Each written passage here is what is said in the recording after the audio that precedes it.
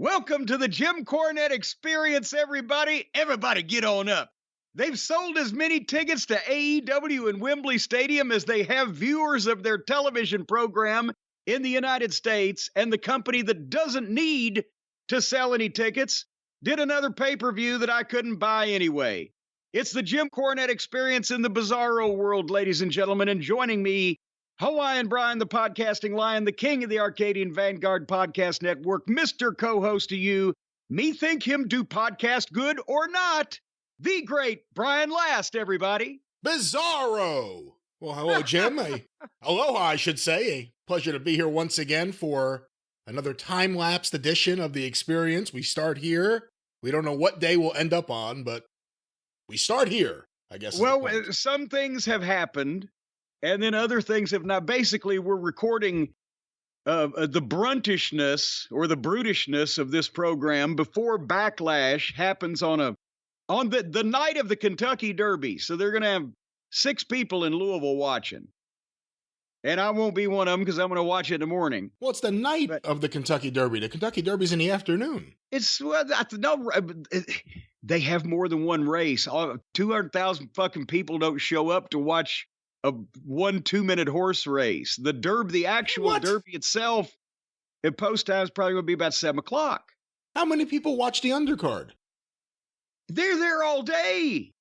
They're fucking there before the goddamn horses wake up, these people, in their derby bonnets and bright blue and red and pink suits with bow ties. It looks like Seth Rollins' fashion designer dressed 150,000 people, seriously. Yeah, you should see what goes on at Belmont. I've been to that a few times. They said on the news, I believe this morning, they go through 60,000 pounds of ice and 1,000 pounds of fresh mint to crush into the mint juleps alone.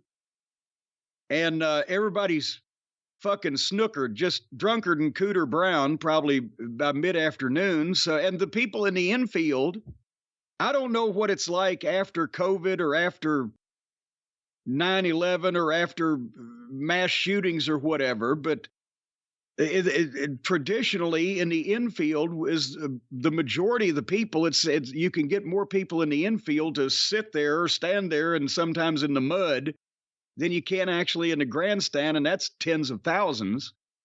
You can't see a fucking horse. They just go to have the experience of sitting in a muddy field, elbow to asshole with 100,000 other fucking people, and hear a horse race called over the fucking PA system. You've never gone? Most people that live in Louisville, I don't think ever actually go to the Derby. I think it's all people from out of town and or the people that actually have a fucking seat, because they will these reserved seats and the boxes and everything to family members down. They don't just put them on general sale every year course. And you get right in. But no, the people that are making the biggest money off the Derby locally are the hat thieves. No, they're the people that live around Churchill Downs. It's a residential neighborhood all around this. They have to close streets for this thing and police and redirect traffic.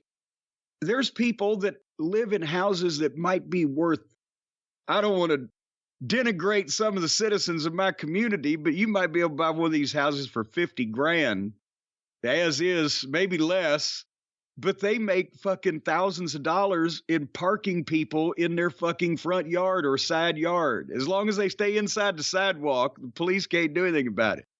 And they're out there starting at 6 o'clock in the morning waving people in, park here on top of my puppy dog's grave, old Cuddles. He's buried right here next to fucking Aunt Bertha's irises. Park right over there. $100. If you lived there, do you think you would open up first thing in the morning, or would you let everyone else open up later in the day, so now you can raise the prices because there's no prime spot like yours that late in the day? Oh yeah, there are, those prices are already primed the first thing in the morning to begin with. I think if you waited, chances are everybody's given up by then. Now, the early bird catches the fucking $100 bill. Have you ever been invited? To do what? To go to the Park Derby. in somebody's yard? I know you've done that. To go to the Kentucky Derby. No, not particularly, no. No one ever said, Jim, I think you should come see this. You are a Louisville institution. No, if they knew me well enough to talk to me to ask me to do something, they'd not ask me to go in the middle of 200,000 people. What do you think of the hats, all the hats? It's like putting a hat on a hat. Some of these actually, that's where I used to get a good amount of my colored wardrobe, all the wild suits, the pink pants, and the fucking colored jackets and everything, is I would try to come home right before Derby every year because they had all this shit, and it wasn't like the discount shit. Off times of the year, I had to go to the discount places to find stuff that loud and offensive. But at Derby, they had every color on the rainbow on the racks. I'd load up, and then I'd be good for another year. Anyway, Bizarro. Yes, I've already had a bizarre interaction today. I should know not to leave the house, go out in public, but nevertheless, I'll have you know that I recently passed a momentous milestone in my personal life. I've done something just recently for the first time in 45 years. Would you like to know what that thing is? I presume so. You never, I'm afraid where this could lead, but yes, I'd like to hear about this. Okay, I'm an obsessive record keeper. And even though now I don't travel for business anymore, I still keep the record of the mileage on Black Beauty and things and such of that nature, right? We've talked about this a number of times. I record when the heating and air goes on and off every year and all that stuff. Well, I'll have you know that my last 6 months mileage average, that means the average amount of miles that I have driven in the last 6 months. And now bear in mind, I don't drive Stacy's car. I have not driven, I can't remember driving another vehicle since I've had Black Beauty. That's 2007. So 16 years, right? So I don't drive anything else. Over the last 6 months, my average 41 miles per month. 41 miles. I almost got it down to 39. And I'm thinking of 2 less trips to the post office over here and I would have done it. But nevertheless, that is since I got my driver's license. That is the least amount of time that I've been in a car in 45 years.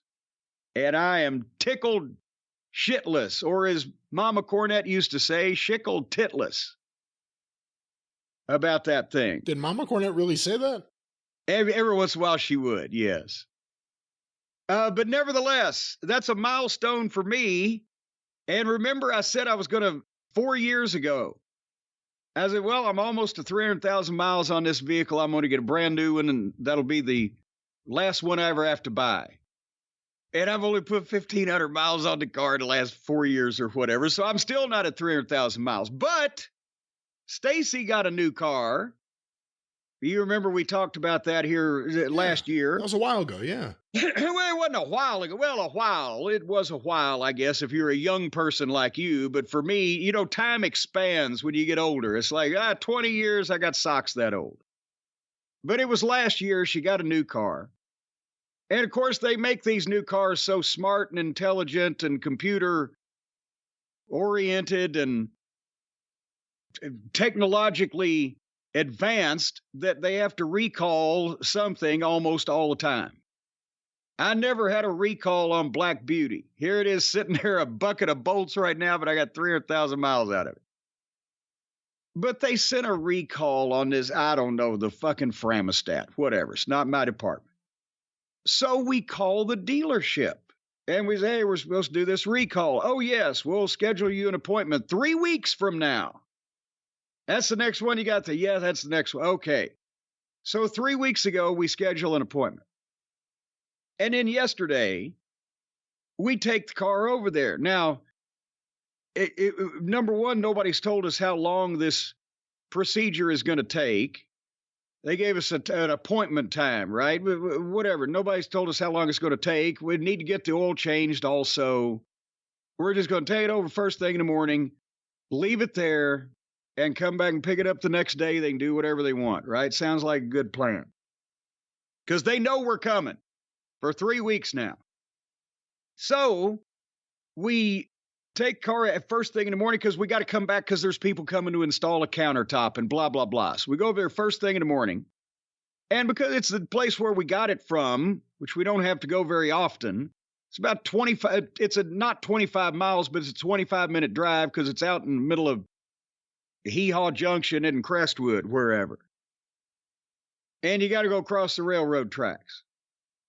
So we take it over there, drop it off. Oh, you're here for the recall. Yes. You've known we were coming for 3 weeks. Oh, yes. And they said, we want the oil change, do the recall thing. Just let us know if there's any issues. We'll be back in the morning. And they gladly take it. And then Stace gets back in the car. I've got Black Beauty. And we're coming home. And we get caught on the other side of the fucking train tracks from the train. And have to take about a 5-mile detour to get around the daggum train so we can continue on, blah, blah, blah. So there's an hour round trip to drop this car off. So right there's more time I've been in the car in the last month. So they then call mid-afternoon, say your car's ready. Oh, well, great. We'll be in the morning to pick it up, but everything's, well, we did the oil change, but we have to order the part for the recall. Wait a minute. Huh? We scheduled, it was your idea. Your parent company, old Jeep, sent this thing to us. We scheduled it 3 weeks ahead of time. And now you got to order the part to do the only thing that we came really to get you to do. So this morning, go back over there. I go in. I said, I want to register my displeasure, not pounding on the desk, not yelling. Use those words, those exact words? Yes. I said, I'd like to register my displeasure. I said, why do we come over here? And I explained it. I said, because the guy said, well, first I walked in the service department and there's cars up on the rack and there's shit everywhere and there's the desk and all the office doors are open. There is not a living, breathing motherfucker in this place anywhere in these rooms. And I'm just wandered around, looked at the grease gimmick and I'm, hello. There, you could have wandered in and if the cars, I guess, were up on racks. It would have taken you a minute to get it off, but you could have walked off with anything sitting in there for about 2 or 3 minutes. And then this guy wanders around the corner. I said, yeah, I told him what I was here to pick up. And I said, I want to register my displeasure over this. I said, I've driven 90 minutes in the last 2 days. I got 30 more to go to bring this over here for an oil change. We made an appointment 3 weeks ago for the recall that your folks' parent company sent us a notice and told us we needed to have, and that's what we told you and now you got to order a part. And I swear to God, not only when he starts trying to respond, not only was he a low talker, and they had one of their air hissing machines. There's always got to be some air blowing. I think they're blowing up clown balloons in the corner of these places. Have you noticed you walk into a fucking car place, even if it's empty, there's always air hissing? I hadn't noticed that, no. Well, next time you go in, you're going to hear from somewhere. So anyway, not only is he a low talker, but also he's talking like he's trying to hold a marble in his fucking teeth. And I can't read lips because the lips ain't moving. It sounds like fucking Peanuts parents coming out. And I said, look, the point is, I'm just saying, why? Well, because, we have to see if we have to replace. I said, what? You have to see if you have to replace the thermostat first. What about having an extra thermostat around if there's the risk of it? Since now I've got 2 hours invested in driving around this town to come pick this thing up for an oil change, I could have got 2 minutes away. I said, nevertheless. He said, well, we've ordered the part. I said, well, we're kind of pissed, and I don't think we want to do another 2 hours to car to come all the way over here. I said, we came here because we bought the thing here, paid cash, by the way. And that's when he said, well, sir, it doesn't matter how you paid for it. I said, I know. I'm just informing you of the fact that you just had a person who paid cash for one of your cars that ain't never going to buy another car here again. So anyway, are we even for the oil change? And I start to leavish. Well, we've ordered the part. If you take it anywhere else, they won't be able to order the part because your number is on this part. Like he's going to hold us hostage to come back over. So that's when I said, let me explain something to you. You mush-mouthed moron.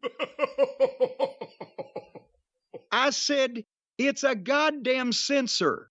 It's telling us that something's going on that ain't going on to begin with. So all it needs is to have a light turned off. We could probably get somebody else to do that. But if we can't, and you're trying to hold this part hostage, then not only are 1 million people a week very soon going to hear what fucking idiots you people are, but you're also going to be on the phone with a guy named New, first name Steven, middle name P, that is going to pee all the fuck over you. We will take our trade elsewhere, and you will allow it to happen if you and your parent company manufactured a defective piece of merchandise that you've sold to us, and you're now going to hold us hostage as to where to go to get it fixed. Fuck you. And I did say good day and left there. But anyway. Is that the way it works? That if an auto... I guess it has to be a part of a system. That's what Marble Mouth McGee is fucking telling me. I don't know. Have you thought about calling Sergeant McCoy? Oh, you got me there. Sergeant McCoy would straighten these motherfuckers. He'd put them on notice right away. In 2 seconds. It takes 2 seconds. But anyway, real quickly, I want to recognize somebody. And I told you this off air, but it was earlier. You might have forgotten. But we were talking a few weeks ago here on the program about now several weeks, I guess, about the regret that I still felt to this day, because when I was 18 years old at Valentine's Day, the single, the Bobby Caldwell single, What You Won't Do for Love, was issued on a heart-shaped red vinyl as a special Valentine's Day edition, and I didn't purchase it because... There was a new issue of Archie Comics you just had to have. No, it was... I can't remember now whether the retail price then was like $8 or even $10, but it was as much or $1 more as the average album, much less single back in those days when the singles were going for 99 cents to $1.99, depending on whether it was a current hit or a back catalog. And myself at 17, 18, being the fiscally conservative young man that I was, could not justify... Even though that red vinyl was so cool, could not justify that price at that point in time for something of that nature. And it haunted me ever since. And then Bobby Caldwell died.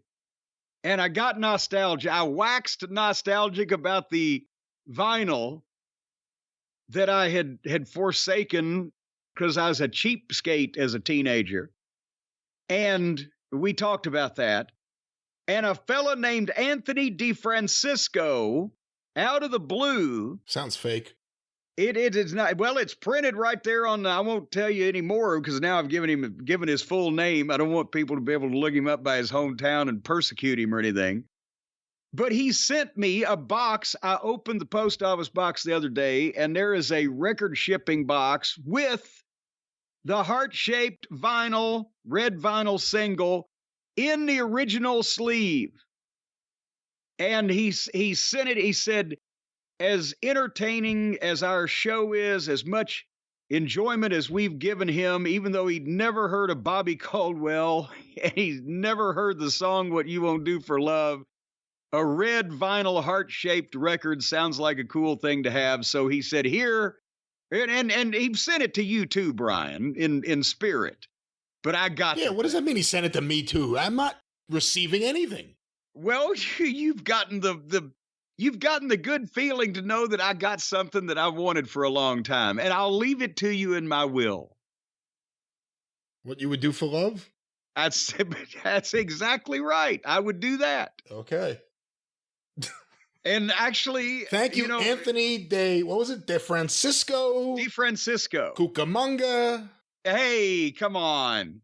Do you think that Bobby Caldwell inspired Meatloaf? What you won't do for love became I would do anything for love, but I won't do that? Well, Meatloaf didn't write it. That was Jim Steinman. Well, but Meat and Stein were together like fucking meat and cheese. Well, Meat brought the loaf, but Steinman wrote the lyrics. Well, I'd rather have my Meatloaf than my Stein, man. When were you first exposed to Bat Out of Hell? That was such a big record. Did you like it? What do you mean was I first exposed to it? When they started playing it on the fucking radio? But I mean, do you remember here? It was 17 years old. My point is, it was such a different sound because it was so theatrical compared to so many of the other modern rock songs of that era.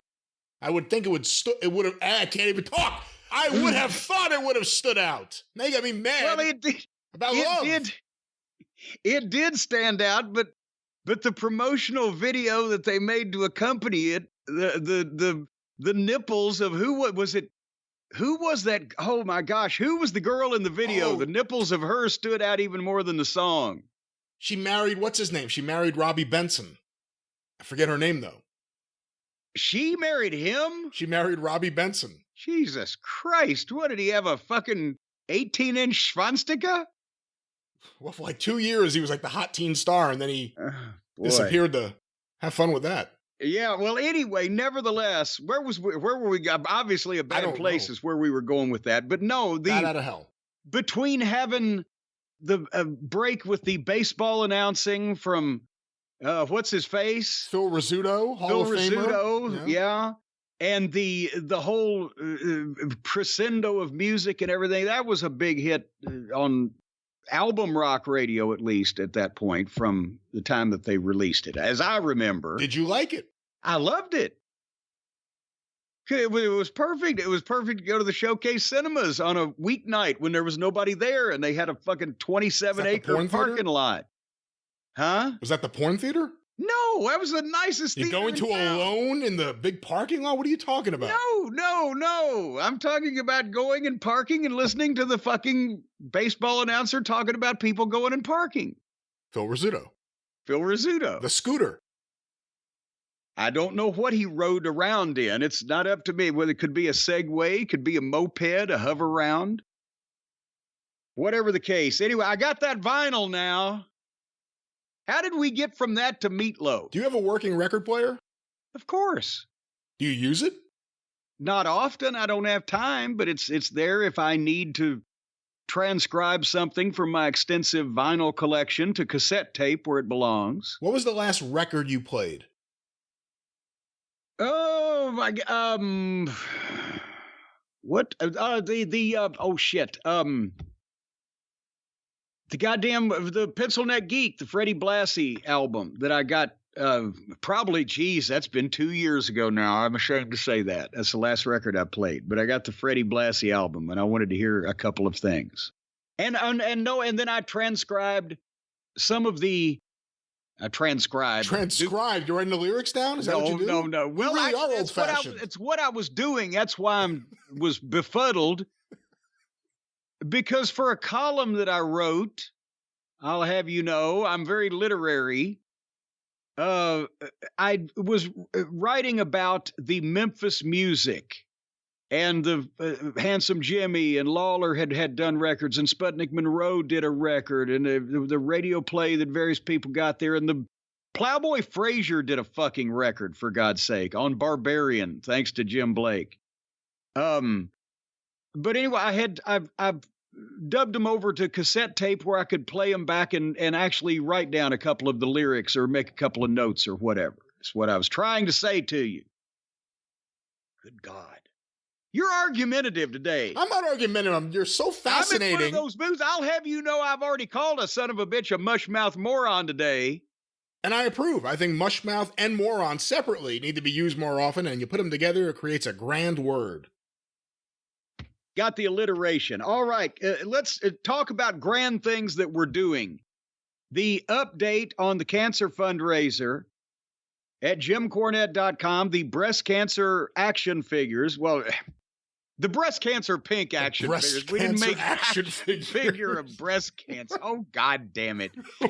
How would you even do that? I don't even understand. Verbiage and context is everything, folks. The breast cancer pink action figures that we've been selling at JimCornette.com. We sold in the month of April. The sale started the 8th. In the month of April, 690 figures. Obviously, we're 5 or 6 days into May now. We've sold some more since then, but we're going into the month to month. It makes it easier to keep track of. And so last week, being Hotchkiss Featherbottom and myself, sent $6,900 to the American Cancer Society. And I'll have you know that Hotchkiss's invention, I've doubled my investment because I see a world of potential in this. I told you about it last week, the screenshot. He's invented this procedure where somehow he clicks on some things and all of a sudden he just captures an image of whatever's on your screen. He calls it a screenshot. And then he can Society calls it a screenshot. He invented nothing. Yeah, it's spreading like wildfire because people have started to hear about it, what he's done. And we tweeted that out on my Twitter account at the Jim Cornette, even though I don't have the blue check mark in it. Now you know if somebody's got a blue check mark, what a douchebag they are. But anyway, you have a problem with paying for it? Well, because the whole idea of having the blue check mark was so that all these delusional fuckwits out there that pretend to be people that they're not because of their miserable existences and the fact that they're losers would then be weeded out by when you have someone that's verified, they really are who they present themselves to be. But then when they started, well, you can pay for it and get it. Well, then what the fuck? Well, then any grifter, con man, shyster, fucking scam artist, card trickster, flim flam man, a shenanigan, a carpetbagger, anybody can. So then it doesn't mean anything anymore. But I tweeted it from my tweeter, and the screenshot, trademark, that Hotchkiss has come up with. And so I want to thank everybody. Okay. Huh? Not trademark, but go ahead. No, you can't just take it back. I just said trademark. You can't just declare something that you can't trademark as being trademark. Yes, I can, because I said trademark. No, but it's not yours to trademark. No, it's Hotchkiss's. It's not his to trademark. Why wouldn't it be his? He's the one who came up with it. He came up with nothing. I had never seen one before he showed it to me. He's the first one to show it to you. He's not the first one to invent it. Well, people. Or he's not the only one to invent it. What? But nevertheless, I'm just saying. Anyway, I want to thank everybody out there in the cult that has contributed to this project. I would thank Stacy, who had the idea to begin with, based on her breast cancer license plate. She said, well, you look good in pink. And I do. I'm fairly dashing in pink. And jacked up Jeremy Bagley jumped in. Now, there are still some to go. We started with 1,000, so we have just under 300. I don't have an exact count right now, but you can still get in on this. And we're going to do another donation first week of June for the month of May. And I would say on and on, but they ain't going to last that much longer. But Jeremy is going to go $1 a piece when they're all gone. And John Fell is not only contributing a quarter of a piece. He's contributing a quarter of a piece. He's contributing a quarter a piece. And it may sound like he's being chintzy, but there's 1,000 of them. So that's $250, 125 to American Cancer Society and 125 to City of Hope. Because John's a guy that wants to keep everybody happy. Very nice. And several of the other cult members have said they're donating. So when we end up selling all of these things with all the ancillary income, that's about $12,000 to cancer to begin. So anyway. And this has gone so well. Of course, the breast cancer action figure. Stay tuned for the breast cancer playset. You get Jim Cornette, a tennis racket, and a giant areola that he could fight. Would you stop it now, for heaven's sake? That is not, we can't make light of these horrible things. The next one, Jim Cornette gets a mammogram. We get, hey, you got to keep an eye out for everything. So if you want to you got to get checked out. You never know what might happen. Preventative care. I've had things up my yahoo and down my hoo-ha and everywhere in between. I guess so. Yeah. But anyway, right now at JimCornette.com, in addition to the breast cancer toys that we also have the Inside the Ropes magazines, the DVD of myself and Jim Ross in London for Inside the Ropes a few years ago, of our classic Cornette face t-shirt, the Lazy Booking t-shirt, and more. JimCornette.com. And as I said, we're under 300 breast cancer figures left. And also, if you still have an order outstanding, I'll have you know that we are on the under the final 300 packages to clear the complete backlog and be up to date. And that should happen in the next 14 days, we figure. So thank you for your support. And thank you for making mockery of a fine thing here. You're still laughing. I'm laughing at something else. Are we going to Reggie's Corner? Or what's next? Yes, we are. You know what? We are. I'm watching a video from the coronation. We paused this. I don't know if it's a compilation or what, but first there was a horse during the coronation of King Charles III. No, that was King Charles. No, it was a horse. Will you stop it? He's the king now. It really was a horse. You could be beheaded for these kind of statements. The horse just backed into the crowd, got spooked, and like moonwalked into the crowd. And then another one just bit a woman's ponytail as she walked by and yanked her back. But anyway, I'm sorry to lighten up the mood. Oh, my God. You know, when I was over there in jolly old England with and Kenny McIntosh, I believe that day he was showing us around. He's always in the middle of the problems. You ever notice that? Well, he's a problem carrier. He's like the Typhoid Mary of problems. He doesn't suffer from them himself. He just things happen to people around him. It may not be his fault. Maybe he kicked an old gypsy woman. Anyway, we went to the place where they have the guards with the fur on their heads. Buckingham Palace? There you go. And, you know, all that week, because I'd been telling the story about the rib with Owen and Bulldog putting me on the phone with Stu, and I thought it was Bruce imitating Stu. And you can find that, kids, out there somewhere on YouTube. But anyway, so all week I'd been, trying to make a Diana look like some kind of whore. And so they say they're not supposed to break character, the guards with the fur on their heads. And boy, the wrestlers should be as devoted as they are.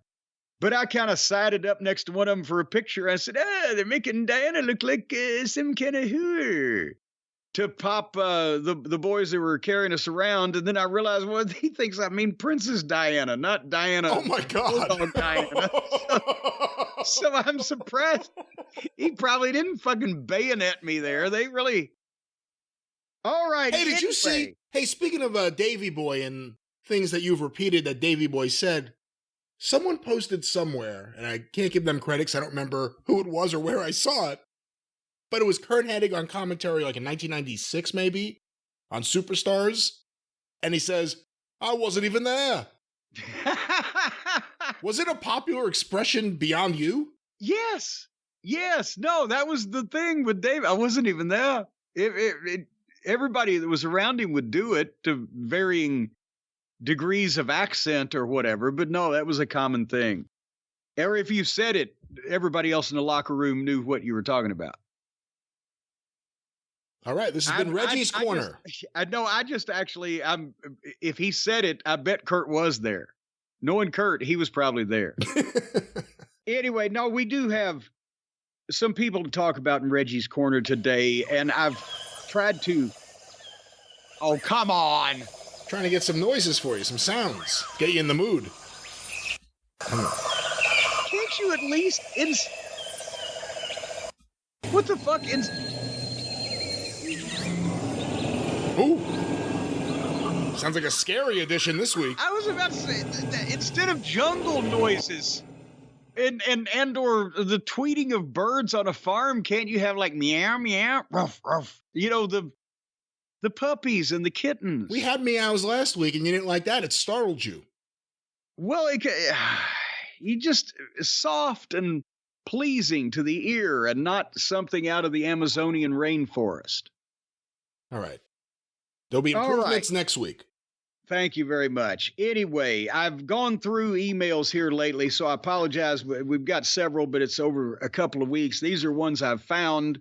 If I don't have yours, I apologize also, maybe next round. But anyway, to Scott and his son, and this was a long email, and I can't read it without just losing it. But they lost their 14-year-old boxer, Princess, after some other health issues to a horrible accident. And we just wanted to recognize Princess because I hate it. But again, 14 years old, and she was a fighter.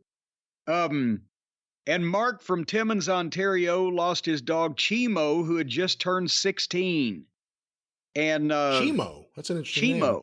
Not Chimu, not Pampero Firpo's Chimu. Well, it was Cheemoe. Chimo. Chimo. Yes. But they're from Ontario. It could mean anything. Well, that explains it. People are odd. And Robert from Chicago and his girlfriend lost their dog Short Man to an illness that came on really quick, and it was sudden. And we, again, hate to hear that. And then also, hold on here. I got to read some of this one. Dear Jim and Brian, my name is Daniel, and I'm from Louisville, Kentucky. Recently, my brother Lewis lost his beloved dog Dee Dee, who he had rescued as a puppy after finding her abandoned in a field. And since that day, they were instantly best friends and one of the best things that ever happened to him. And she rode apparently with them to wrestling shows from Louisville to Knoxville and all the way to Pensacola. And she was also the host of every WrestleMania, SummerSlam, or Royal Rumble party they ever had, and boxing, UFC fights, Thanksgiving, and today's the Derby Day. And that, most importantly, this will be the first Derby in over 10 years that Dee Dee won't be the host. So, Daniel, I know it won't be and Lewis, I know it won't be the same this year, but he closes saying, I know it's a long shot, but it would mean so much to my family if you'd mention her on Reggie's Corner. And so, again, sorry, guys, about Dee Dee. And one more thing. All right, now. Where'd that come from? I don't know. I thought it was on your side. Oh. I never know what's going on in that yard of yours. That's not Harley. In the yard, that would be right here in the room with me. One more from Frankie in San Diego, where he says he is not jacking it. And he's right. We are a little top heavy on our canine friends. He says, hey, Jim and Brian, you often read eulogies for canine friends who have gone across the Rainbow Bridge, as it is just past the 1-year anniversary of losing my best friend, Baron Wolfgang von Furberger, the most handsome tuxedo cat who ever walked this shitty earth. I hope you would do the same for my kitty, Bobo, as a nickname, Bobo. There you go. There you go. There you go. But do you have it around the neck?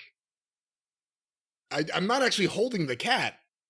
Oh, I thought you were making your cat purr, but it didn't sound very loud. It was like you were compressing its oxygen. Anyway. No cats at last manner. Back to Baron Wolfgang von Furberger. He was more than a pet. He was my greatest friend, a perfect companion who was with me from the beginning of my career as a pet groomer, when some fool dumped him as a tiny kitten in a box outside the PetSmart where I was training. He was with me through divorce and eviction, tragedy and strife, and was oftentimes the only reason I didn't jump off a goddamn bridge. With him gone, it's only a self-loathing, masochistic streak that gets me out of bed in the morning. And that's in tribute to Baron Wolfgang von Furberger, little Bobo from Frankie in San Diego.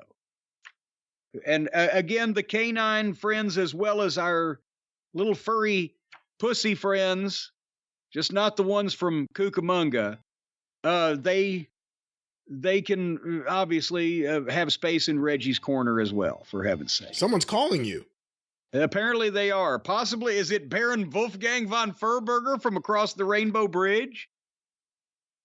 They stopped. It sounds like they hung up, maybe. Yes. Well, see there, you're only allowed 4 ringy dingies when you are calling from beyond the grave. All right. Anyway. This has been Reggie's Corner. Yes, it has. Thank you for your high-tech fucking background sound effects over there, Brian, while I was trying to recognize some of our formerly animal cult members that have gone on to the great beyond. Would you like to... Formerly animal? Formerly alive, now not.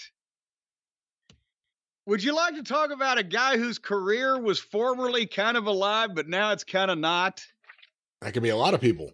I got an email, and this person's name is Mark, and the way he wrote it, it's not like he's calling himself a Mark, but his name is Mark. And I won't narrow it down any more than that because he could face retribution also. But he says, "Hi, Jim and Brian. My name is Mark. I'm a wrestling fan from Ireland. And I'm reaching out to you in regards to comments and attitude from Jungle Boy." Can you find audio of a monkey taking a shit and throwing it at somebody? Hold on. Keep going.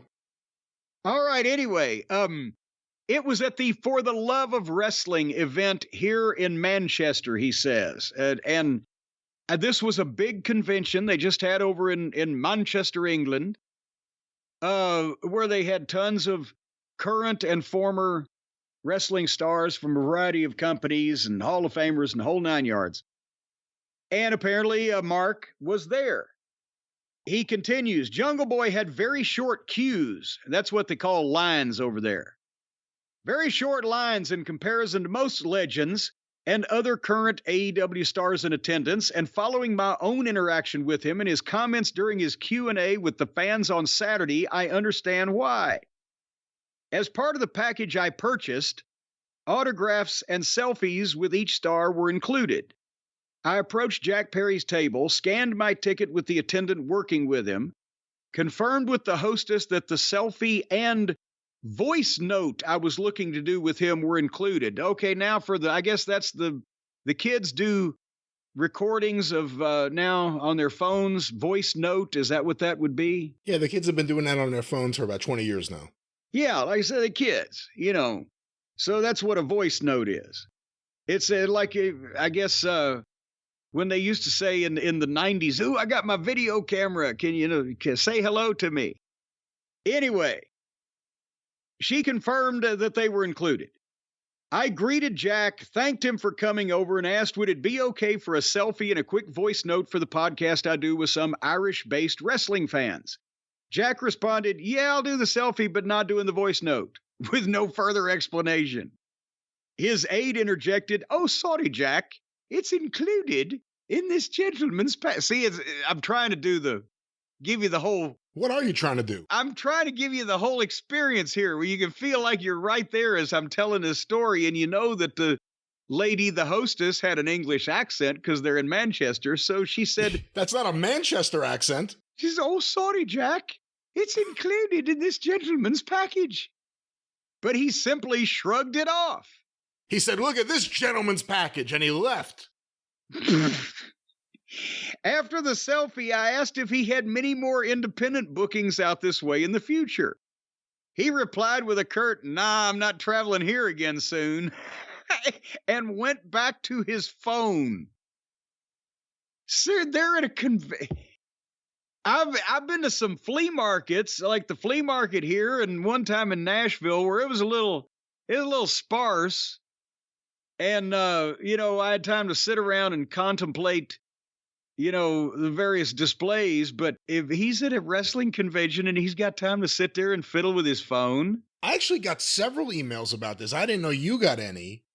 Here's one from Ram in London. Oh, wait, are you interrupting my goddamn reading? Oh, keep going with yours. I thought you were done with yours. I was going to add on to it. There's all kinds of shit to go here. I got the full report here, Brian. Oh. So anyway, I'll not be traveling here again soon, and went back to his phone. His aide gave me an awkward, apologetic smile. She said, I'm sorry. I thanked both of them for their time and left. My friend who was standing nearby remarked, Jesus, he'd eat himself if he could. Later in the day, he had an in-ring. This is the good part. See, you almost didn't let me get to the good part. Later in the day, he had an in-ring Q&A session with a large group of young fans in attendance. One young fan, no more than 12. I think it was Bobby Lou Who.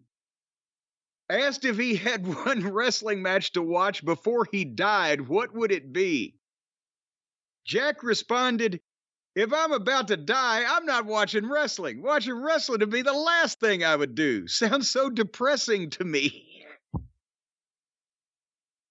I think the question is probably not like, okay, you know you're going to die in an hour. You're on a desert island. What 5 albums do you take? I mean, everyone's been asked this like, kind of thing. What match do you want to see before you die? Not, okay, you've been given the lethal injection. I don't want to die.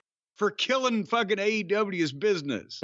And now you've got to pick one. You don't know. You might not want to watch wrestling then at all. But just so there's no deadline on the death is what we're saying. But anyway, then, now you made me lose my place.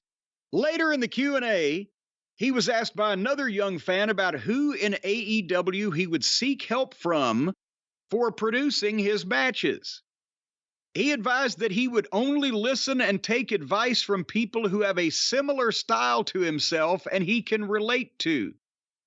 He noted that Luchasaurus is a big help in piecing his matches together, which explains a lot, and also advised he would never listen to Billy Gunn, a guy who loses his mind if he even sees one Canadian destroyer in a match. And he said so entirely seriously. So this, again, who? I got more. Is there more? Do you have more? Hold on. There's one bottom line here, but I just want to comment on that statement. Who will you listen to and take advice from? People that I like that do the same shit that I do. And it says a lot that he thinks that Dino Douche ought to be piecing anything together except a fucking roadmap to a goddamn wrestling school. And Billy Gunn has absolutely nothing to offer because he thinks it's ridiculous that you should do your own backflip and land on your own head multiple times in a match, especially if it's not to finish. This is where this fucking clown's head's at. So Mark made, and thank you, Mark, for this email, but he made the closing comment, and he said, in contrast, Adam Cole and FTR were thankful and engaging with the fans, going out of their way to make everybody welcome, blah, blah, blah. But for an event called For the Love of Wrestling, for Jungle Boy to be so dismissive of the idea of loving wrestling and not being gracious enough to engage and courteous to young fans in attendance and acting like an outright arrogant knob. So that would go ahead if you've got more to contribute to this. We received several emails about this. I'll just touch on a couple of them. This one's from Ram in London. I came back from the For the Love of Wrestling convention in Manchester. Jack Perry, aka Jungle Boy, came on the panel along with Anna Jay and Ruby Soho.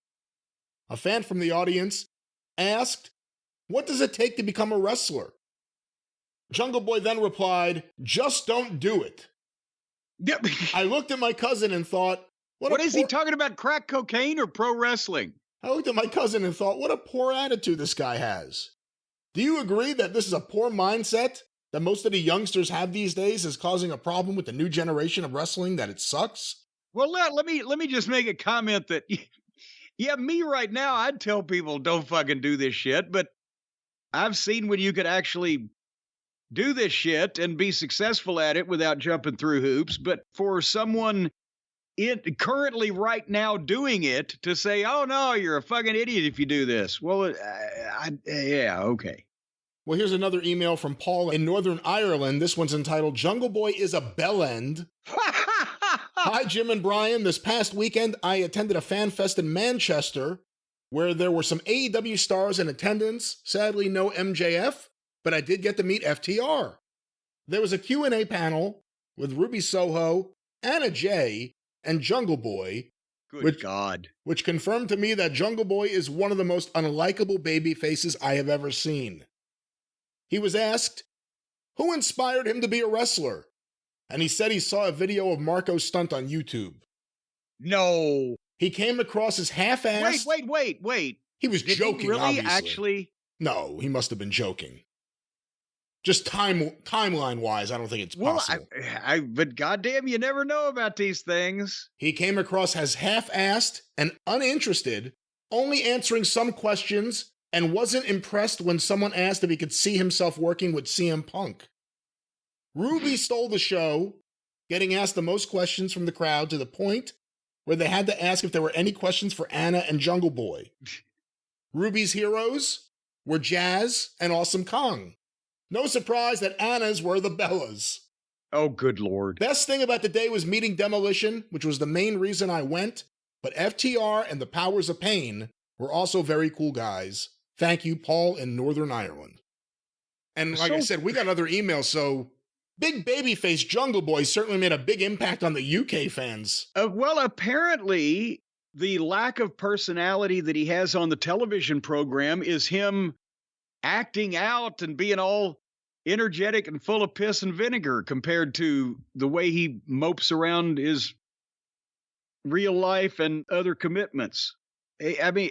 And by the way, with all the problems in AEW, Tony Khan shouldn't be happy about the idea that this wrestler went out there and named one of the producers, or one of the agents, I forget what Billy Gunn's exact title is, beyond being on-air talent, and said, I don't listen to a guy like that, who hates everything he sees. Well, I have a feeling it's not a surprise to Tony, because I know Billy Gunn better than I know, Jungle Jim here, whatever his fucking name is, and I would imagine that Billy Gunn is the person who's told Tony, well, yeah, I tell these guys shit, but they don't listen to me, so what the fuck? But again, you hear constantly about this guy's attitude, and it shows in his performance. He does the cool little combative Cirque du Soleil, aggressive parkour, roughneck, cheerleading. What are we calling it this week? And that's what he likes to do. And when he needs to do anything else, he can't, and he doesn't want to. Jim, here's audio of a monkey throwing poop on a grandma.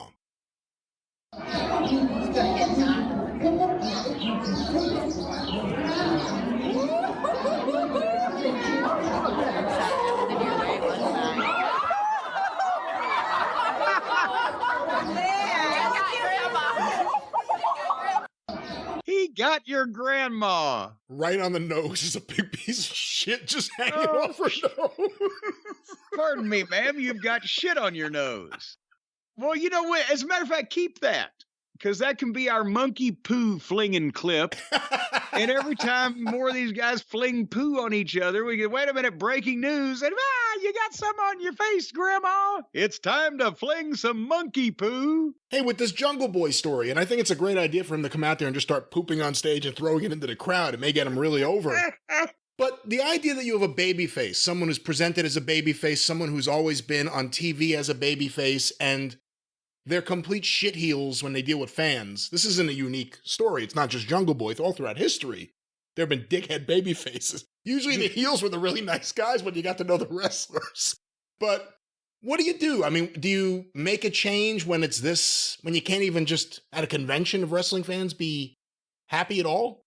Well, again, look where it was. It was in England. They're going to Wembley. He's not only doing it, he's not just doing it at the flea market in Fresno or whatever, but he's doing it at this high-profile convention where I saw pictures on Twitter from this thing where they had gotten a bus to transport the numerous talents, wherever they were going. So, I mean, this is a big deal. Apparently, a lot of people were there, and it's here in the country where they're trying to go to Wembley, and he's supposed to be one of the big baby faces, that he's making enough impression on people that they're commenting on it more than the occasional, disgruntled Karen that you sometimes get. That's not good PR just for himself or just in general. And I would think that Was this something that since FTR were there also a Jungle Boy, did Tony send them to do promotion there? They were obviously being paid by somebody to do autographs and do whatever. So whoever paid them, if it was not Tony, getting this kind of feedback, should call the office and say, hey, we fucking fulfilled whatever agreements that we had, and this guy fucking mopes his way through everything and blows people off, so we're not happy about that. We won't be asking him back. Just thought you ought to know.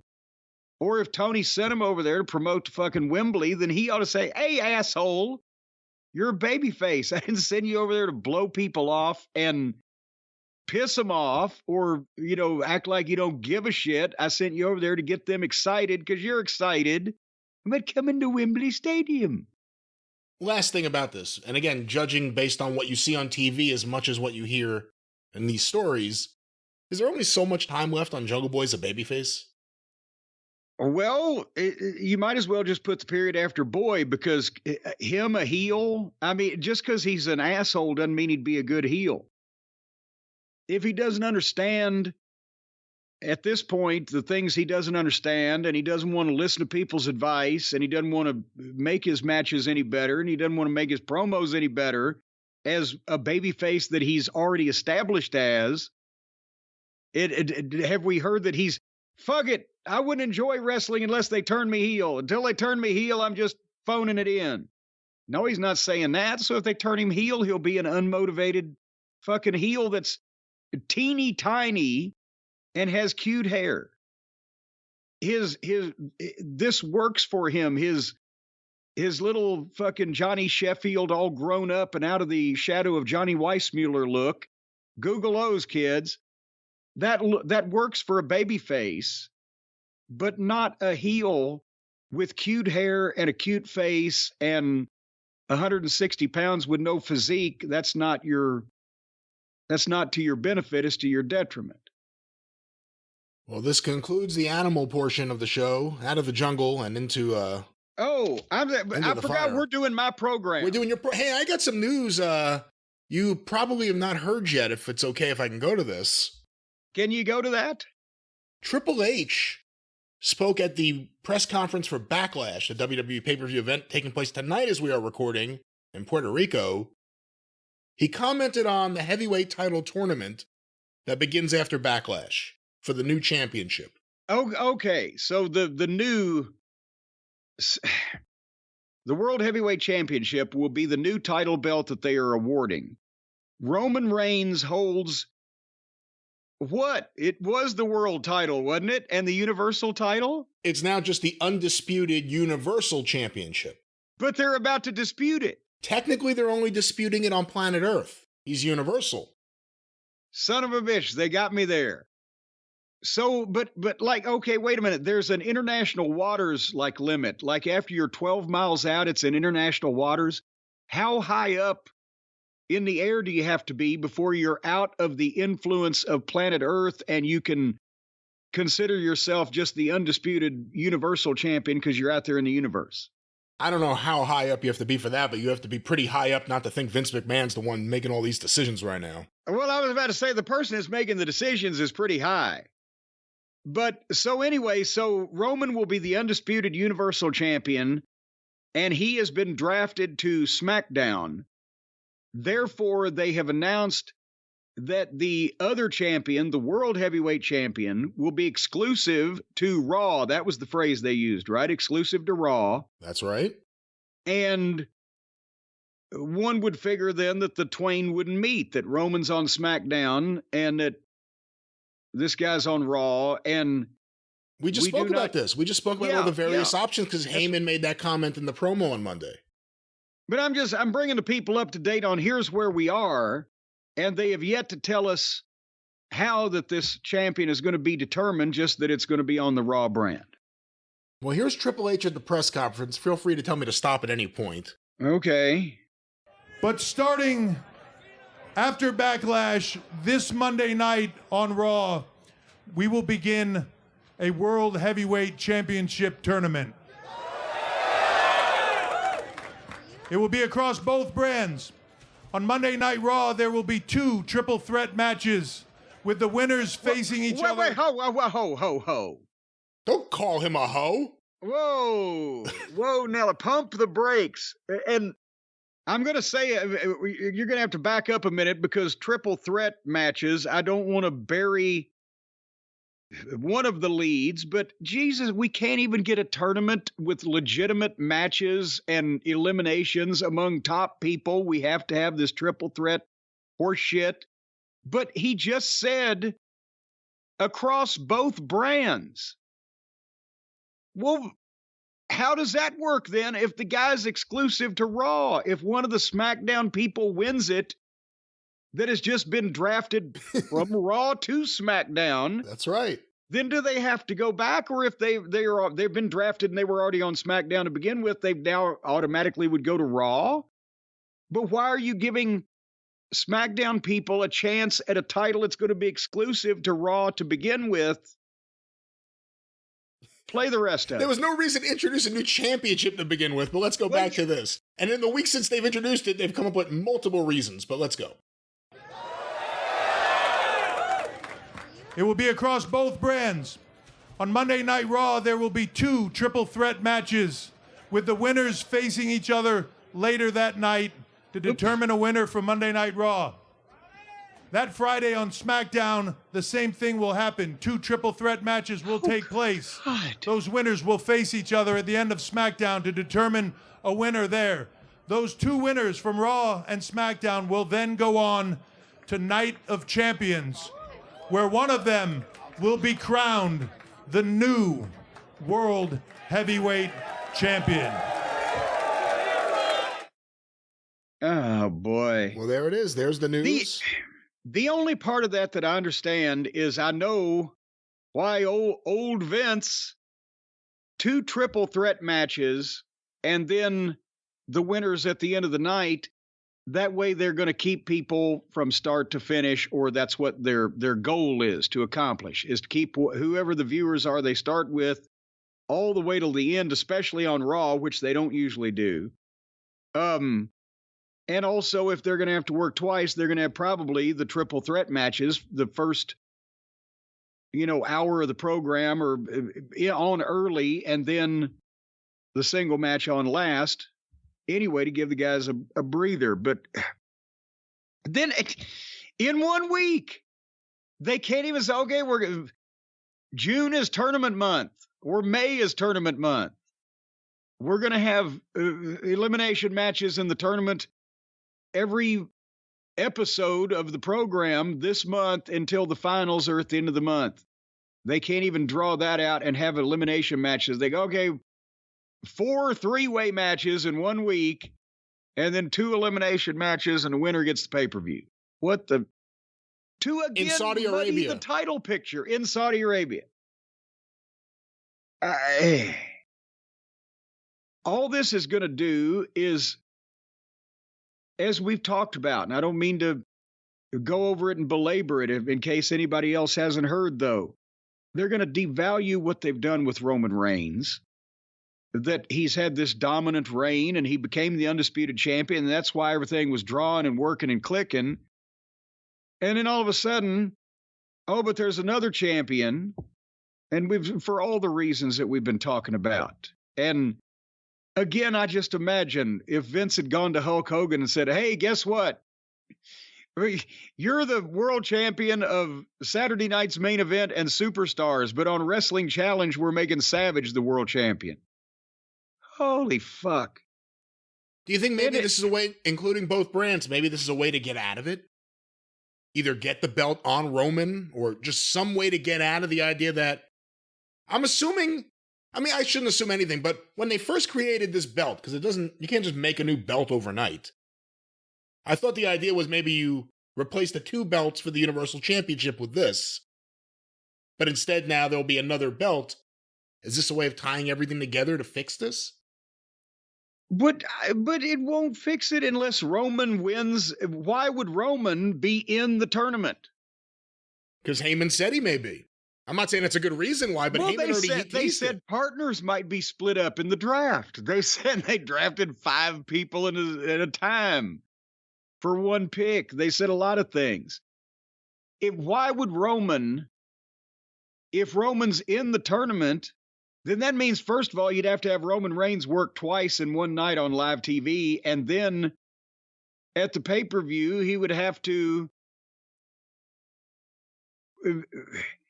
basically win a secondary title. And then why did they do this to begin with? It didn't last 6 weeks. And poor Triple H has to go out there and give the explanation each time that keeps changing. He had to do it for the draft, and now he has to do it for this. Now he knows how Donald Trump's defense attorneys think. That's the thing.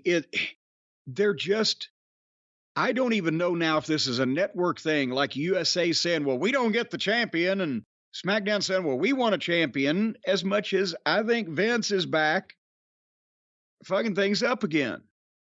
And it's almost like clockwork that every time the WWE starts taking off again and looking like they're running and leaving Tony Khan in the dust, they manage to shoot themselves in the foot.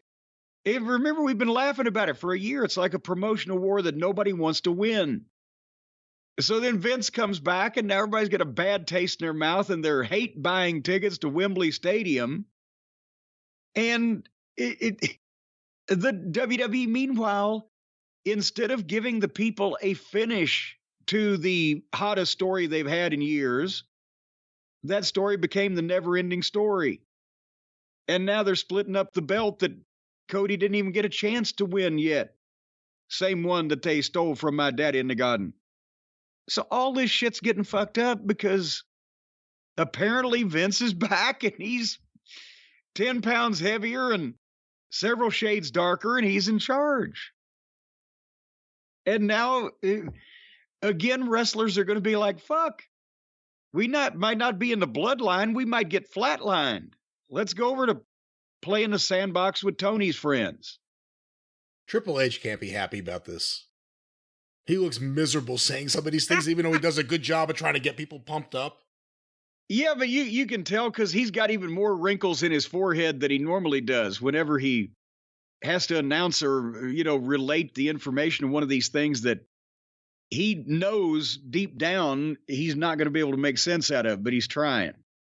And the thing is, when you hear Vince explain some of these things, he makes them make sense, but nobody else can do it like that. Vince can't do it like that anymore. Well, not anymore. But you know what the problem is, don't you, Brian? I can think of a few. The problem with all of these people is they don't take care of their gut health. That's the biggest problem, I think, is people not taking care of their gut health. Because, you get the gut feelings of things you ought to go with and you ought to do. Right. And you'll hear all these entrepreneurs and these millionaires have said, boy, I just had a gut feeling that I was going to invest in amalgamated buggy whips. Well, sometimes if you don't take care of your gut health, that gut feeling could just be acid reflux or too much carbonation or an undigested bit of beef from your soup. And then you're not farting through silk. You've just shit and fell back in it.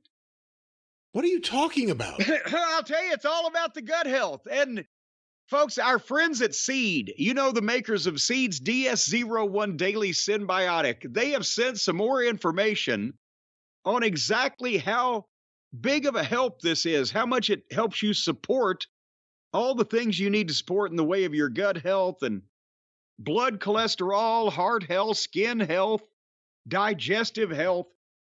Do you know that Seed's DS01 Daily Symbiotic, Brian, is free from 14 classes of allergens? I believe I heard you say that once before. I did know that, yes. It's sugar-free, vegan, soy-free, sesame-free, gluten-free, peanut-free, glyphosate-free, dairy-free, shellfish-free, and corn-free. I don't even know how to take that. They're free of me. There are no binders. That means when you take this stuff, it won't bind you up. You'll be able to poop freely. It actually promotes the freeliness of pooping. Not like just uncontrollably, just wherever you might be standing, but when you need to do it. There's no preservatives in the Seeds DS01 Daily Symbiotic, and it's compliant with Prop 65. Whatever that may be, it's got no problem with it. It's firmly within the constraints, which is, I would look up the word compliant, but you got the picture. What you do, you take 2 capsules once a day on an empty stomach, and you don't have to starve yourself when you first get up in the morning. Unless are you a sleep eater, Brian? My cousin Richard was a sleep eater. No, when I sleep, I sleep. I'm a sleeper. No, you've heard people that sleepwalk. They'll walk around in their sleep. No, he was a sleep eater. He'd go in the kitchen, just eat a loaf of bread, just bread, just gobfuls by hand, or just put his face in a pie in the refrigerator. And the next morning, he wouldn't know a thing about it, except for all the fucking meringue on his chin. Anyway, if you do it, or 2 hours after your last meal, you can take the Seeds DS01 Daily Symbiotic. Not your last meal, like if you're on death row. I guess if you're on death row, you don't need to worry about your gut health. If it's your last meal, you're not going to dovetail that quickly. But your last meal of the day, you take it after that, boom. And it's engineered to survive your internal environments. Basically, it means it goes straight to your colon and stays there. And it promotes your digestive health. 16 of their 24 strains are specifically geared toward digestive health. And it reinforces stool hydration. And now you want your shit to be somewhat wet. A dry shit would be like sandpaper. Now you want the proper, I guess, mixture, right? You want not too wet and not too dry, kind of just right, because if it's really wet, there's the splashing. But it promotes or reinforces ease of evacuation. Every time I take a dump, the place that I'm in evacuates pretty fucking easily, right quick. Boom, just like that. If it was dry, wouldn't it also promote splashing if a big dry thing hit the water? Oh, you still got water up there in your toilets? See, you got to get one of the new ones. It doesn't have water in it. It's got a little fucking hand that flips up and catches it and then fucking flips down underneath the thing and spikes it.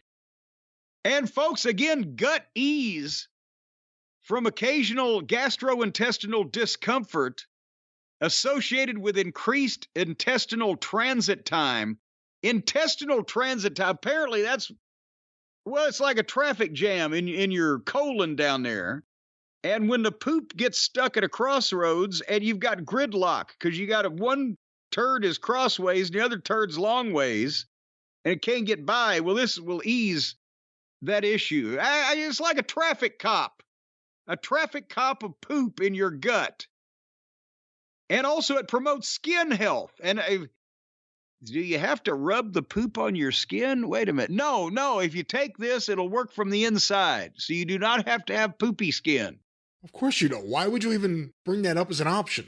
Well, because it seems like that those things would be different, but apparently the better digestive health you have also, then your skin is glowing and bright and radiant. Right, and you said don't wipe it all over yourselves. Why would anyone do that? Well, I was thinking, I went right from the ease of pooping and the ease of bloating. I guess it's pretty easy for me to get bloated anyway. I don't need any help with that. Oh, this eases bloating. I see.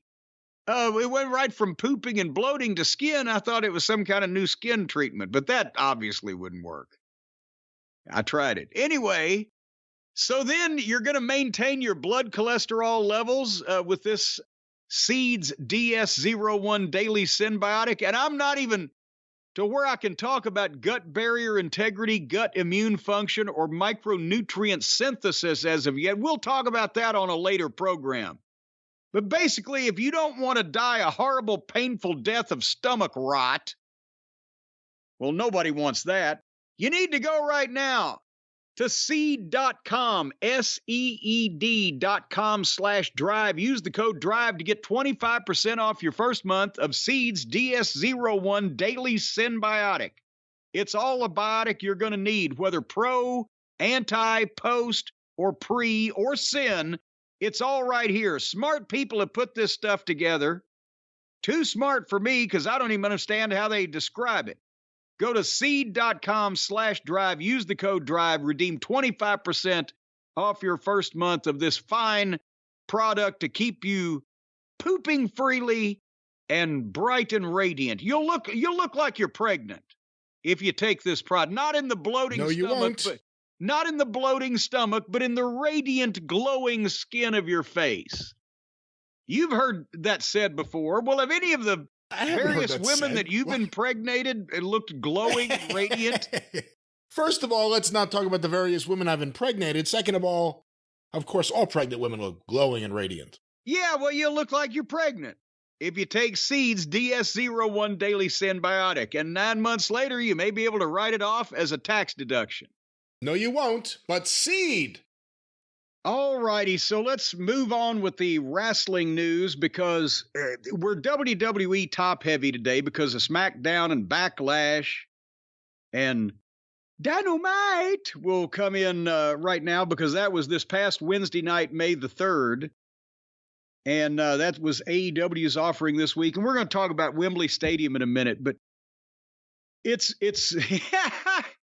have you ever seen a correlation between not only the quality, but the ratings of a television program going down, down, down, and them doing the biggest show in the history of the company? It's like the worse the television gets here, the more insane people are going for Wembley over there. And of course, I know it's a different environment, and we're hearing that it's becoming a happening. But anyway, for this television program, again, it's trolling at this point because it's not keeping an audience. And it's a self-fulfilling prophecy when you know that regardless of what you do on your program, the first 15 minutes are going to be the highest rated. I think there's been one deviation from that, maybe in the last, how many months?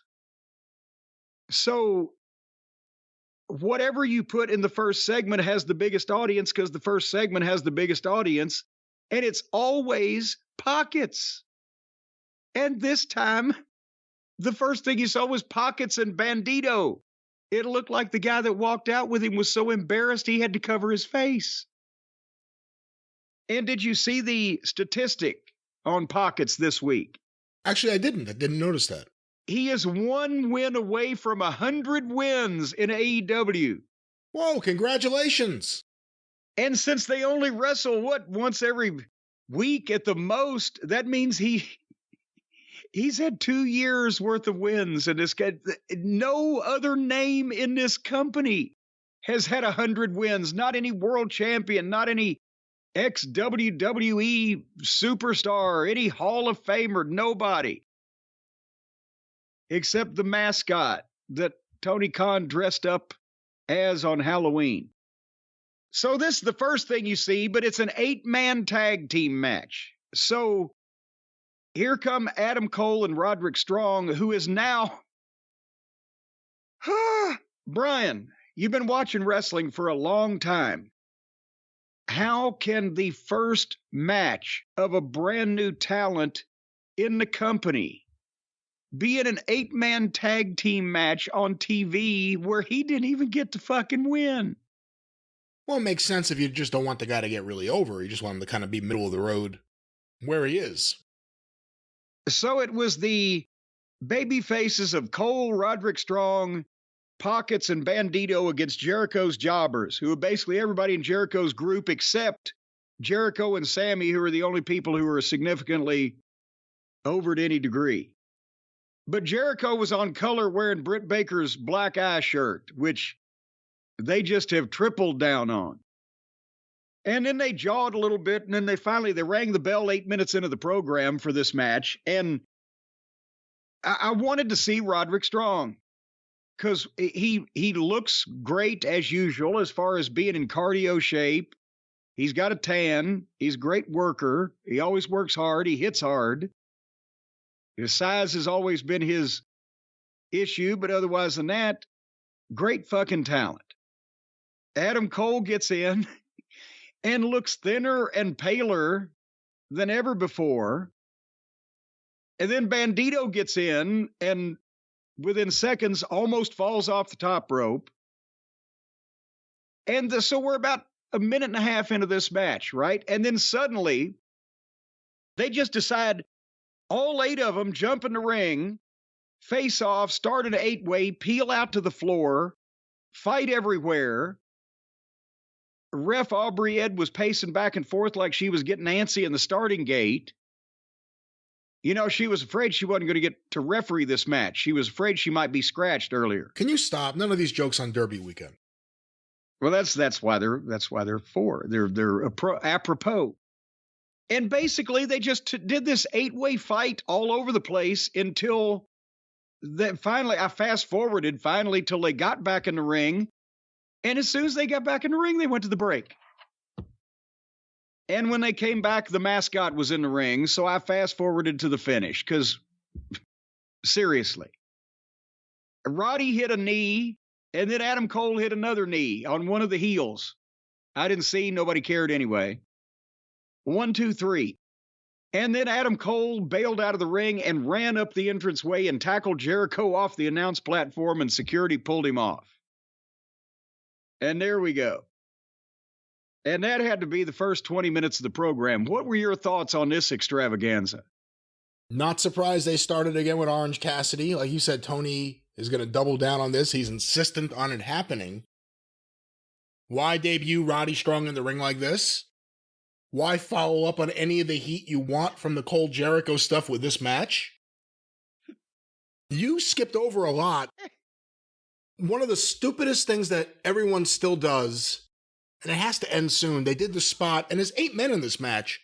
One guy runs in, hits the big move, then another guy runs in. All 8 guys get their moment where they're waiting for the next guy to run in and do their thing. It's so boring. And again, the match isn't for me. I'm not an Adam Cole fan anymore. I liked a lot of his stuff in NXT, but I have not enjoyed anything since. Roddy Strong did look good, and you brought up his size. That's the one thing that people I did see a couple posts like, how could Jim have a problem with Gargano and like Roddy Strong, or Roddy Strong's not that much bigger than this guy or that guy. He looks like an athlete, though. Dean Malenko wasn't much bigger than a lot of guys. Right. He looked like an athlete. The thing about Roddy is he is always in great shape. Technically, his work is usually brilliant. He hits hard. He gives you the impression he's in a struggle. He may not have the most over-the-top personality, but he's an athlete. And he doesn't... The Gargano shit is just, not only is he boring as a person, but he's a modern-style worker where he just goes through the motions, basically, to me. Did you see that? I'm sorry, go ahead. Well, I'm just going to say, and with Adam, you know, I don't know. Again, I hate it if he's sick, if there's something physical, but then why would he be wrestling? How can he be that pale and that small and that skinny? He did not look like that in NXT. I don't remember him looking like that in 2011 in Ring of Honor. Go ahead, I'm sorry. I forgot what I was going to say, but certainly not a match that excited me. I have to think if you're a casual viewer, not someone who's tied to the internet and wrestling news all day, you may be sick of Orange Cassidy. And again, we'll talk about the Cole Jericho stuff, but Jericho unbearable on commentary, which is saying something because he's next to Shivani and Excalibur. And they're all-time bad. But not a good opening to me, and, you know, AEW fans like what they like.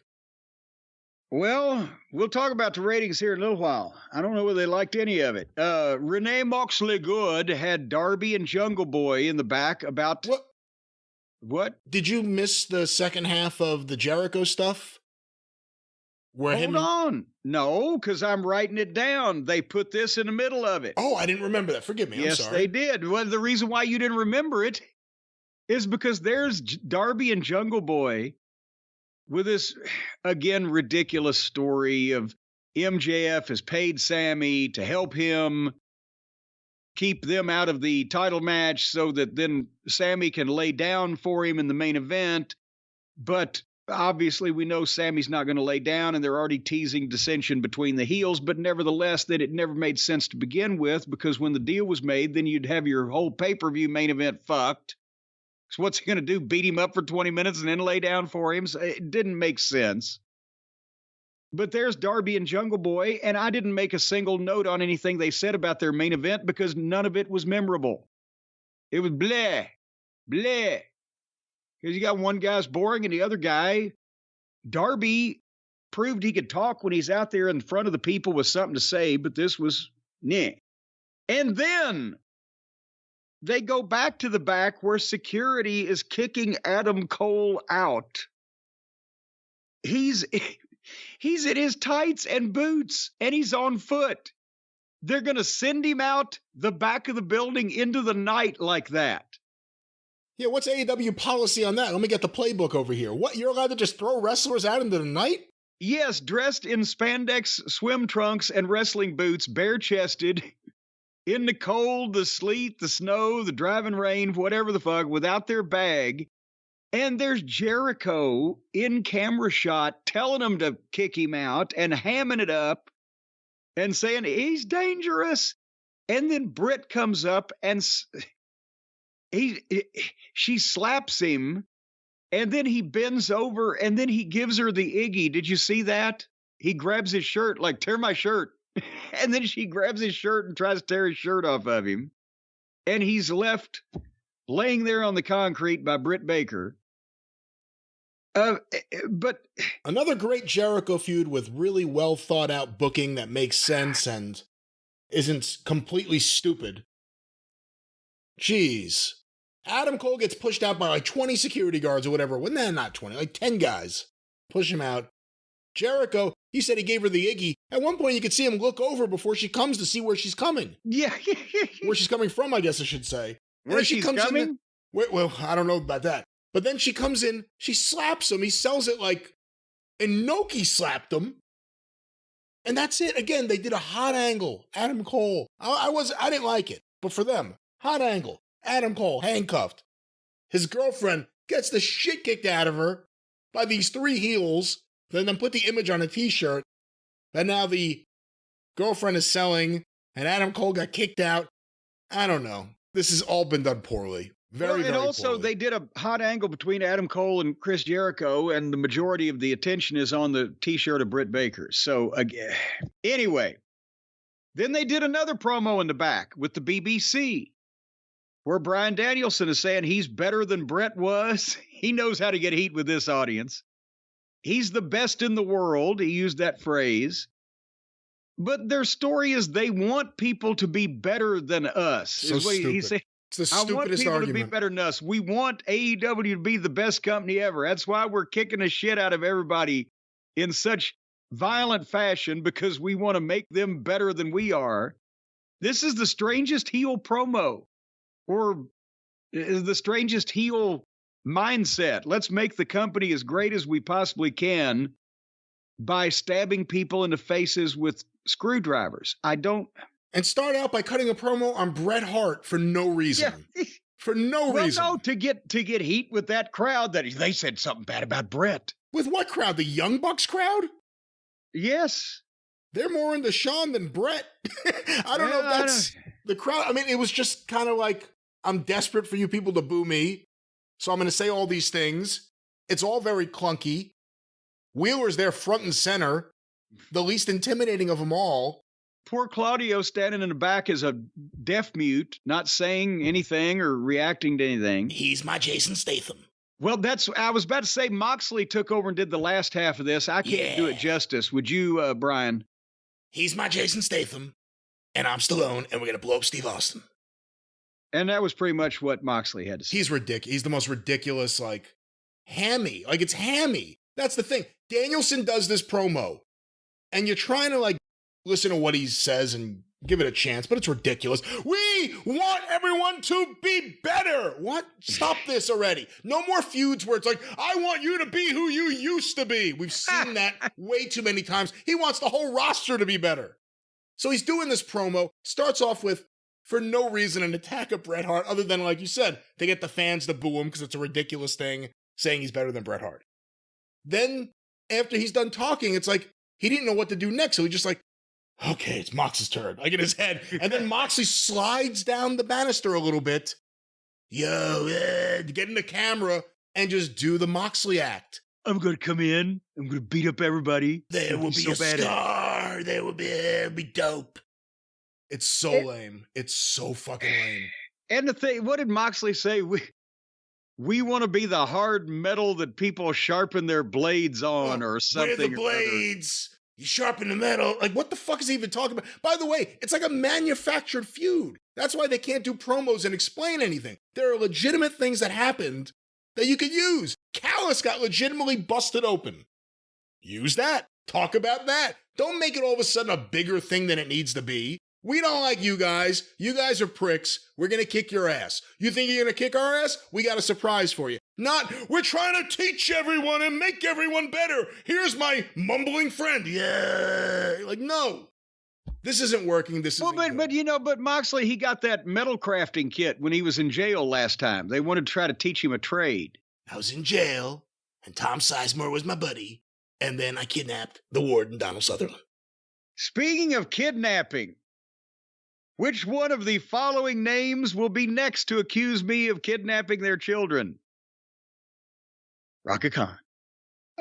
You had Saraya, accompanied by Ruby Soso and Tony Storm. Please say you watched this. Yes, I did. Oh, thank God. Well, I mean, I didn't take notes on it. I just watched it against Willow Nightingale, who was very happy to be there. She got an infectious personality. She's all right. You know what? I don't think she was the problem with any of this. But style clash, what's going on was, and I understand that Saraya was out for a while, had a bad neck, would have probably had to modify her style to make sure she doesn't get injured again. But wouldn't one think that the ring rust, if that was indeed the problem, would have been scoured off by now? This didn't look good for AEW women's wrestling, did it? It was not good, and Saraya specifically did not look good in the ring.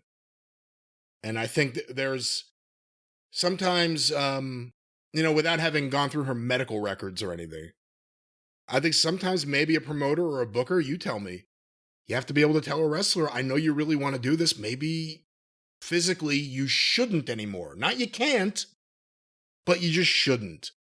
And, unless it's just ring rust that inexplicably is there like this. I mean, she grew up around wrestling and everything. I mean, that's the thing we always hear. It was specifically not a good performance. Well, and then to be honest with you, even if you could have hoped for the best on this program, was it a good idea to give Saraya and Willow Nightingale that much time? No, I would have booked, actually, if you wanted to do a match with Willow Nightingale, even if you wanted to go that amount of time, and I don't think I would have gone that amount of time, put her in there with Tony Storm. I bet you it would have been better. So, I mean, they chose Saraya for this match. I don't know why. This would not have been the opponent I would have put her in there. Well, because Tony doesn't understand. He doesn't understand, but part of the art of being a booker, not a writer, because the writers don't understand because they haven't been in that position. Before, you need to know that sometimes, even if you think, well, people might like the idea of this match, you've got to be able to see that maybe having that match wouldn't be a good idea for one or both participants and stay away from it. But if you're going to do it, give it 3 minutes. Yes.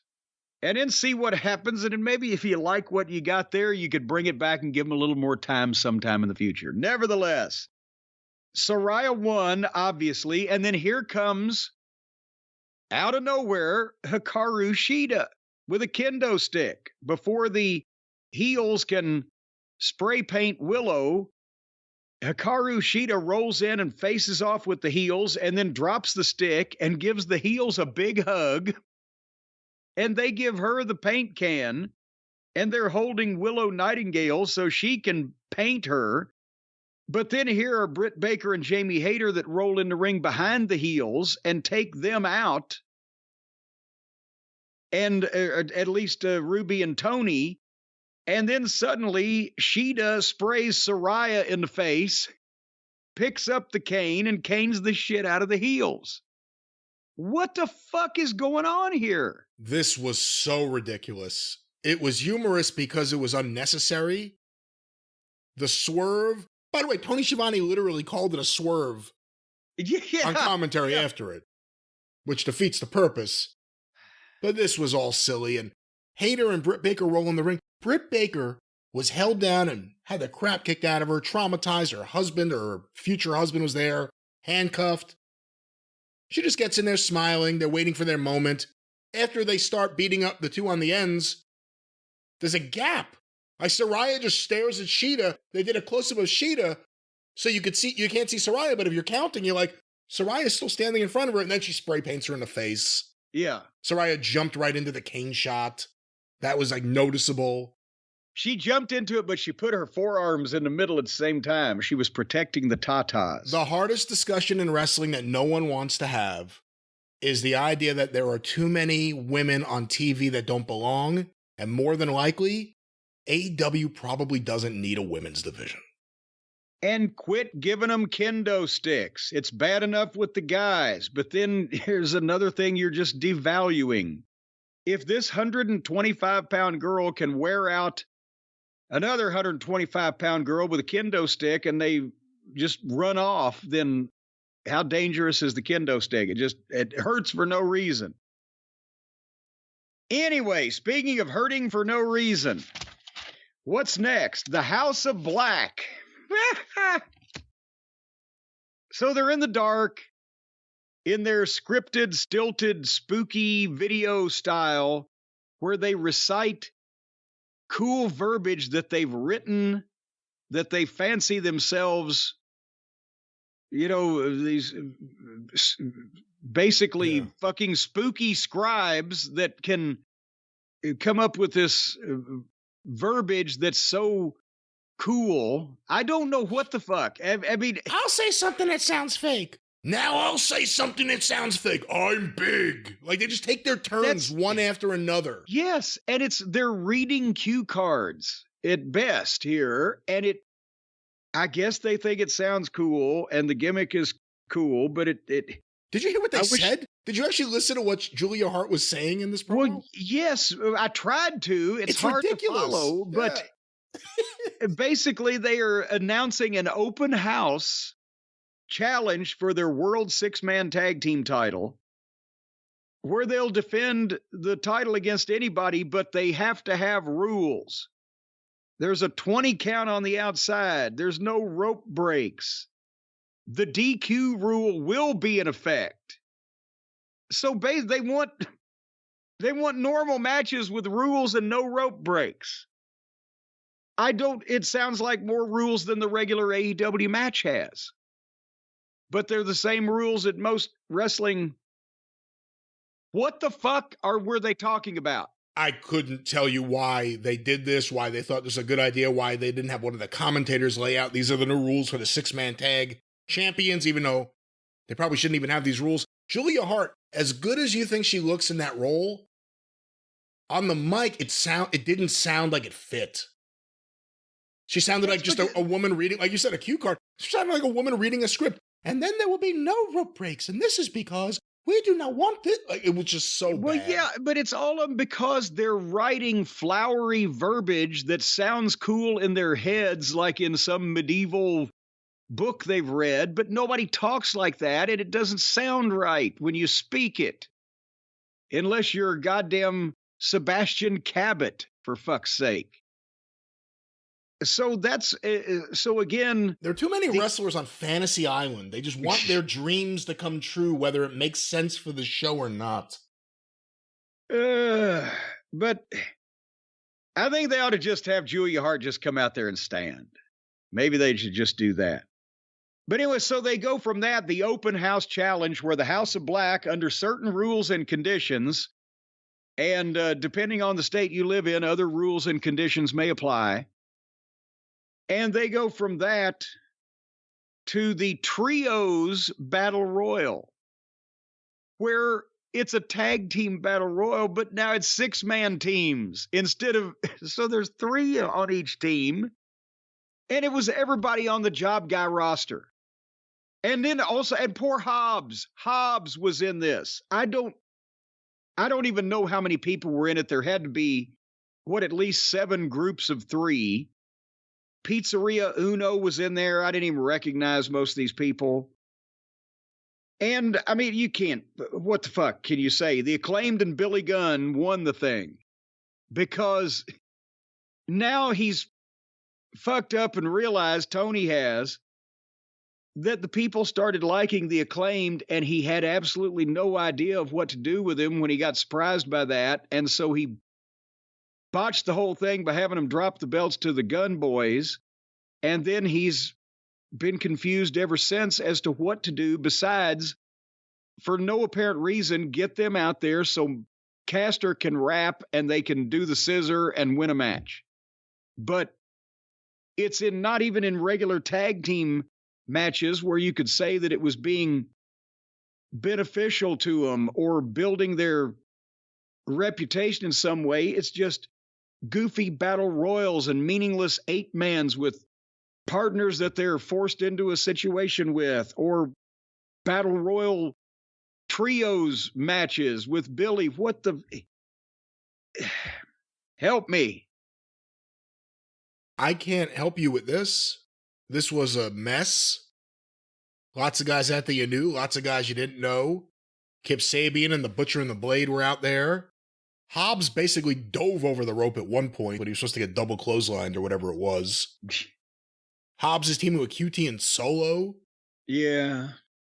So that's over already, folks. That was Hobbs's chance, and they shot it in the foot before it fucking left the gate. You know, we'll see where this goes with this big 6-man battle royal win.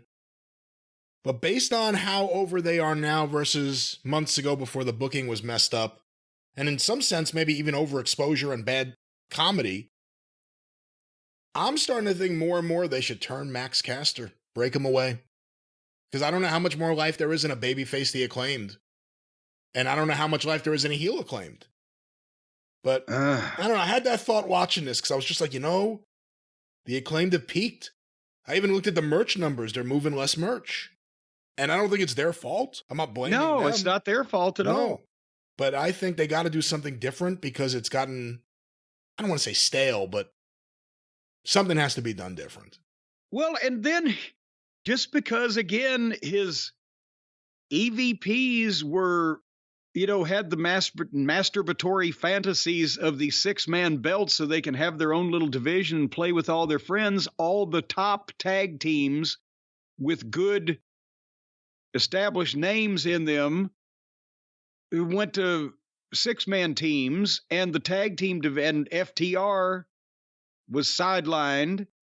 And so the tag team division went to the Acclaimed, the Gun Boys, and Whodat and Whatsy. And it's not, anyway. At 9 o'clock, the top of the hour, did you notice what they decided to have on screen at the top of the 9 o'clock hour? I actually didn't this week because I paused it early in the show and went to get something to eat, so I wasn't on the... I was a few minutes behind. It was Renee Moxley Good in the back with Sammy Guevara and MJF. A backstage pre-tape interview rather than something live in the ring was what they put at the top of the 9 o'clock hour. And again, it was more of the convoluted deal that they've struck where they had 6 weeks, and the first 2 were magnificent to make Darby Allin a star, and instead, because Tony's got the Adderall-influenced booking that a lot of basement bookers do that do this on the internet instead of for a living, and had to have a 4-way with the pillars. They've fucked it up. And MJF was doing comedy here.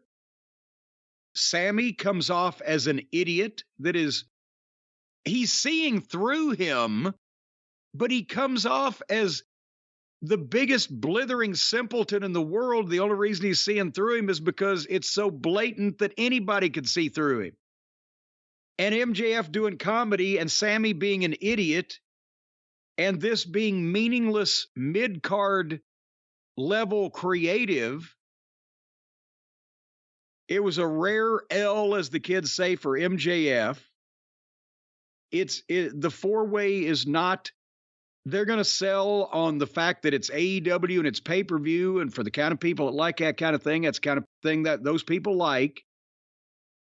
But a four-way match is going to do less, probably, although we'll never know, than what they could have done for Darby Allin and MJF for the title, and create a little doubt that the little fucking goofy skateboarding prick may actually win it.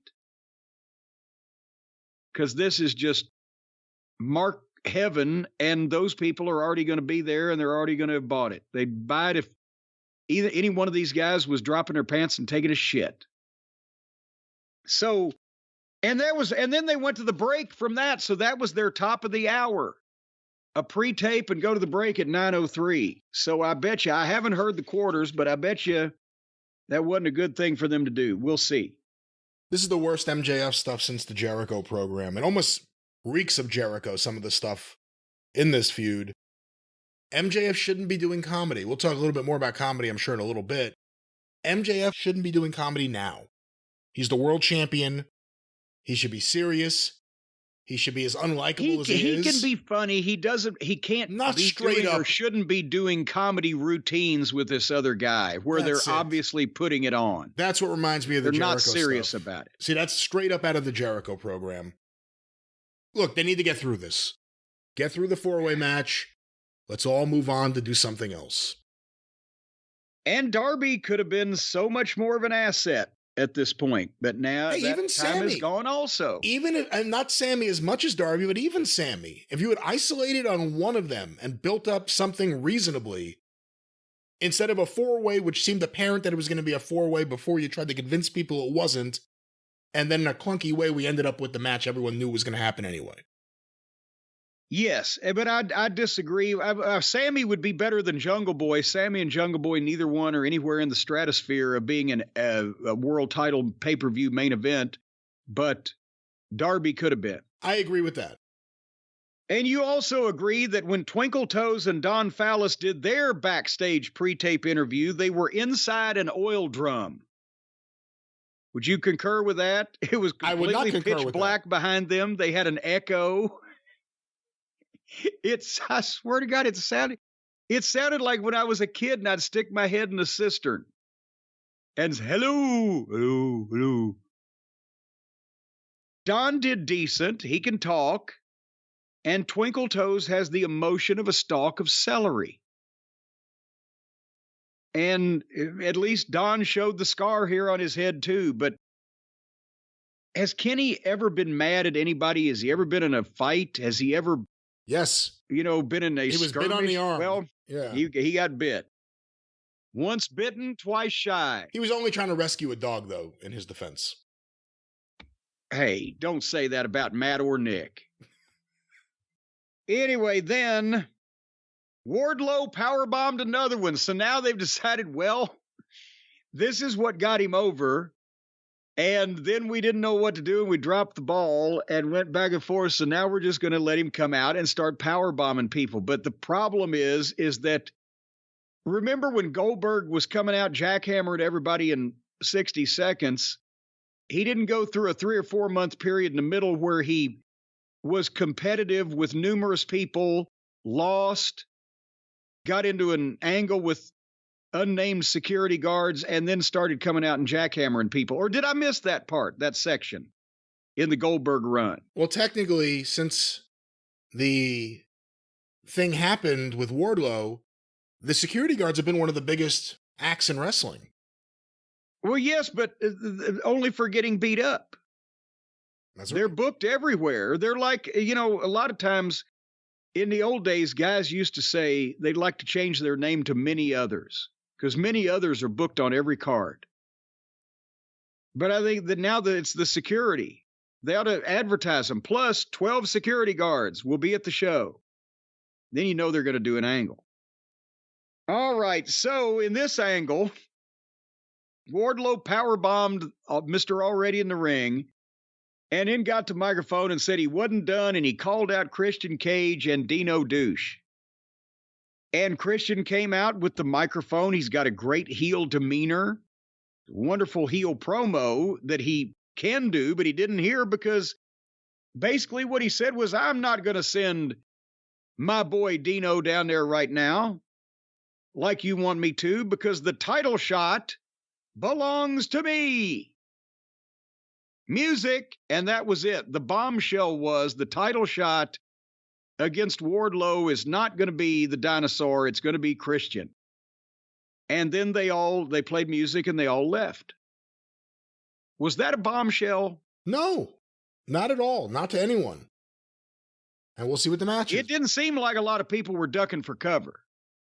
And we'll see if Christian can stay healthy after the match and have a rematch or anything. How long's it been since he's had a match? I don't know, but didn't he get injured and then he got injured again? I feel like he's been injured like 2 or 3 times. No, he got injured, then he came back, then he got injured again. He had the bad elbow. He came back and had a match with an elbow brace on and then has not wrestled since. I don't know, but he may be, Mark Henry, they signed him to that 2-year contract at first. He got hurt about 4 months in and got paid for like a year and a half for having 2 matches. Christian may be closing in. Then they did something that I didn't think was possible and I never believed I'd see. They found a way to make the Briscoe family seem phony. They go to the Briscoes Chicken Farm in Sandy Fork, Delaware. It's Jeff Jarrett, Jay Lethal, Sanjay Dutt, and Zippy the Giant Pinhead. They go to Mark Briscoe's house and knock on the door and tell it they're trying to get in good with him. Because the story is Mark and Jay Lethal have been not lifelong, but longtime friends. They're close. So now Mark doesn't know whether to trust Jeff or Dutt or whatever. The point is they knock on Mark's door and tell him that they're there to help work on the farm, and they're all wearing overalls. And Sanjay doing his goofy comedy. And the Zippies in giant overalls. And they did silly video clips where they're chasing chickens. And then Papa Briscoe comes in. And he tells Mark, Jay's all right, but don't trust those others. Keep an eye on those idiots. Which ones? That's what I was saying. It was done not only as comedy, but also it's the first time Ring of Honor's been with the camera to the Briscoe's farm many times. Everybody saw the promos that they used to do out there. Papa Briscoe, what a believable fucking guy he is. And the way this was shot and presented and the goofy comedy way that they went about it, it's the first time I've ever seen the Briscoe family where they looked phony because they were in a phony situation with people acting phony. And it's not like that he's going to be able to ever capitalize on the amazing chance he had to make Mark Briscoe a single star. That window is closed again. And it'll never open to that extent ever again. So he dropped that right in his fucking toilet.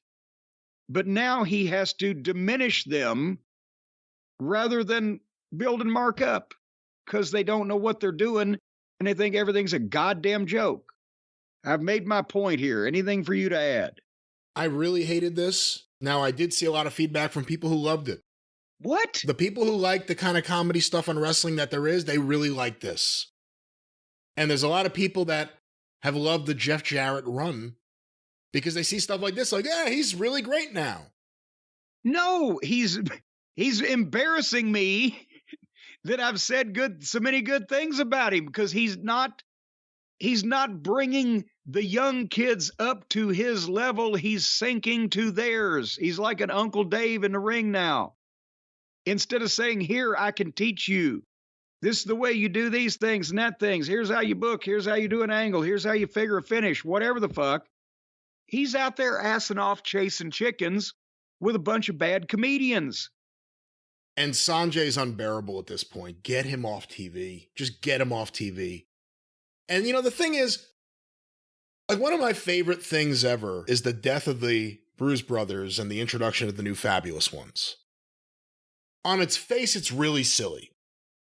Jimmy Hart comes out on TV with Lance Russell and immediately says the Bruise Brothers have passed away. The audience gets silent. Yeah. They don't laugh about this. He says the Bruise Brothers have passed away. Here's a news video. And then there's a video that on its face is ridiculous. Jimmy Hart and Joe LeDuc and a woman covering her face going into a funeral home. And they're the only people there. But there was nothing silly about it. The idea was silly, but they shot it seriously. They go back to the studio. Jimmy Hart says it's been such a bad day, but behind every dark cloud, there is a silver lining. It starts to hit Lance Russell that something's going on. And they go to the music video, The New Fabulous Ones. Again, you want to talk about something that, as an idea, is completely ridiculous. Pork Chop Cash and Dream Machine in bow ties, Yeah. and jackets and top hats. And And then in the bathtub. And eventually in the bathtub, too. But they played it seriously. They didn't do any jokes in that video. The joke itself was the video. Yeah. They didn't ham it up. They didn't have They to. didn't put a hat on a hat. No. It was funny, and it's still funny, and it holds up. And it worked because it wasn't too much. And every attempt at wrestling comedy, because you'll see people say, like, oh, well, they did stuff in Memphis, and they did a lot of stuff in Memphis I don't like, especially later on. But wrestling comedy, when it works, it's because it's a part of everything that's happening, and it's funny for what it is, not because it's an attempt to be funny. And this was an attempt to be funny. You talk about the missed opportunity with Mark Briscoe. Listen, MJF right now has no opponent. There's the missed opportunity. They could have spent a few months building up Mark Briscoe for MJF. Imagine MJF cutting promos on the Briscoe family. Oh. That would have been it. FTR's involved in this. I mean, they weren't involved in this video, but remember, they were like arguing with Jarrett and crew over who's going to be friends with Mark Briscoe. They are the poster boys for missed opportunities in AEW. So I didn't like this. I think they're wasting Mark Briscoe. I think it's a waste of using Papa Briscoe for the first time on AEW TV in this way. I think Jeff Jarrett's been really impressive in the ring, but his manager at ringside has to go. Hasn't done anything to help Jay Lethal, but that's almost a lost cause. The Giant still makes no sense. He's there for no reason. It's just a generic, random Giant. He's there so they'll watch the YouTube videos in India. Which I don't even know if that's really happened. But no, this wasn't good. And for everyone, the people in India are going, why are we looking at our countrymen wearing overalls and a big floppy hat? But for everyone who sees this and you think that this is the kind of wrestling comedy that works, I think it's the opposite. This is the kind of stuff that if you're really in the bubble, you'll get a kick out of it. And if you're not, you're going to say, this is really silly. I don't want to watch this. Yeah, this is the kind of stuff that 30 or 40 years ago, it would have been, the wrestling fans would have hated it and real wrestlers wouldn't have participated in it. It would have been the shit that they did on Saturday Night Live to make fun of wrestling. And now the only people that like it are the people that are really in the business. Anyway, moving on, Ricky Starks versus Juice Robinson. And Juice, he's working hard. And he's got, as you said, that shaggy Muppet-like look. He's a different kind of cat. He's never won a match yet, right, on television. So, again, he's another guy that comes in and debuts in the company, and they proceed to then violate 120 years of tradition by both using him in a spot and putting him on television to lose time after time before he ever wins a match. This is the only company I think that has ever happened on a consistent basis in the history of wrestling, is it? Can you think of any other time that would have happened? Tony has very odd ideas about how to get people over or make people care about matches. I don't agree with him. Well, anyway, they had a good match, but then they go to the floor and Juice spends time putting the stairs in the right place, but then Starks reverses it and gives him a full body slam while standing on the stairs, off the stairs onto the floor. But that's their break spot. Most of the match, it felt like, was on the floor. Well, again, it's AEW, isn't it? they spend all the time either fighting on the floor, which everybody else does, and then you also, unless it's a heated grudge match, the likes of which you don't see much anymore, then you hinder your live reaction because a lot of people are either watching the screen to see you or can't see you to begin with because you're on the floor doing the same shit everybody else does. And then whatever the finish is going to be is not going to look as good as half of the bumps that they took during the match because a full slam off the stairs to the floor, so that's about 8 feet. That probably hurt worse than Starks hitting his finish, which is what he ended up winning with. But it's a modern match, and that's what they do. And again, we talked about missed opportunities. Starks was red hot a few months back. Yeah. He isn't anymore. They did a thing on TV, it must have been at least a month ago now. Juice Robinson shows up out of nowhere and attacks him. There hasn't really been much follow-up on that. There have been a couple of promos, and now he's at ringside for Jay White's debuting AEW matches. Well, but they brought it back here because as soon as Starks beat Juice to prove that Juice is just a flunky and is not going to win any of the big ones because he's losing everything when you first see him. But then Jay White came from behind. They must have a tunnel under the ring because they're getting in from the backside real quick these days. And he fucking jumps on Starks and starts beating Starks up. And then Starks comes out from under that and the heels just ran off. And I wrote, Jesus Christ. So the new guys never win anything, but sometimes they can beat up the babyface. But when you think about it, the last 3 or 4 times we've seen Starks, he's been left face down in a puddle of his own piss. So it was time he did something, but these heels ain't much threat. Really, are they? I miss singles. I just miss no factions and no associations. You know, everyone now is tied in with other people. And I see someone like Juice Robinson, and I almost feel like it hurts him because he doesn't stand out as much when you just have him with other people. Again, he's just got there. We don't know what he's going to really bring to the table. I haven't watched a lot of his New Japan stuff. Well, he's not going to bring anything because people already think he's a job guy because he gets beat every time he, now probably in about 6 months he'll win a match, but by then it's too late. It'll be in Japan when he wins that match. But anyway. And again, in territory wrestling, it was very simple. Heels helped heels and baby faces saved baby faces. So you didn't have to have alliances or factions or groups or whatever. If the fucking heel in the main event was the champion and he needed somebody to help him, well, a couple of the other heels had come out because they share the same locker room and they come out to the arena on the same side of the fucking entranceway. So they're friends. We know that. And the heels would come out and help in the baby faces, even if they weren't tag team partners. Even if they were job guys. Even if they were job guys. If you're in a babyface locker room, that's the locker room you share with these other guys, your friends. You come out and help baby faces. And that's the way it worked. And everybody automatically accepted that because there was no deviation from that pattern. Anyway, in the back, again, now MJF is trying to talk to Jungle Boy again. They're having the heart-to-heart talk in the back there where MJF wants him to play ball and stab Darby in the back because, you know, you could be a star, but you're too nice a guy. But he won't do it. He, with absolutely no emotion whatsoever, he tells MJF he's not going to do it. And then Darby comes in and catches them together. And that's what I wrote. This is Adderall-based drama for high schoolers. Junior high school. I literally thought junior high school, so I'm going to correct you.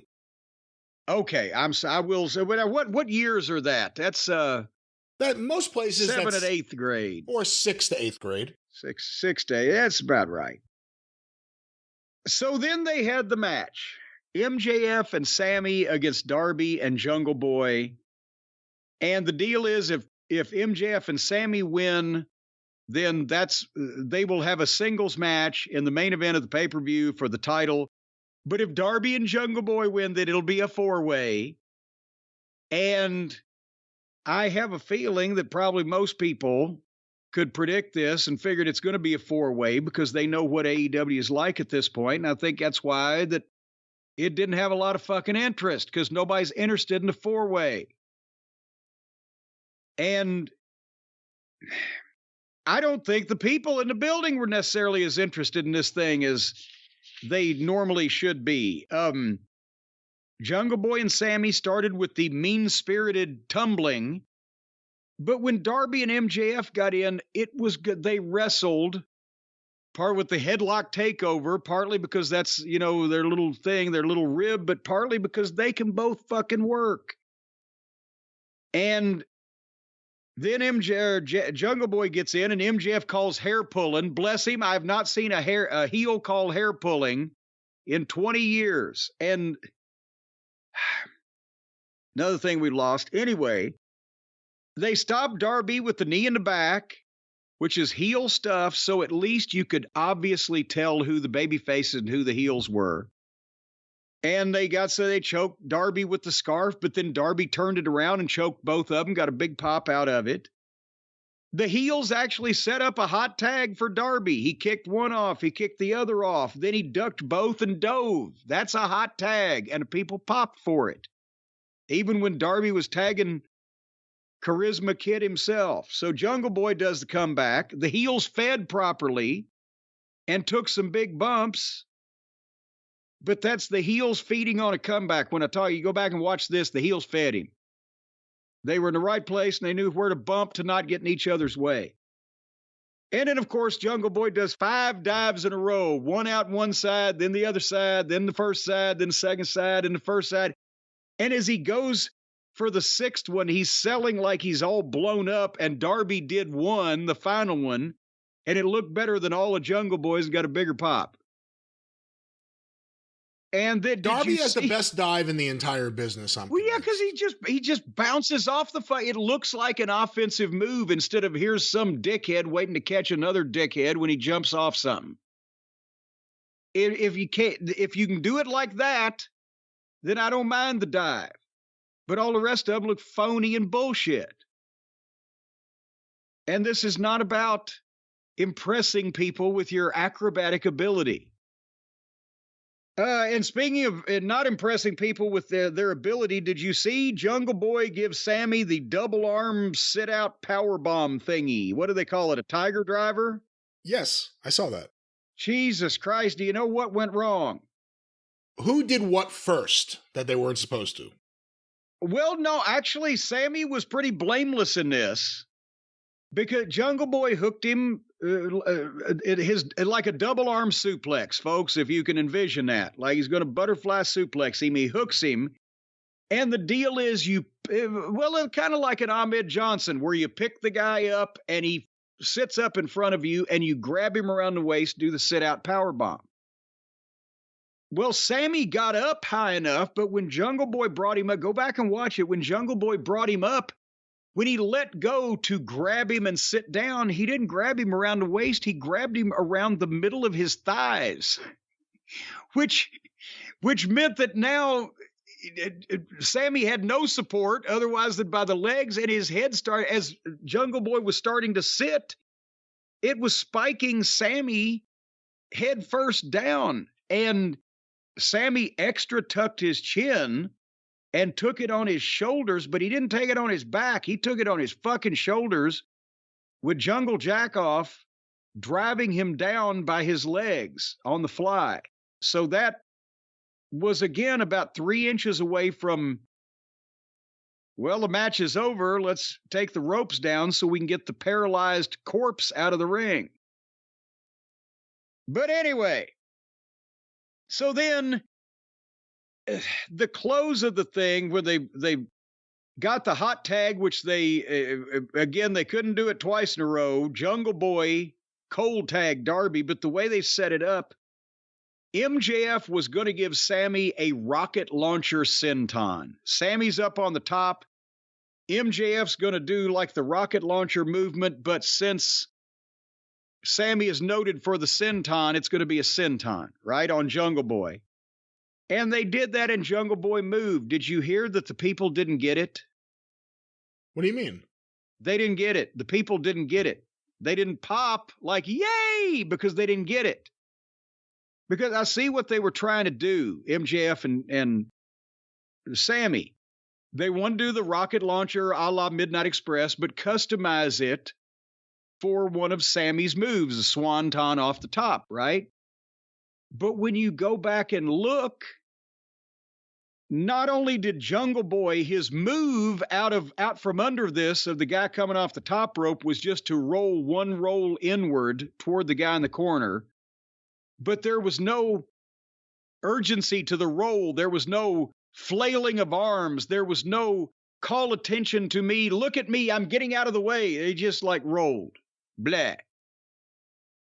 At the same time, MJF launches Sammy. Sammy does the senton. It looked like MJF slammed Sammy off the top rope. He just gave him a big slam from the top all the way into the middle of the ring. So the people sat there and went, wait, hold on. Did MJF just turn on Sammy? Or what happened here? You didn't catch that. I did. I didn't remember it until you started describing it. Okay. But I caught that. But they didn't get it. There was no pop. The people didn't understand because even though it was a good idea, I give them points for creativity. A rocket launcher senton looks like I just grabbed you that I'm supposed to be trying to help and slammed you off the top rope. And the people were like, But anyway, then that's where Jungle Boy then just kicked MJF off and cold tagged Darby. But Darby made a great comeback, nice quick shit, turned over with a code red on one of the heels and then went to do it on MJF, and he reversed it into a power bomb. And then they started the consternation between the heels. Well, first it was the babyface, because the babyfaces made a blind tag where Jungle Boy got in and got the bear trap on MJF, but now it's like they're making blind tags, the partners are, where they're not doing it on purpose. So then Sammy saves, and MJF and Sammy milk doing a double dive. Well, Sammy does the dive, and MJF stops, and then Sammy throws Jungle Boy back into MJF, who hits the hammerlock DDT that he does for a 2 count. I can't believe he killed that finish on mid-card Melvin. That thing looks phenomenal. He should use that and win with it on a regular basis, or as regular as he ever wrestles. But what a fucking move, and Jungle Boy kicks out too. Anyway, the people, that's what I'm saying, they weren't into it. I think they either called what was going to happen ahead of time, they don't like the story behind this, whatever. They were not freaking the fuck out over this. And then finally, Sammy does the senton, but MJF had tagged. So MJF got the cover for a 2 count. Sammy was pissed. And MJF hits powerbomb, but then Sammy had tagged him, and he gets a 2 count. And when the heels are arguing, MJF slaps Sammy. Sammy super kicks MJF, and then Jungle Boy hits Sammy with an elbow drive, but Darby had tagged himself in off Jungle Boy and hit the coffin drop on Sammy 1, 2, 3. So they did a lot of fucking complicated business there to get to where that everybody knew they were going anyway, and most people ain't interested. Your closing thoughts?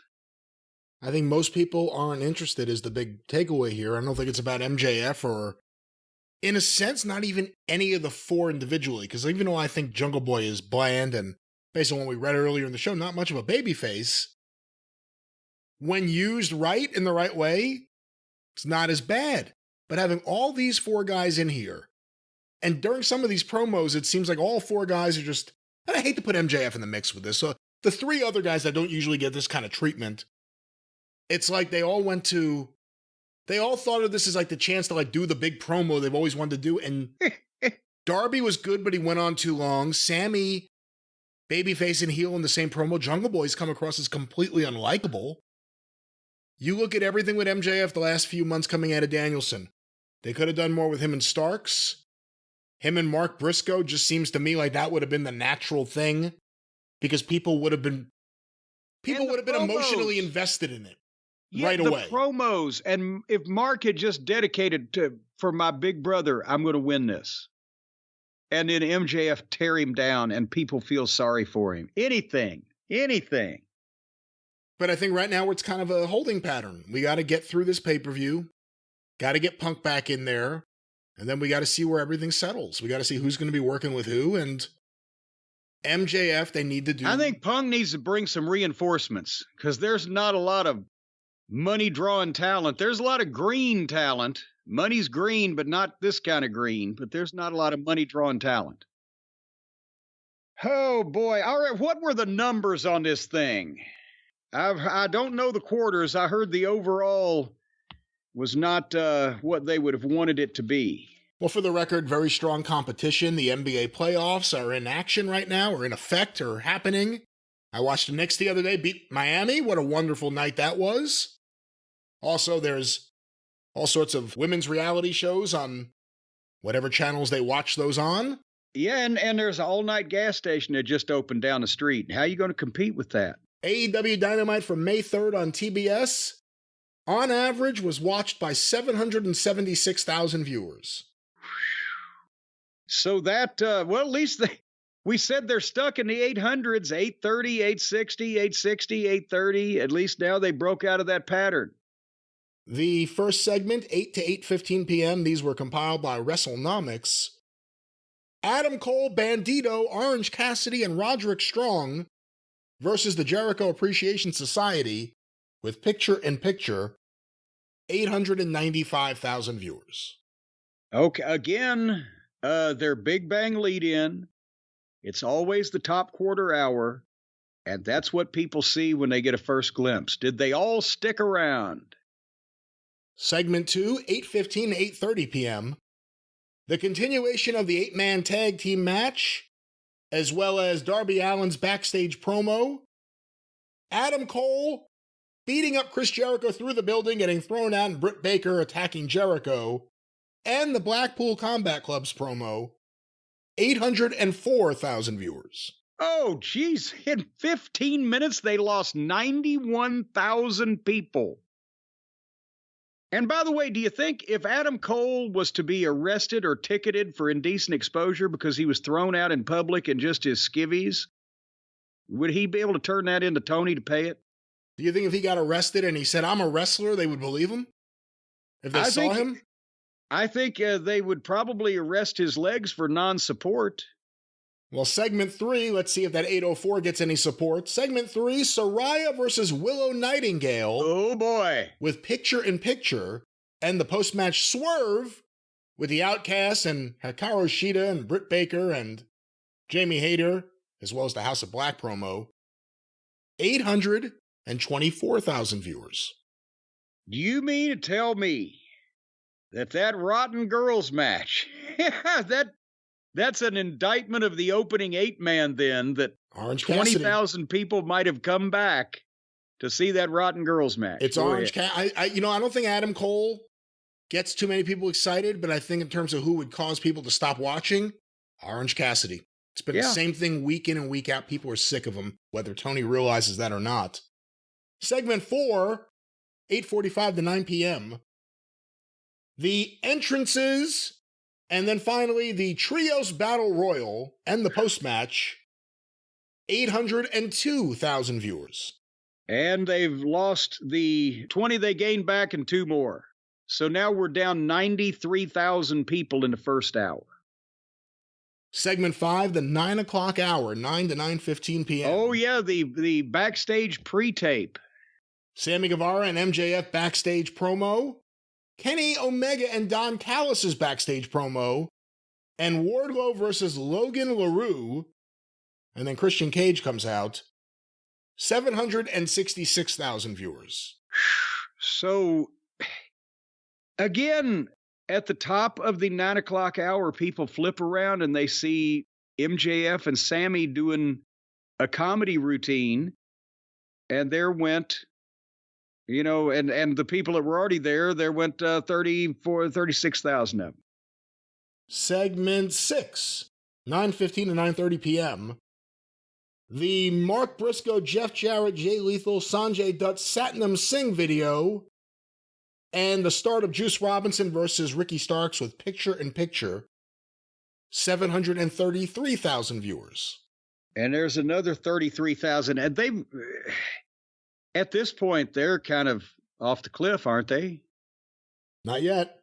Segment 7, 9:30 to 9:45 p.m., the finish of Juice Robinson versus Ricky Starks, the post-match with Jay White, the Jungle Boy Darby Allin MJF backstage angle, and the start of MJF and Sammy versus Darby Allin and Jungle Boy, 692,000 viewers. Ouch. So there went another 41,000 for the start of the main event.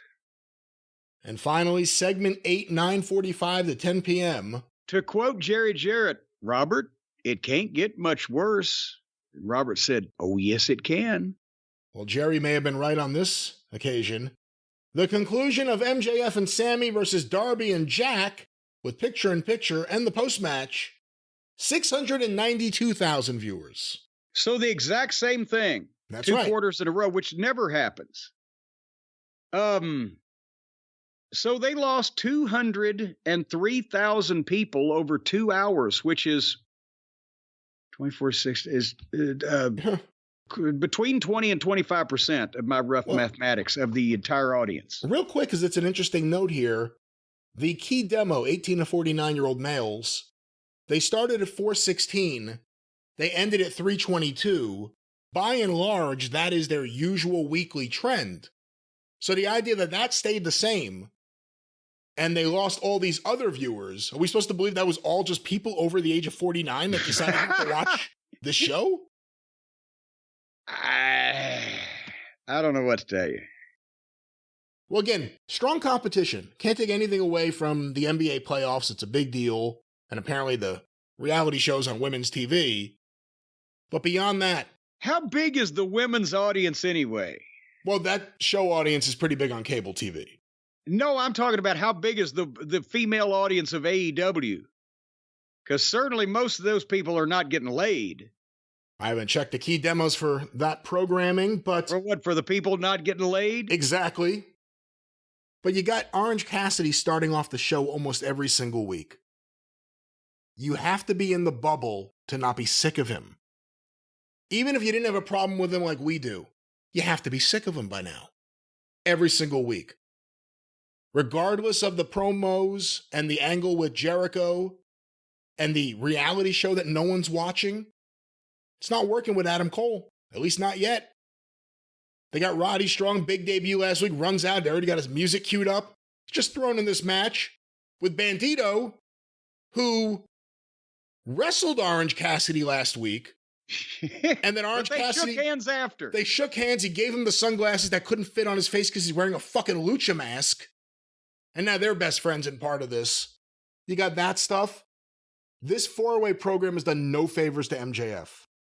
They got to get MJF away from this and in a serious feud with a serious main eventer. Immediately. And quite frankly, the Blackpool Combat Club Elite stuff has done nothing to excite anyone outside of the bubble. So until these things are addressed, I don't think, I mean, it's not always going to be this low because it's not always going to be NBA playoffs, but nothing showing signs of going up. And Wembley is a major accomplishment that should be celebrated. It's a major accomplishment. But when you could draw over 60,000 there, and you can't get 4,000 people in some town in America to come on a Wednesday night, Wembley almost makes you ignore some of the problems. Well, and I think that's what they're hoping. And let's talk about Wembley for a second. What are we up to? 60,000 tickets? I believe so. That was the last thing I saw this morning, yeah. Okay, that means that at least 10% of the people that watch the television program in the entire United States of America, 10% of that number of people are willing to buy a ticket to see it live in England. And we've been talking about, and there's numerous reasons, including what we're hearing from the fans that are over there that have bought tickets and on Twitter and etc. The same thing, the Clash at the Castle in Cardiff. They don't get big events. They don't get landmark milestone events like this, and the first Wembley Stadium wrestling in the 35 years or whatever it is, and AEW's first time there, it was going to be a happening regardless. But now it's feeding on itself. It's hysteria. It's, the fans over there have built it up into a must be there event without knowing who the fuck or what the fuck's even going to be there. And that doesn't really happen anywhere else except with AEW. And that's kind of been their model since the start, since the All In. And this is on a much more massive scale than that was to sell 10,000 tickets here in the United States. That was a major accomplishment because they've been wrestled to death over here by every company for years and years. It's not the unusual, one-of-a-kind anomaly type of thing that it is in the UK. But now, again, we said, when's the last time ever there hasn't been one where a company's business in every facet was either staying flat or going down, but yet they suddenly do the biggest show ever in their existence? And that nobody, including WCW, when 10 times as many people were watching this shit from everybody's company, WCW was never able, with Hulk Hogan and Roddy Piper and Randy Savage and a blah, blah, blah. It's because not only, as I said, the Wembley Stadium being a landmark thing and the country being, the wrestling fans over there being starved for the big events, but this is, again, a massive self-hypnosis of the crowd that we are going to will something into being the biggest goddamn thing ever because we hate the other promotions so bad. And now Vince has done them. I don't think this one is all about that as much as the original All-In was. Not as much as the original All-In was all about we hate, but all of this is contributing now. You've got the incredibly dedicated and hungry wrestling fans that love every company in the UK and will go see them, but they're going to see AEW because that's the big show that's coming up. You've also got the people that and now that Vince is back, it's the best boost to AEW's business to have Vince McMahon back in the WWE and as interferencing as possible, because that just stirs up the anti-WWE again. So, again, like I said earlier in the program, every time either one of these companies does something good and is moving in a positive direction, it's not necessarily the other company that does something bad to them, it's their own selves. And with the Bloodline story, everybody was into it. And then all of a sudden, it didn't end. It's still going on, but we're kind of not caring. And Vince is back. They've shot themselves in the foot over there. Meanwhile, Tony unveils the Wembley Stadium show, and conditions are right, and it's become hysteria. And I'm sorry, even for the people who love AEW, is anybody going to honestly say that because this show drew more people or sold more tickets than any other competing promotion of the WWE in history for however long, without even knowing the card, is it going to be the fact that the show was great, that the wrestlers on the card drew the house, or was it the happening and the hysteria? See, I think it's that. And I think there is a segment that wants to support AEW, but I think it's the happening, the hysteria. I actually don't think it's really about negative or anti-WWE sentiment this time. Not that those fans there aren't going to feel that way, but I don't think that's in any way the driving force here, because... But they can't field a show. The human beings are not living on the planet Earth for them to put in the ring that will have a greater show than all the other great shows from every company before now that didn't draw this big.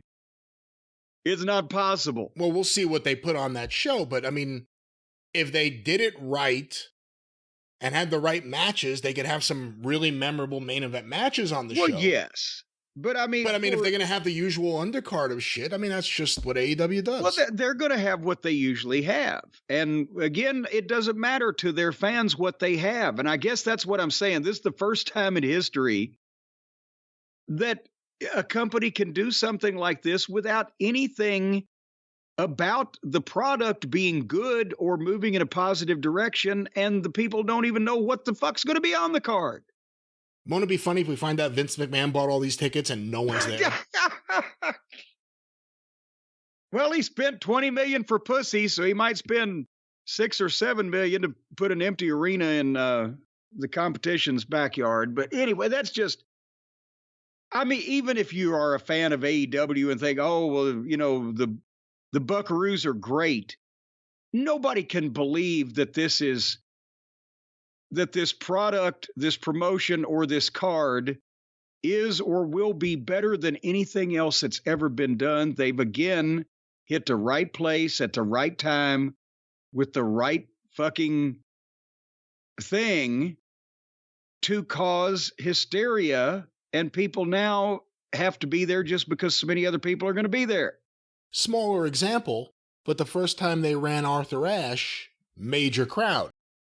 The second time, big crowd, not as big. This is their first time in England. They're doing it at the biggest arena there. The question's really going to be, again, not to take away, this is a major accomplishment. That's not doing, well, again, like you said, that's not knocking them, and that's not doing anything other than stating facts. No promotion in the modern era does a big debut show in any market anywhere and comes back and outdraws it the second time, because it's not the first time anymore. Instead of the first time ever, it's the first time ever in the last 4 months. So that's different. Go ahead. Should this change the strategy for people going forward, whether it's Tony or WWE, or if someone else gets in the picture who's a billionaire and well-funded, the idea that you can create these events, get people in the door, and then fill the card in later? I mean, the idea that you could book this big show the first time you go into a town, should they now just book the biggest arena? And just wipe it out the first night and then see what happens the second time a year later? Well, here's the thing. WWE can't go to any towns for the first time anymore. So that unless it's international. And even then it's going to be tough. Good point. AEW, domestically, just because they're opening up a new market, they're regularly in this country, and the Americans don't view each individual wrestling event like the folks in the UK do, because they don't get as many of them. So no, out of one company, they could do this again the first time they go to Australia or so. I don't fucking know, but it reminds me, I've told you that time before when TNA, when I was there in 2006, they were going to England. I think they drew 6,000 or 8,000 people there. TNA, for fuck's sake. And the advance was huge. And I was sitting there talking to Jackie Moore, Miss Texas. And, you know, she was going on the trip. We're looking at the booking sheets and all the travel information, everything. And I said, Jackie, did you ever think it would come to this, that we would kill the business in the U.S. so bad that we'd have to go to England to draw a decent house? And she looked and she said, no. Never thought that. And I said, well, I got faith, though. And she said, what? You got faith we'll bring it back? I said, no, I got faith they'll kill England, too. But apparently they haven't yet. They might do it with this one, though. This might be the last straw. Well, Impact's still working on this country. Once they kill this country, they'll get to England. Well, I think that fortunately they've been disarmed. It's like a pocket knife now. They might be able to get a few people close by, but it's not like they're going to be able to take out the whole country. Anyway, so that's, meanwhile, while fewer people than ever watch the program here in this country, more people than ever before have bought tickets to see him in England. And that, from what I'm hearing, they have made a new hire, new personnel, somebody to help Tony and his overburdened self with booking or talent or something. That's what I'm hearing. Yes. Hold on. Let me get the official announcement. Tony Khan tweeted this out May 3rd, 7:10 p.m. Here's the new AEW Wrestling Administration Coordinator, working in many areas of wrestling: live events, social media, creative, PR. He has a great wrestling mind. He's here backstage tonight at Wednesday Night Dynamite, live on TBS. And it's official. Will Washington is all elite. With a graphic of Will Washington with the AEW or Will Washington is all elite sign. And there's a picture. There's a picture of Will Washington. Because I know what everybody out there is saying right now. And it's the same thing I said. Who the fuck is Will Washington? And you apparently have actually heard because I had never heard this name before. At first, I thought it was the guy that used to be on Star Trek Next Generation or something. You thought it was Will Wheaton. Will Wheaton, yeah. Of all things. But, well, I don't, because who is this guy? You claim to have heard his name. I have never heard this fucking guy's name before. And second question, I'm pretty sure I know the answer to this. Has he ever been employed in the professional wrestling industry before in any of the capacities that was just described that he's going to be working in an AEW? I don't know for certain, but I do not believe so. Will Washington, from the best of what I know, and I've never actually heard his show or what he does, but I've heard him during the press conferences, the press scrums. He's worked for Fightful. He's been podcasting apparently for a long time. He's got some fans. People like his point of view, one of them being Tony Khan, who hired him. And again, and I'm not shitting in Will Washington's or Will Wheaton. Which one is Will Washington? It's Will Washington. It's not Will Wheaton. All right. I'm not shitting in his post toasties. I don't know him. I've never met him. I don't know what to think. But just on the surface of it, it is another example of Tony needing help from people who know what the fuck that they're doing and what wrestling is because they've done it before. And instead, he hires people to help him that have never done any of the things that they are supposed to be doing and have never legitimately worked in the wrestling business ever. Go ahead. Well, a few things. I don't want to just disqualify Will Wheaton, Will Washington before he even started, or he just started his job. Again, I'm not too familiar with him. Let's start with the bigger thing first, and then we can go through a few other things. Tony Khan's admitting he needs help. This is a good thing. Whether this is the person you would pick or someone else would pick, the idea that Tony is saying, I need help, things are getting a little out of hand. It's something. It's something. And I think if Tony's acknowledging any of the problems, that's a good thing. Will Washington be someone who can go in there and say, Tony, this is bad, don't do it? Will Tony be able to get Tony not to say yes? Or will Will be able to get Tony to not say yes to a Jericho or a Moxley? Will love Tony. It sounds like a romantic comedy series. He's been respectful of Tony, obviously during the press conferences and everything, and Tony's now hired him. The question will be for someone to be in that job, which is a mix of correcting Tony and trying to get Tony on the right path. And cleaning up after Tony. Will someone who's going from working for a wrestling media outlet, I assume he's making a lot more money now working for AEW, will he be able to tell Tony, and it happens often, when he's wrong, that he's wrong? The person in that job, beyond being able to rewrite TV or anything, they need to be able to stop Tony from his worst instincts. Do you agree? Yes, they need to be able to jerk a knot in his tail, as Mama Cornette would say, and bring him under control and say, this doesn't make sense, and why are you doing these things? And here we've got a talent over here. And, you need to push him, leave the other guy off, whatever the case. But again, besides the people that we know have input with Tony because of their own self-serving interests, does Tony listen to anybody, or is the problem that Tony listens to too many different people? And that's why that nothing makes sense, because either Tony's just off in the woods or Tony is trying to do everything everybody wants to do. Or is the problem that he won't listen to someone if they say something he doesn't want to hear? If someone went in there, and again, I don't know Will Washington, so I don't know where he comes from in terms of what he is into wrestling-wise. If someone went in there in that role and said, Tony, Too much Orange Cassidy. I get you like him. We'll find a place on the card for him. You should definitely use him. You're starting off every show with him. You're pushing him down people's throats. People aren't into him the way you are and the way the most devoted fans in the bubble are. Because that's the thing. If these things that we've talked about forever now on the show, but even specifically the week that we just reviewed, if these things aren't the things that are getting fixed, if it's just someone helping Tony keep track of who was on the show last week that needs to be on the show again this week, or what angle we need to follow up on.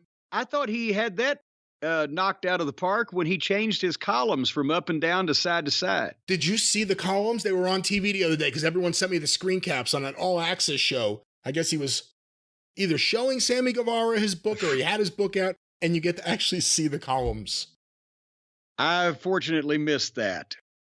Again, you don't know Will Washington, I don't, but the concept of someone who was a fan and became a podcaster getting a job like this, you don't like that idea. Who is out there that would be good in that job? It's not that I don't like the idea. It's that, again, there has to be some middle ground between Little League and the fucking Major League Baseball. There has to be some middle ground between a pickup basketball game on a playground and the NBA. And you don't just start doing something on a national television program at this level with this much money on the line when you've never done anything anywhere. That's what I'm talking about. But who do you put in there? Who's left that's done this somewhere that's actually got something left in the tank, or that's good at it, or that can work with Tony? Well, and therein lies the problem. But does it matter even if there are those people there if nobody listens to them because people like Jungle Asshole and the rest of them don't take criticism and advice because that would mean that they don't know what the fuck they're doing? No one should listen to him except Tony. He should. I mean, quite frankly, if someone's in that role, if someone's in a role where they're helping Tony make things better, why do they need to interact with the wrestlers? They interact with their boss, Tony, and he deals with it. No, well, oh, Jesus Christ. In a perfect world, yeah. Because then you've still got Tony delivering the fucking message. And as we can see with his word salads, he's not exactly the greatest communicator. You need somebody to explain. When I would give a finish, I wouldn't just say, okay, you do this move and you do that move and then you do that move and the referee will count 3. You give the finish, you're giving not only the nuts and bolts of the movements, but you're also giving the attitude and the emotion or the passion or the demeanor, as Finkel would say, or whatever that each person should have. And you're also the timing and explaining how to milk something. And that comes from experience. If a movie director does not direct a $50 million big budget major studio fucking blockbuster before he's done home movies and film school, right? You don't just get some guy that's watched a ton of movies to walk on and direct. That's a experience is necessary in that environment. Is all I'm just. No, I mean you're not wrong, but the problem becomes because and then who is it? Promotions, because, who is it? I don't know.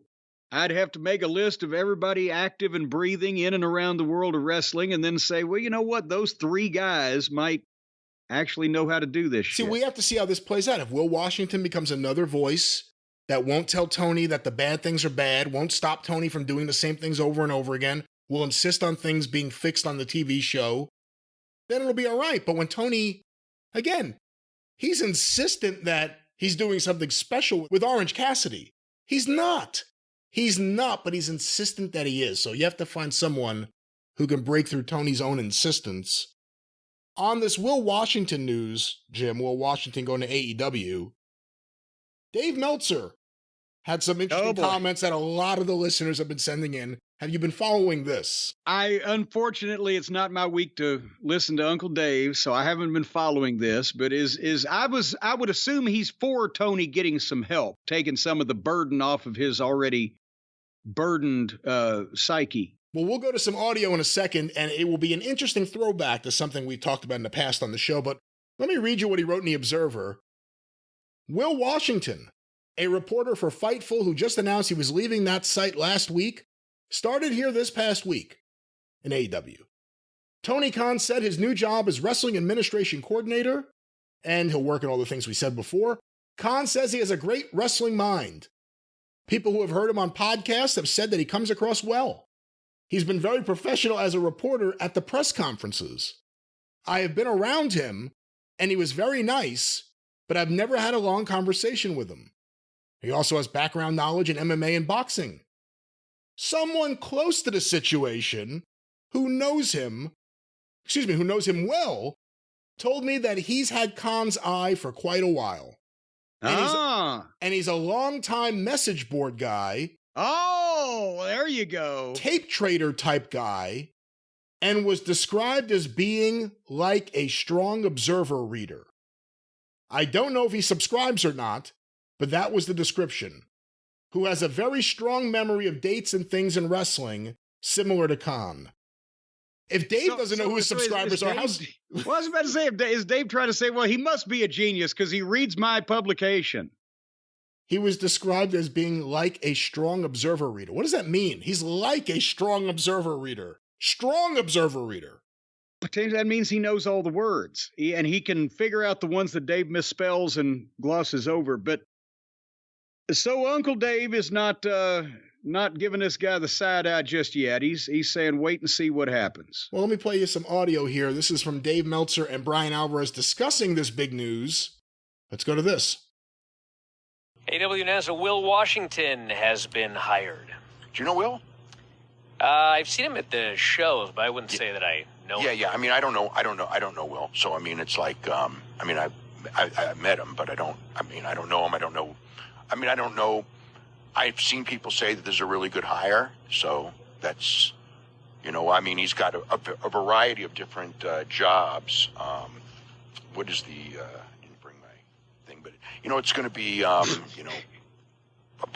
what would you have the list of the things he's. I do not have it in front of me, but he's doing a lot of different things. Okay, actually. Including helping with writing, apparently. Yeah. Well, I mean, good for him, and hopefully it all works out. I mean, I would have liked to have seen John Muse in that position, but oh my God, I know John, and I know that John is really, really pretty brilliant when it comes to booking, because after many shows from WWE and AEW, I'll get my little notes from John on what he would do from here and what he would make in his analysis of the shows, and he's excellent at that. But so I would have liked to have seen him. But as far as like Will, I mean, it's good. I'd rather have, in some way, I don't know. I mean, I shouldn't say, because I've never heard, but I do like the idea of somebody new. Let me pause this. Is he out beside the interstate? I don't know where that came from in the audio there, but what do you think about the idea that, good for Will, I really don't know him, but John Muse should have gotten this job? Well, remember, we were laughing about, and we don't have anything against John Muse. John Muse is a longtime fan from, I believe he's up in Michigan, right? I believe I've spoken to him back 30 years ago or whatever, but he's my age or older, and Dave keeps saying, well, now, John Muse, why would he even want to do something like this at his age? But again, someone who has never ever legitimately actually worked in the wrestling industry. But suddenly, this multi-million-dollar company, let's let everybody who's read about wrestling. Yeah, because he sends me notes I agree with. He sends me notes I agree with, so he's really smart. What? I don't understand. I do not understand. This is the story to follow, is the Dave Meltzer-Tony Khan feud. Because make no mistake, Dave's demeanor in this thing and then jumping right to the John Muse story, that's what this is. Dave openly was campaigning for John Muse to get this job. Some people think John Muse has been auditioning on Dave's message board, trying to get the job from Tony. But Dave has pushed John Muse for this job. Tony went the other way. Now we're going to have to see how Dave reacts, because Dave is very much into, I told you so, and it's not going to be his guy. So, interesting. Any final thoughts on Dave's reaction to Tony hiring someone? Yes, I think that Will Washington will be much better than John Muse on Star Trek Next Generation. All right, before any more frivolity goes on of the nature of which we have been engaging in, what in the wide, wide world of sports, Brian, is going on in the Arcadian Vanguard Network family of programs and the wrestling news this week? I don't know how much frivolity is going on here, but there'll be plenty of it this week on the Arcadian Vanguard Podcast Network. Get information about all the shows on Twitter at Superpodcasts or on Facebook at facebook.com/Arcadian Vanguard. A few notes. Of course, the wrestling news every day, your free daily wrestling newscast. Every morning delivered right to you. Get it directly from thewrestlingnews.com or subscribe today wherever you find your favorite podcast. Just look for Arcadian Vanguard's The Wrestling News. Want to make mention of this week's episode of Stick to Wrestling with John McAdam. It is a look at 1983 with his special guest, Bret Hart's best friend, John Fell in Baltimore. Hear this today at McAdamPod.com or look for Stick to Wrestling with John McAdam wherever you find your favorite podcasts. And of course, the 605 Super Podcast, The Mothership! Go through the archive today at 605pod.com. Available wherever you find your favorite podcasts. The 605 Super Podcast, The Mothership. I wish you had been here to do that right before I watched SmackDown, so at least I wouldn't have had to hear it as well as see it, although nothing really stuck with you besides the crowd. Any of the stuff on the program kind of like, but the crowd was great and the building was great. Was that the transition into the SmackDown review? Well, yes, it was. Oh, yes. You've never done it just right out of that like that. Well, because I'm wanting to get going. The sooner we get going, the sooner we'll get there. Did you like the drone shot, Brian, that they did? Did you see the opening drone shot? That was incredible. And they also did it, of course, the next night at the pay-per-view. Is that something that's exclusive, not exclusive, but something that building regularly does for big events? Or is this something that WWE is going to start doing at all their different venues? It's really cool. Really, really cool. I would have to think that for the first time doing it there, somebody came up with the idea. Maybe there was somebody there that was a master manipulator of the drones. But I think it was the same shot the second night, though, wasn't it? Oh, was it? I didn't even notice. I thought it was. Well, they took the exact same route, and I guess there's not many places, different ways they could get in there with that thing. But it was so much airspace to get in. Yes, and then they had to call NASA and the whole nine yards. But if for the people who don't know what we're talking about, they did a drone shot where they started out in front of the arena, and then it climbed the stairs, went in the front door, past the ticketing facilities, and foosh, and all the way through into the arena. And boy, it was impressive. But the thing that I liked about not only this SmackDown episode, but then the following night's Backlash, is because it looked like a wrestling show again, instead of the set of a giant, I don't know, Nickelodeon obstacle course fucking show or something that they built for television. With the small entrance, because they had 18,000 people, whatever, in the building. So they made a small entranceway. You still couldn't get to the guys and clock them in the side of the head. They had, the walkway to the ring, but they didn't have half the arena taken up by this massive set and all the screens and bullshit. And it looked like a wrestling show again. It looked great. And they were able to have the screens there, and it was placed in a different kind of way, and it worked fine. No one needs that stage. Yeah, it just, they do domestically or in the contiguous United States when they don't fill up the fucking building. Well, that's true. But since these people were there and they wanted to see all that shit, it was great. It looked like a wrestling show because people were up close and it was a full building without a lot of gaga. So I like that part. The first segment on SmackDown, and this was the one obviously March 5th because Backlash was March 6th. Rey Mysterio and the LWO come out, and obviously they're massively over. And they do a promo, and Rey Mysterio was killing it. Because the people were popping like crazy, like it was fucking Eddie Murphy or Richard Pryor or somebody in there, but it was all in Spanish, so I have no fucking clue. Basically, Rey did the promo and Zelena was going to talk, but then the Judgment Day came out and had the face off. And every time Dominic tried to talk, that's another story. They really picked up on it. It's feeding itself on television when the people are booing Dom out of the building every time he tries to speak. It's happening in house shows too. Well, yeah, because they see it on TV. And now, so it's feeding on itself, and now it's like a fun thing to do, like singing that interminable, or whatever Rollins' tune is. Did you know anyway, Chris Jericho invented fan singing?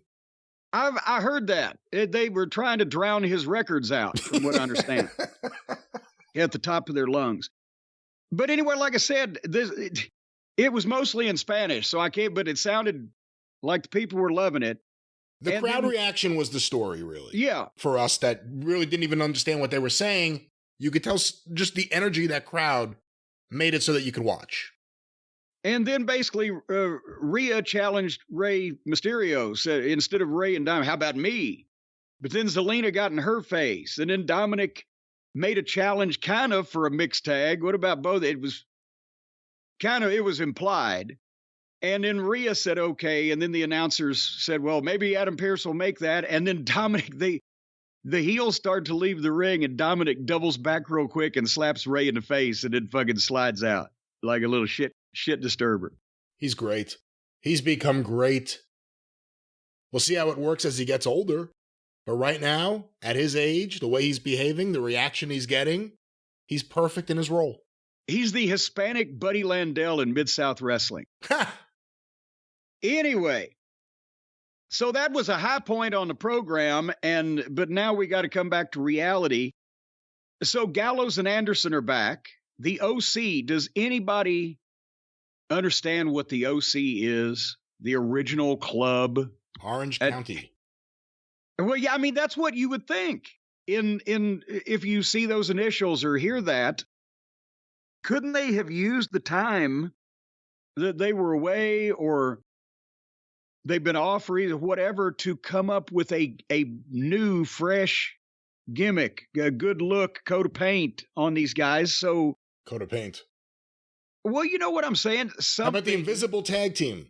And we don't see them. Oh, come on. No, they're not good. Hey, they're not as crummy as some we have to look at if they just get a new coat of paint. They've had so many coats of paint.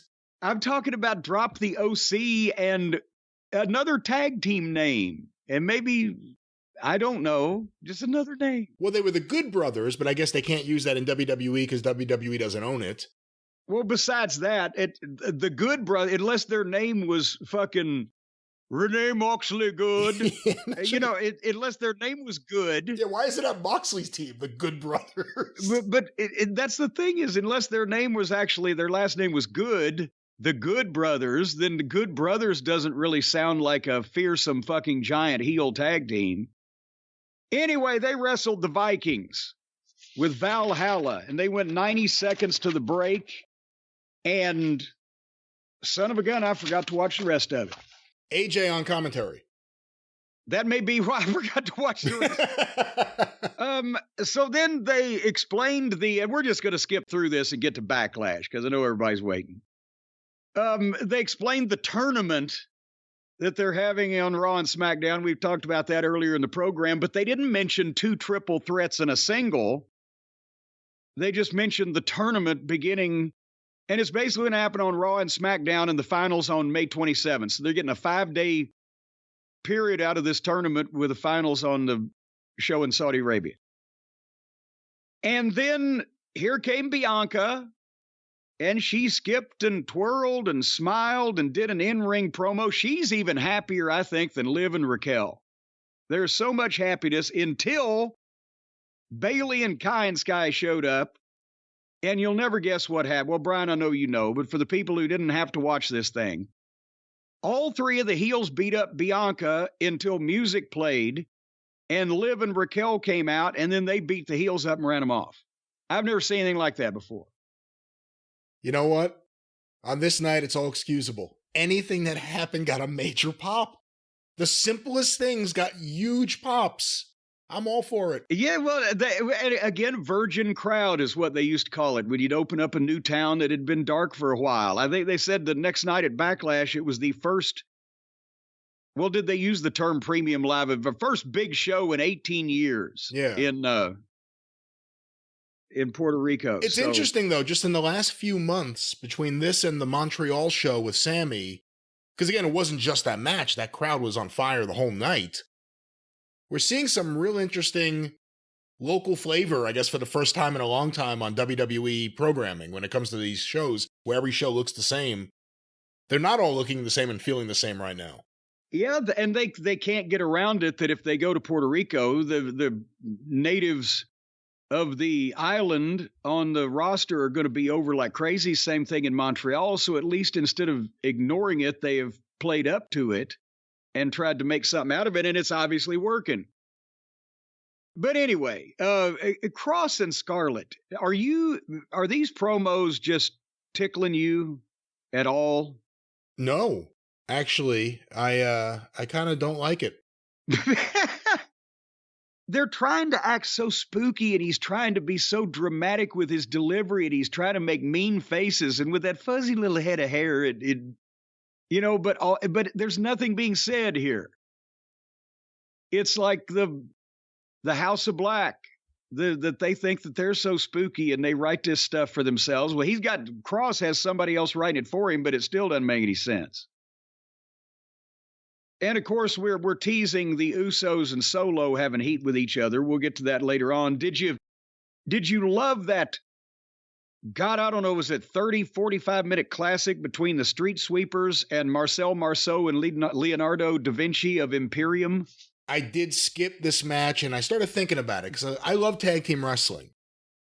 And the Street Profits are pretty good. Like, all things considered, for the modern times, they're okay. The guys in Imperium, same thing. So I'm like, why do I have no desire to watch this match? It's because of the way tag teams are used there. Yeah. It's because the division itself is a joke. Everyone acts like children. This is the same division, I guess, of, as you call them, Shush Boy and Otis, doing their comedy skits. The same division of the Vikings and all these things. So I didn't watch this match, and I kind of feel bad about it, but... Well, you shouldn't, and I'll tell you why. Oh, okay. Because it didn't last 2 minutes, bell to bell. Really? They beat them. The Imperium guys, they started an immediate four-way. They did as many spots as they could do, and about 2 minutes later, Street Sweepers won, and that was it. They didn't even go to a break. So thank y'all for coming. And that's their debut on SmackDown and Imperium's last match on SmackDown. Well, they could have at least made it a little bit more memorable. I know who's supposed to be doing the job, but my God, they still got beat on national television in 2 minutes like a couple of flunkies. Anyway, the top of the 9 o'clock hour by Cracky doesn't disappoint in WWE land. The Cody and Brock history package and the Cody live in-ring promo. And the people love him. They wanted to see that entrance. This is supposedly his last time on SmackDown before he goes to Raw, where he will then be probably one of the people competing against SmackDown talent for a fucking title that's supposed to be exclusive to Raw, et cetera, et cetera. But anyway, I think he said, what do you guys want to talk about in Spanish? Is that the impression you got? Sí. Well, thank you. Have you ever met my sister? Sue? See. She sews. Anyway. So we did he did the promo on Brock. Oh, so you've been helping Cody. I understand that. Well, I've been feeding him some things. We've been workshopping a little bit. But he put Brock over as the guy, but then Brock was the gatekeeper. He was, trying to keep his spot because now he sees that Cody, the new guy, is coming along. And that's why, Brock picked a fight with him and never explained why. But Cody wound himself up, and it was a Dusty go home promo. And he's talking about beating the hell and an explanation out of Brock Lesnar tomorrow night. And I wrote at this point, he pretty much promised to beat Brock, and he fucking better. But this was the Dusty promo. He was firing him up. It's Puerto Rico. They've got a great wrestling history anyway, and they like to see the emotion from the baby faces. That's why I mean, Carlos Colon was not Ricky Steamboat in the ring, but he had emotion and that fire, and that all the baby faces in Puerto Rico that have ever been over had fire. That's what they like. So what'd you think here? Really good promo, fantastic end to the promo, fantastic energy. You know, in AEW, Cody tended to at times do kind of what he did for a few moments here. Every promo Cody does here, I always have a few seconds of being worried because he starts talking in such a practiced way and he starts saying things that normal people wouldn't say in ways normal people, like just there's some of that. But in AEW, it's kind of like he wouldn't switch off that gear. Here, you get that, and then it gets to the shit. Yeah. And by the end of this thing, he was so fired up that I was fired up. Fantastic end to this promo, really good promo, and everyone ate it up there in the house. Well, then, in that case, I know you're a big fan of Shaky Nakamura. Did the house watch Shaky Nakamura against Karrion Kross? The house? Who? What? Your house. My house? Yeah, you said they loved it in the house. I thought you meant your house. You mean the arena? I meant the arena, but in this house, I did watch the Nakamura match. Okay, and I did too. Because you know what? The crowd, again, I kind of wanted to watch more of the show as opposed to less of the show because of the crowd. And then that was part of it, but also, you know, I've been less than thrilled with Kross on the promos and etc. And didn't they beat him several times, fairly quick succession and just kind of blah. But I thought, let's see what's going on. And Nakamura, let's see what's going on. Let's give it a chance. So they started out, they went to the floor, Kross powerbombed him into the post, and they went to a break in 1 minute. Okay, so let's go to the second half on the other side of the break.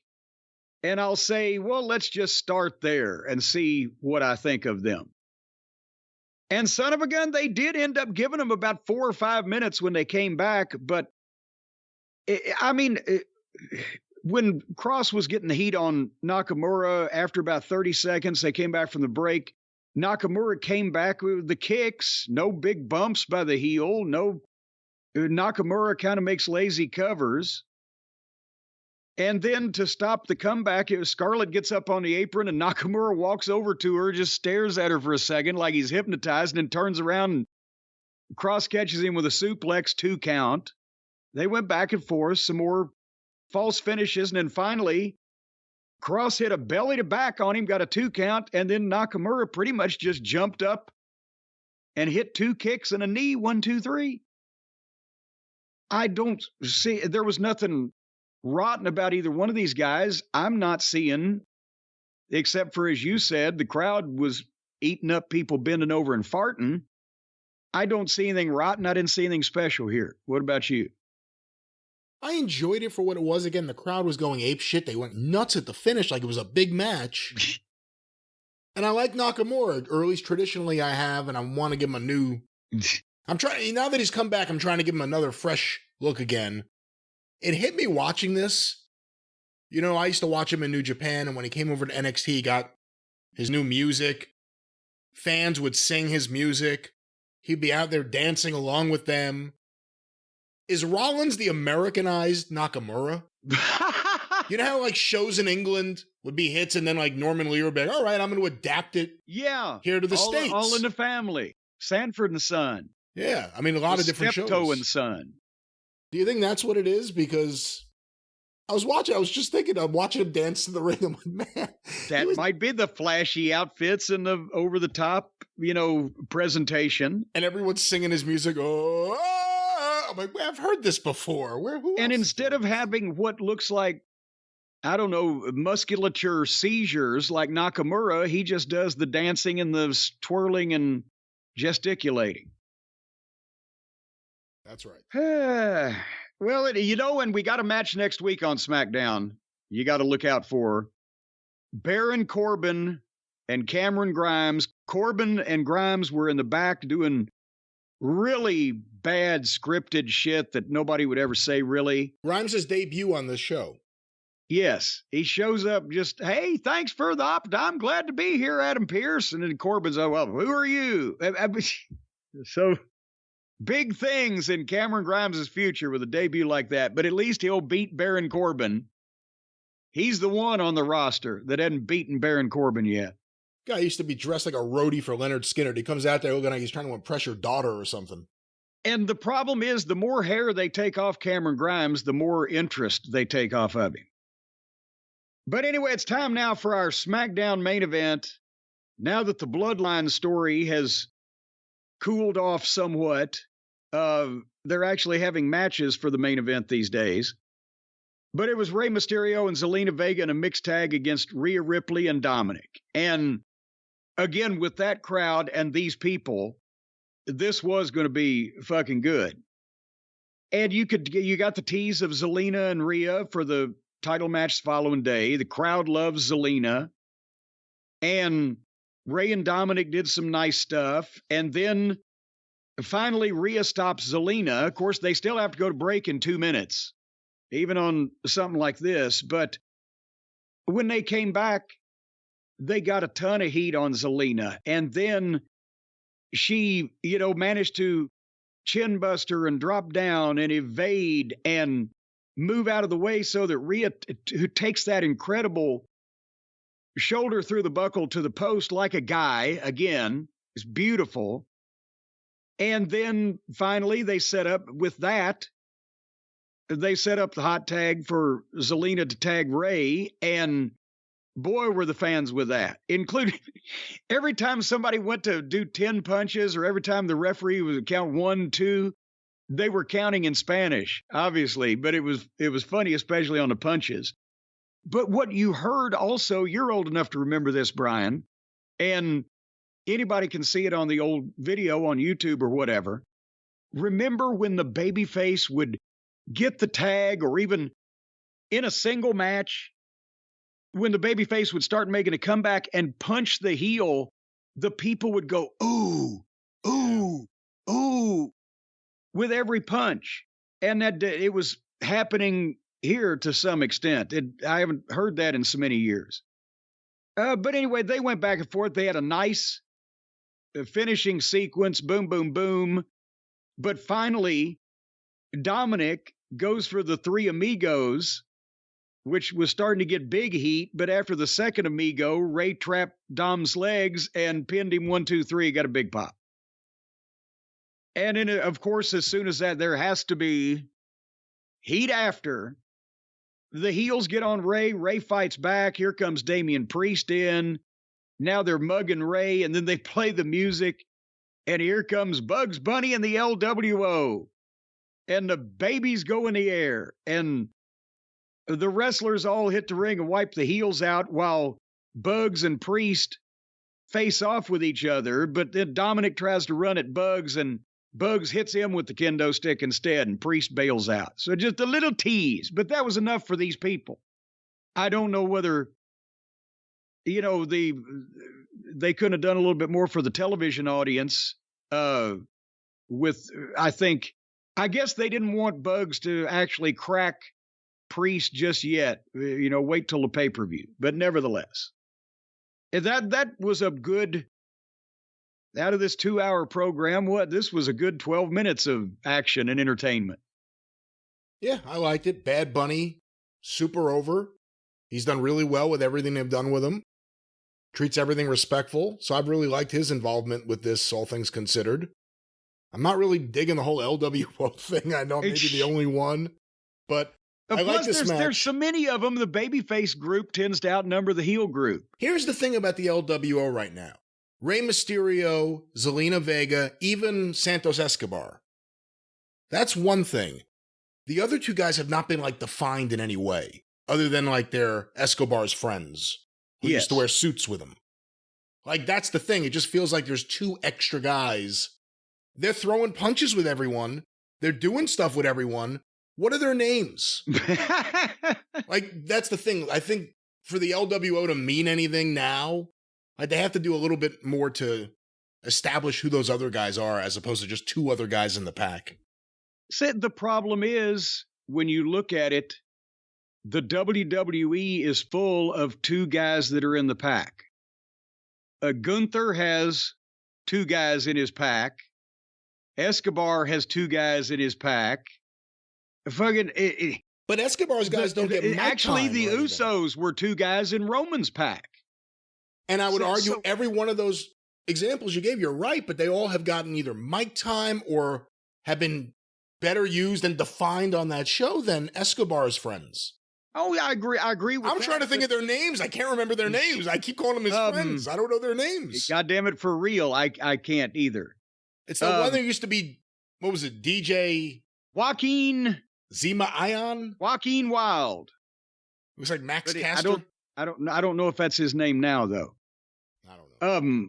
But the point is, I agree with you that the other guys have been used better, but still, it comes down to that's why a lot of the tag teams and tag division is not taken seriously, because these guys are generally in the hunt, but when they face a top singles star, they get wiped out 1 against 2, and it just there's no parity of talent level.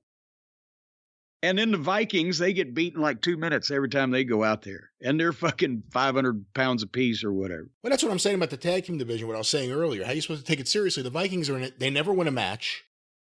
Like, sometimes they just appear in the middle of a match to run in or something. You're like, oh, man. Like, what? Why now? There's too much of that. You need serious tag teams for a serious tag team division. Well, that was SmackDown. What an exciting event it was to go home show for Backlash. Do you hear the sarcasm in my voice at this point? I hear your sarcasm. I'll let Sergeant McCoy know. All right. We'll note that down on my record so he can put it in the file. But I'll tell you what, Backlash was not only I didn't think bad, not as even some of the things I thought might be bad were not as bad as I feared they might be. And part of it, again, the great crowd, the jam-packed, arena, the small entranceway, the no big screen, so the people are up on the shit. It looked like a wrestling show. Go back, I think they used the same drone shot both nights.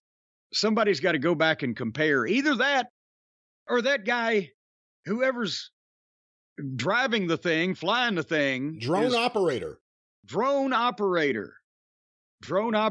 A and drone operator B in the credits. But anyway, they're really good. They've got the same path, the same flight path, or elsewise they just use the same shot, but I liked it.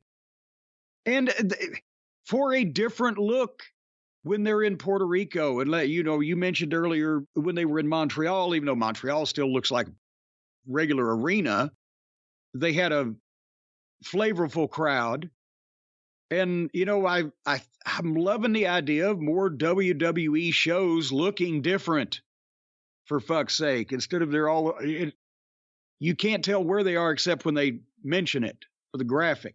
And I like what you said earlier, beyond WrestleMania, which is a different thing, in their eyes, let alone everyone else's eyes. For big events, get rid of the big screen, get rid of the big stage. If you have a sellout, use it. If you have a hot crowd, use it. If you think you're going to have a hot crowd, use it. Yeah. Have some screens there. They had some, but nothing that gets in the way. And I miss that. My whole childhood, even just watching WWF TV, was guys walking through the arena to the ring. And that's completely gone now. It's a ramp that basically ends at the ring. Of course, now, to be very honest with you, I spend a lot of my nights walking through arenas that was too close and too tight, and they had too much opportunity to get at you. I'm not advocating going back to a 3-foot wide aisleway with a fucking clothesline, but no, but there is security now and barricades. Yes, and all that type of thing. Anyway, so the first match on Backlash was Bianca Belair and Io Sky. And you'll never guess who won, Brian. Did you watch the match? Are you kidding? I emailed you as soon as the match ended to make sure you watch this match. As soon as it ended, because I didn't want any excuses, I said, watch this match, the opening match, because I know you would normally skip it. Well, but here's what happened.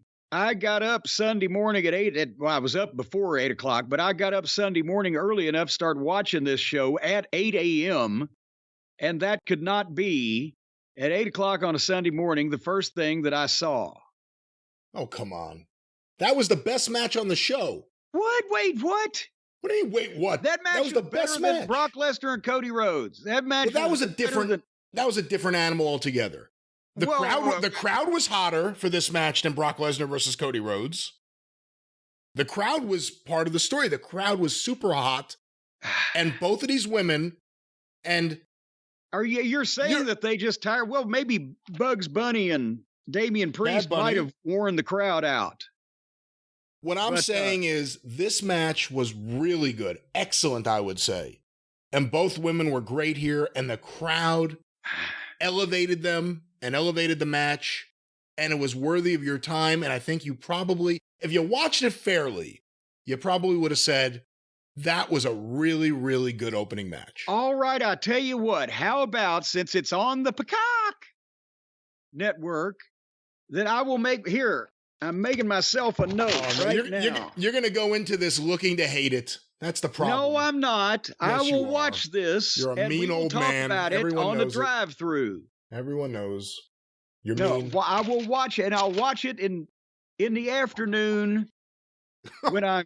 Is that your wrestling time when you're in the best wrestling mood? Well, no, when I'm in a mood, not first thing in the morning, start the day off wrong, and I'll watch, but not the last thing in the evening where I'm grumpy. I'll watch it in mid-afternoon, and we'll talk about it on the drive-through if it means that much to you. It's not that it means that much to me. It's that it was an excellent match that I would have loved. You're telling me that this was better than Ripley and Vega? I really liked Ripley and Vega, and there was a lot of emotion there that you can't replicate in anything else. I think this was a better match than Ripley versus Vega. This was really good back and forth match. And Bianca continues to impress me. I thought Io was great here, and there was no silliness. And I would like you to give it a fair shot, but I'm afraid you're going to be like, I watch it, and as soon as I started watching, Bianca twirled her hair, so I fast-forwarded. And then I came back, and Io pointed the wrong way, so I decided to fast-forward again. I will watch the goddamn match. Get back with you on your show. How's that? I was getting to the finish, but I had gas, so I turned it off. And that's my review. Well, sometimes that happens, whether it be men or women. And speaking of men, basically, Rey Mysterio and Bugs Bunny were speaking Spanish again to each other as he prepares for his contest, and Savio Vega steps. This is backstage, and Savio Vega steps in, and the pop was massive. Did you hear that? Oh, yeah. From the people when they saw him on the screen. Yeah. And again, a lot of people are thinking Savio Vega, well, that was the WWF Savio Vega, but Savio in Puerto Rico as TNT and as himself and as a top guy is, they went crazy for him. One of the most underrated guys of the WWF of the mid to late 90s was Savio Vega. And yes, his matches with Steve Austin were the first things that made Steve Austin stand out in the WWF. And he was over, and he was really good. Yeah, he was really good in the ring. Him and Razor Ramon were together a little bit.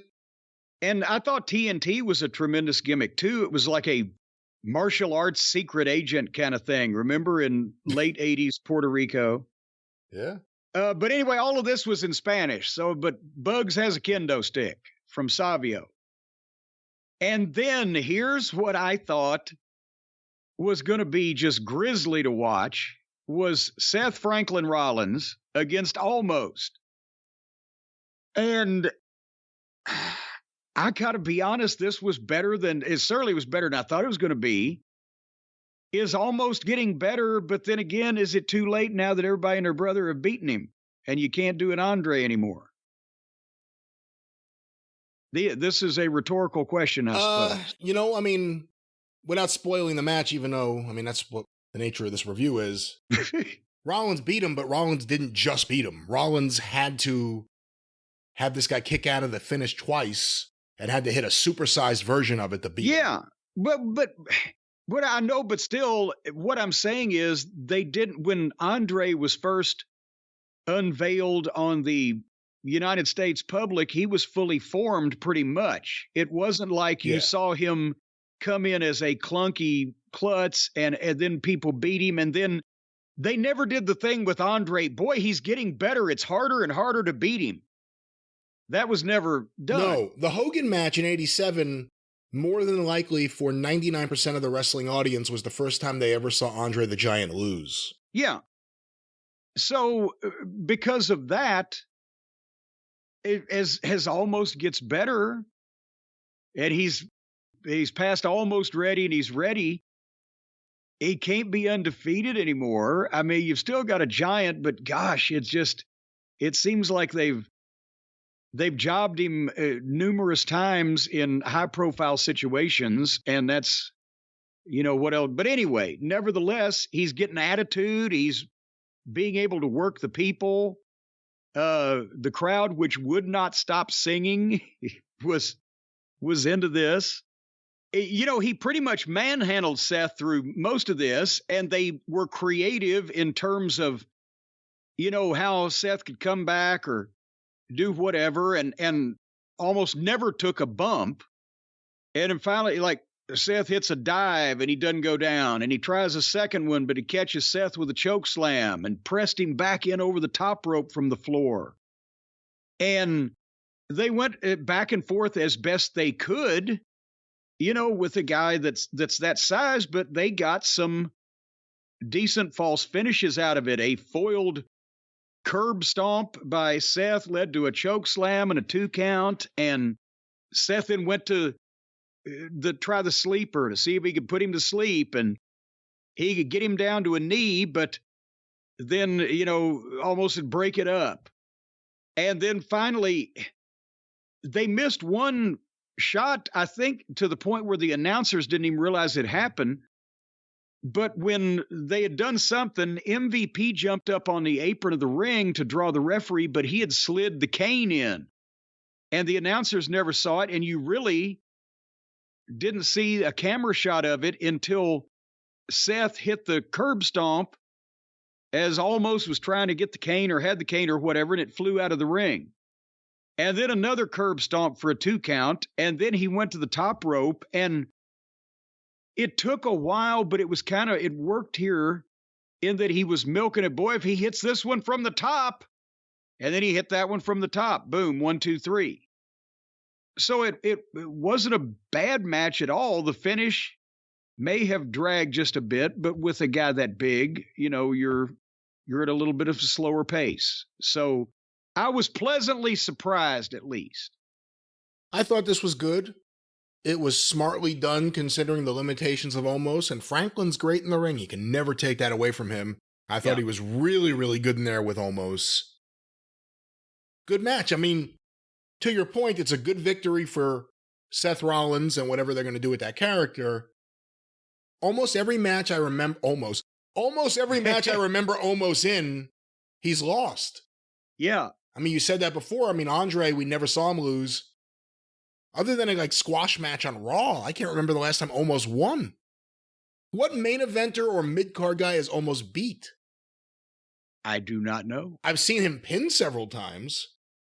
I don't think I've seen him beat anyone. That was, again, not a, here's the jobber of the week on Raw. I think they just wanted to use him before he was ready. And now they're paying the price for that because they put him in a position where he was, especially a year or two ago, was blah to the point where you couldn't really go any time with him, and you didn't want to sacrifice a big name to a guy that you couldn't really put in for any amount of time. But now as a result, he's getting better, but he's got a bad reputation. And they said he was 7'3". If Andre was said to be 7'4", say this guy's 8 feet tall, because I'd believe it. I would believe it. But that's a Vince. Nobody can ever be taller than Andre. I bet you. I bet that is a directive that still stands to this day. I bet that's the reason why he's 7'3" and 403 pounds instead of 424. Anyway, The next match on the agenda was for the United States title, and we were in Puerto Rico, so that still counts. But it was the triple threat match, and I made no secret that I wasn't really looking forward to this, to be honest with you. You remember that, because I like all three of these people, but I can't stand these three-way matches. And, you know, having said it, there were no embarrassing fuck-ups or near-fatal, you know, miscues or any kind of unprofessional work. It's just you can't have a match like this for the most part. It's got to be all three guys doing moves to each other in turn, or the heels joining up in a tenuous relationship to beat up the babyface and then fighting each other, and or one guy laying out of the ring or hiding somewhere for an inordinate period of time. So under those parameters, this wasn't bad, and the crowd likes everybody. And again, each individual talent in here has their strong points and theories of, you know, superstars we've talked about. But you can't really critique it because they just did stuff to each other. And then finally, Theory gets the heat because Reed goes for a moonsault on Lashley, but Lashley moved, and when Reed misses, boom, Lashley spears him. But then before he can cover, Theory comes from behind and shit cans Lashley out to the floor and grabs the pin on Bronson Reed, 1, 2, 3, and hits the road. So he got the heat and retained the title, and it was a nicely done and timed finish. I'm not a three-way fan. Your thoughts? I agree with you. I'm not a three-way fan. That's why I'm so not excited about the tournament starting for the world title. Oh, yeah, that's going to be, oh, Jesus. I'm a big Theory fan. I like Bronson Reed, and he looks impressive. When you see, like, in highlight form, just a splash and different things. Yeah. Looks great. They beat him. Not sure why. They beat him all the time. But I couldn't get too into this match. I'm not into three-way matches, and it just seems like they're adding more and more of them. It seems more lazy than necessary. I mean, you always say no DQ is lazy booking.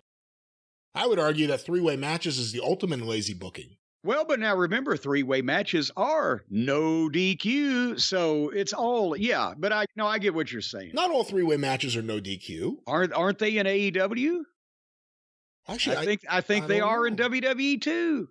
You can't really apply this to AEW. I'm talking about WWE, because in AEW, it depends on what referee is there. I'm pretty goddamn sure that they are in AEW, and I'm fairly certain that they are in WWE. Have you seen somebody get disqualified in a triple threat match?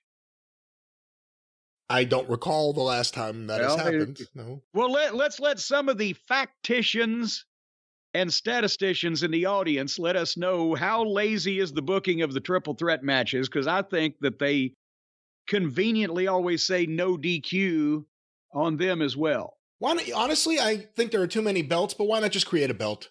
The three-way match champion, and just have that be its own thing away from the world title and the U.S. title and everything else. But it is lazy also, because just 3 ways, 4 ways, it's just... How do we get these people on the show? I know. How do we get these people on the show? How do we not have one guy do a job when the other guy can do it? Or whatever the case, it's an easy way out, and there's so many of them, they mean nothing. And speaking of many things that mean nothing, the titles mean nothing, the women's titles, because there's 2 of them, and the SmackDown champion's going to Raw, and the Raw champion's going to SmackDown. So they're going to have to do a lateral handoff at some point, I guess.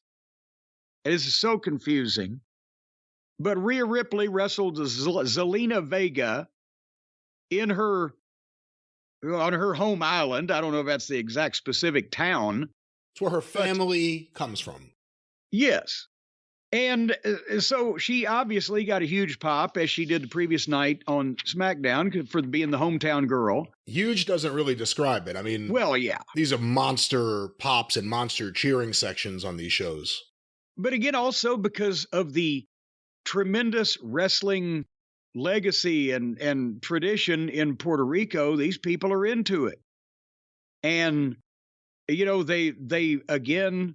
They love their baby faces. And Zelena, this was, I think, the best that I've seen her. And Rhea, even though she was wearing white, I'm not sure how I feel about Rhea Ripley in white now. That seems to be her big match outfit, right? Or a big match color, I guess I should say. I don't know, but I don't know. I mean, she could look good in a potato sack. It hit me watching this. She wore white. The Usos wore white later on. Like, the heels are now wearing white and the baby faces wear black. Well, that's what Rhea ought to save the white for when she actually does turn babyface, and then that subtle. Hey, go ahead. Zelena's family at ringside, they said her uncle wrestled Bruno Sammartino. Who is her uncle? I actually don't know this. It would have to be some guy probably that in the late 60s, early 70s that broke in to do jobs in the Northeast, one would think, because it would have had to been in the Northeast. That's where they did television when Bruno was working.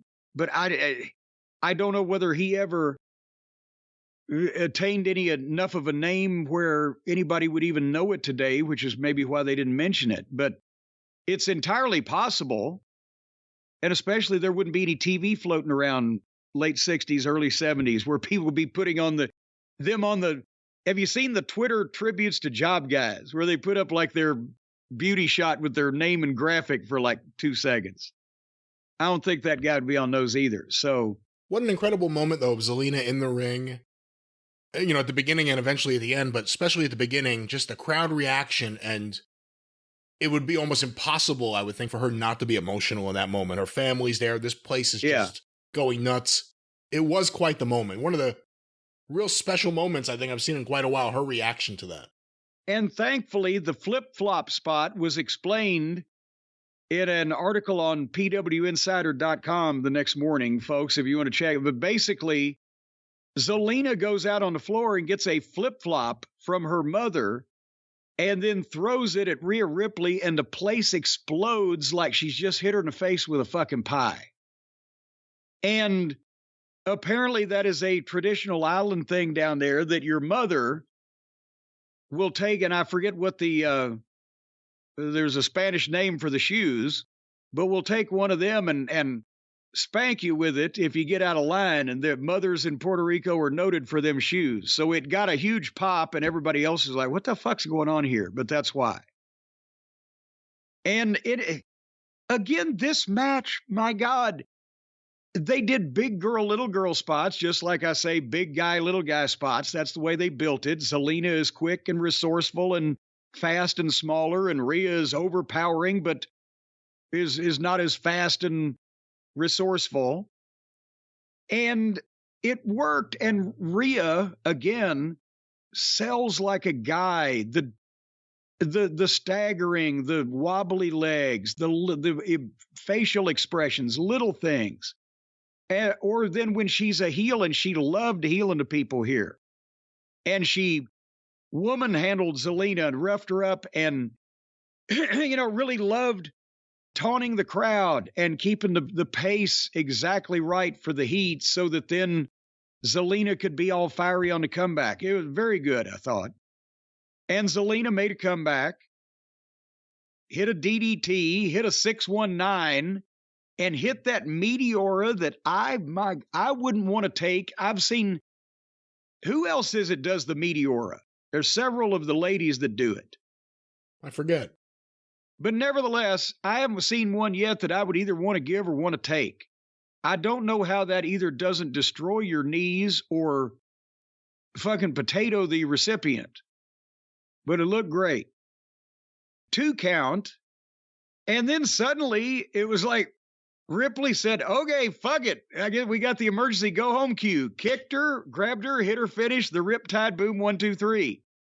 So that was a little abrupt. I was enjoying it. But otherwise than that, I thought they did a great job here. And it's obvious that Zelena was not going to, because she's in her hometown. Again, the same thing with Sammy in Montreal. They're booking for the world. So Rhea had just beat Charlotte. They've got long-term plans for her. Zelena wasn't going to win this, but they presented her as I think, as credibly as she could have hoped for, and she did a great job. If this had been AEW, Zelena would have kicked the shit out of Ripley for 20 minutes, and then Ripley would have won on a fluke, and it would kill the whole goddamn deal. What do you think?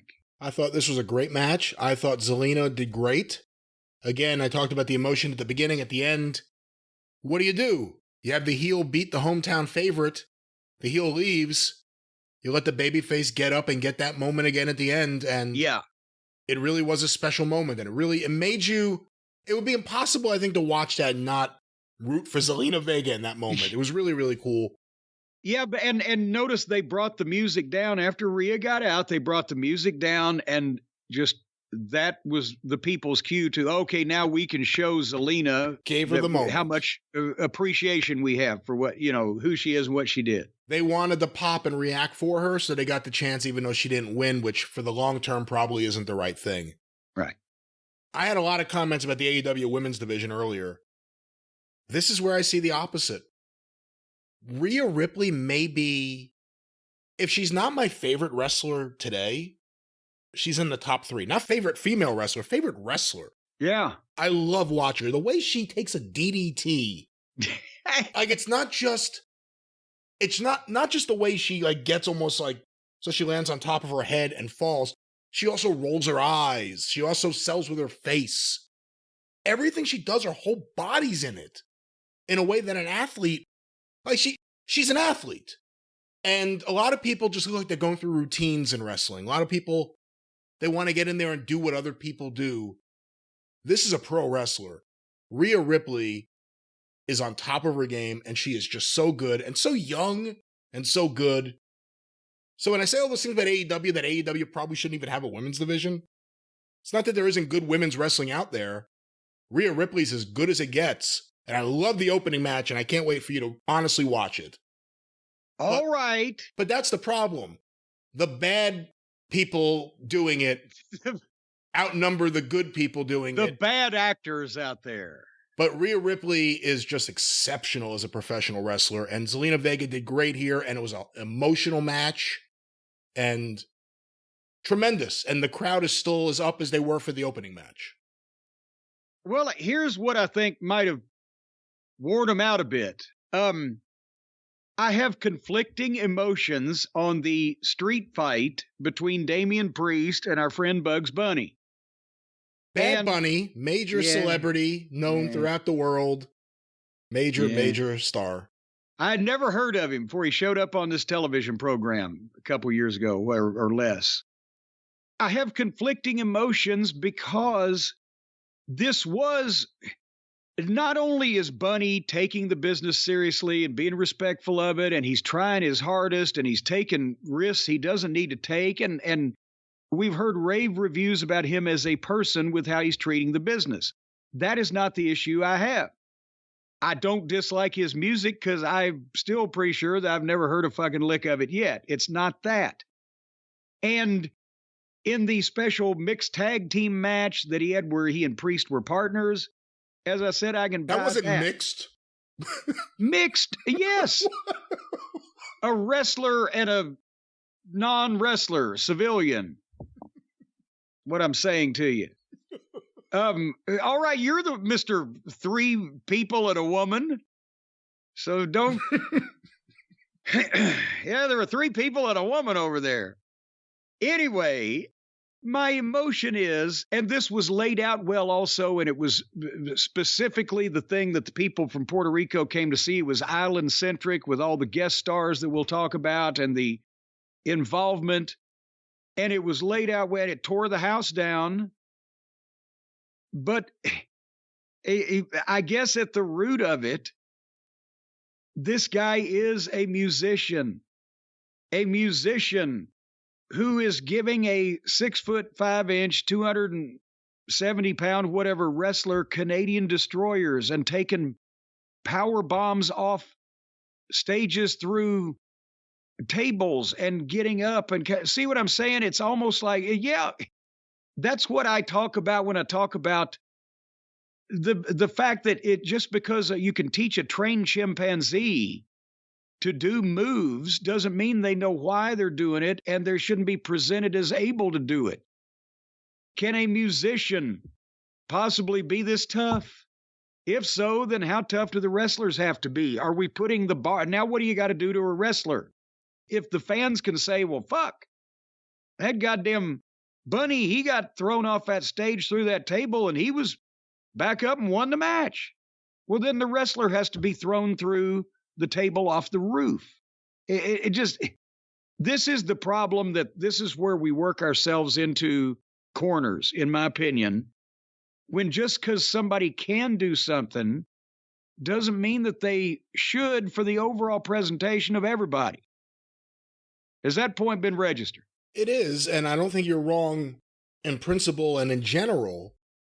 With that said, if you're going to do it, this was about as good as you could do it. And this guy takes it seriously. He's not out there doing silly stuff. He's not treating the business with disrespect. It's funny, every guy the WWE brings in that's a celebrity, they treat it with respect.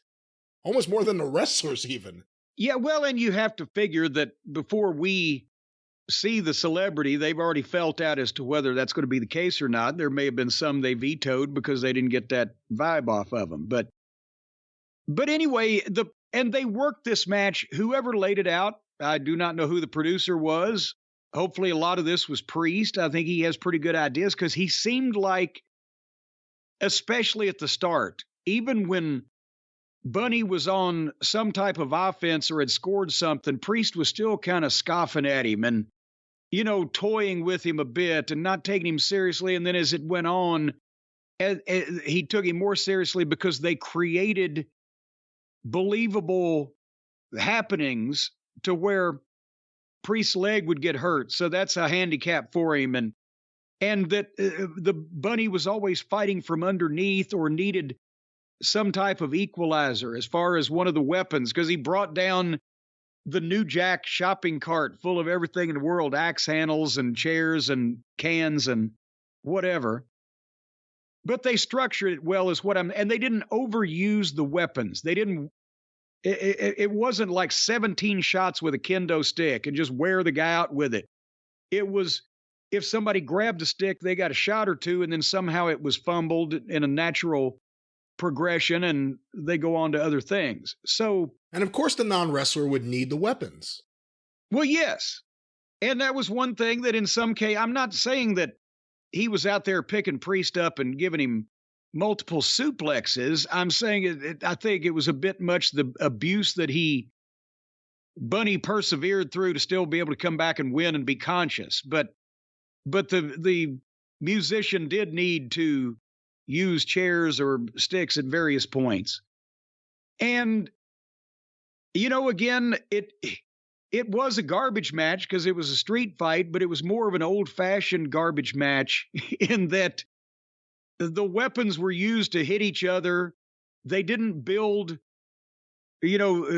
chair and table ensembles or structures up to throw each other through them and spend half the time milking that. It was a fight, and they used weapons. So it was better. And again, the Bunny, my babe Bunny there, this was a better garbage wrestling match than most AEW garbage wrestling matches involving long-term professionals. And the crowd actually reacted to it. Yeah, because they had time to, because they weren't just doing crazy shit for no reason.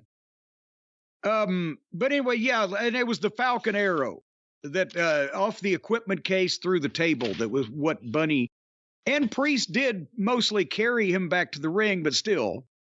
So getting into the go-home part of it, Priest, as I said, has something to sell because his leg has been injured and wrapped around the ring post. And then here comes Balor finally and Dominic. And this is where they just jump in the ring and attack Bunny right in front of the referee and everybody. I know it's a street fight, no DQ.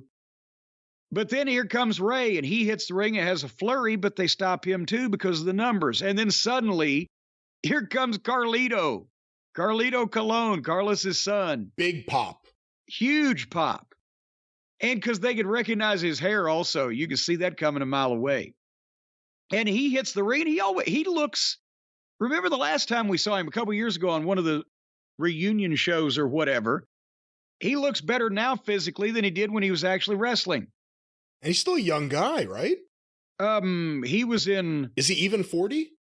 He was in OVW in 2004, was it? And he was probably 20 years old then. So maybe not. Wow. But anyway, so he beat up everybody and then took a bite out of his apple. And Rey hit the 619 on Dominic. And the heels powdered out, but Savio came out in the alleyway and blocked him off where Balor and Dominic couldn't get away because Savio had blocked him off. And then he brought out the LWO. And I wrote at that point, this is a mini series. The match has been forgotten. I guarantee you Bunny was probably breathing, maybe Priest too, but everybody was loving all this interaction with all of their heroes. But in the meantime, I don't know where the fucking people in the match were or what was happening. So Savio then beat up Finn and Dom, and they all the baby faces chased all the heels that weren't in the match back to the back. And then suddenly back to the match. And Bunny got a figure 4 on Priest's bad leg, which is smart. And then he got a 2 count, and he got a chair and hit Priest 7 times. They saved the wear out with the gimmick for last, but he wore him out with a chair 7 times and basically then looked like he was going to try to either powerbomb or pile driver Priest, and suddenly boom and hit the Canadian Destroyer, which, okay, again. That was my least favorite part of the whole match. The moonsault. When it was Muta doing the moonsault, people were amazed and agog. And then everybody did the moonsault. And then Vader, 400-pound man, can do the moonsault. And then the girls started doing the moonsault. And then Terry Funk, the 53-year-old man, did the moonsault. And now everybody's like, oh, a moonsault. Well, now the Canadian Destroyer, you can do it if you're a recording star. But otherwise, in it 1, 2, 3, that's how you beat him.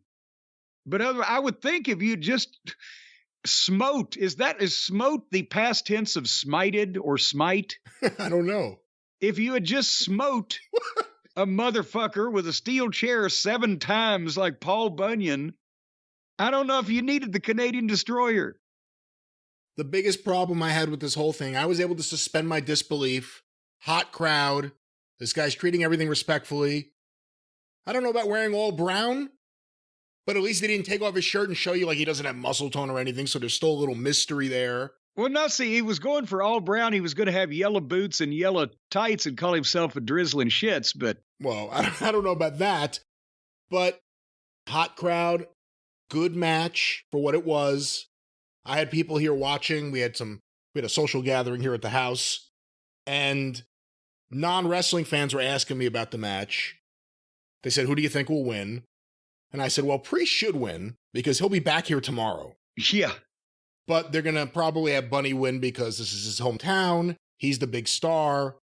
He's been working with them on a lot of things. Well, also, it is Puerto Rico. Priest, if Priest had won, he may not be here tomorrow. He might not have got back to the ring. That seemed like a fun-loving crowd, not like the Puerto Rico of old, but there still could have been some issue if you stretch things too much. I didn't like the finish, though. That was the biggest problem I had. The Canadian Destroyer. I actually didn't even think the Canadian Destroyer itself looked that impressive. We see it so often. Dustin Rhodes, Ricky Morton, everyone does it at this point. I didn't think that was the right finish there. But otherwise, can't complain. And I enjoy up to this point and beyond this point, but good show. Good show. And, the crowd does help. When you've got a hot crowd like that, it helps the performance in the ring. It helps the guys get into things and go the extra mile. And it's like the audio version of a little Novocaine. Shit won't hurt till later. But also the right things were happening here because a lot of times, we've seen some shitty matches, even if the crowd was wanting to be forgiving. And this was, everything was hitting here. They were doing their part. Until we get to the 6-man tag. Kevin Owens, Sami Zayn, and Matt Riddle against the Usos and Solo. Can I stop you before you get to this? Yes, you may. I had a thought going into this match. I'm intrigued to see where they're going to go with Solo and the Usos, and Heyman wasn't even there, but that whole drama. But I'm kind of bored with the rest of this. Well, then let me ask you, because I don't want to lead the witness if we can use I'm just a small town bird lawyer. I'm not sworn in. But swear yourself in. Do you swear to tell the whole truth, the whole truth, and nothing but the truth about this match, so help you, on a copy of The Fall Guys by Marcus Griffin? Oh, see, I thought you were going to say the Bible. Yes, I do. I will tell the truth.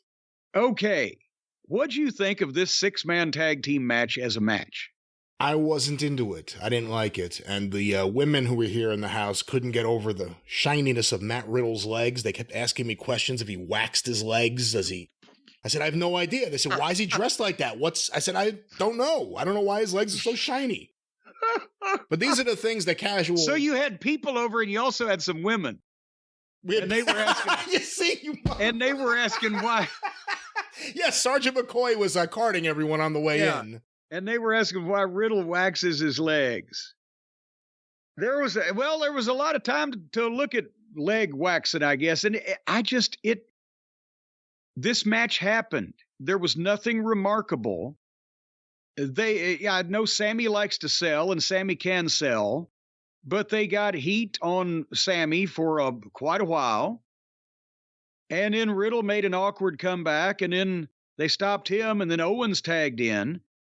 But then they were trying to tell the conflict story all show long and match long, that Solo may be getting fed up with the Usos and may not be humoring them as well as he might once have, and that there was going to be issues, which eventually at the end there was some level of argument.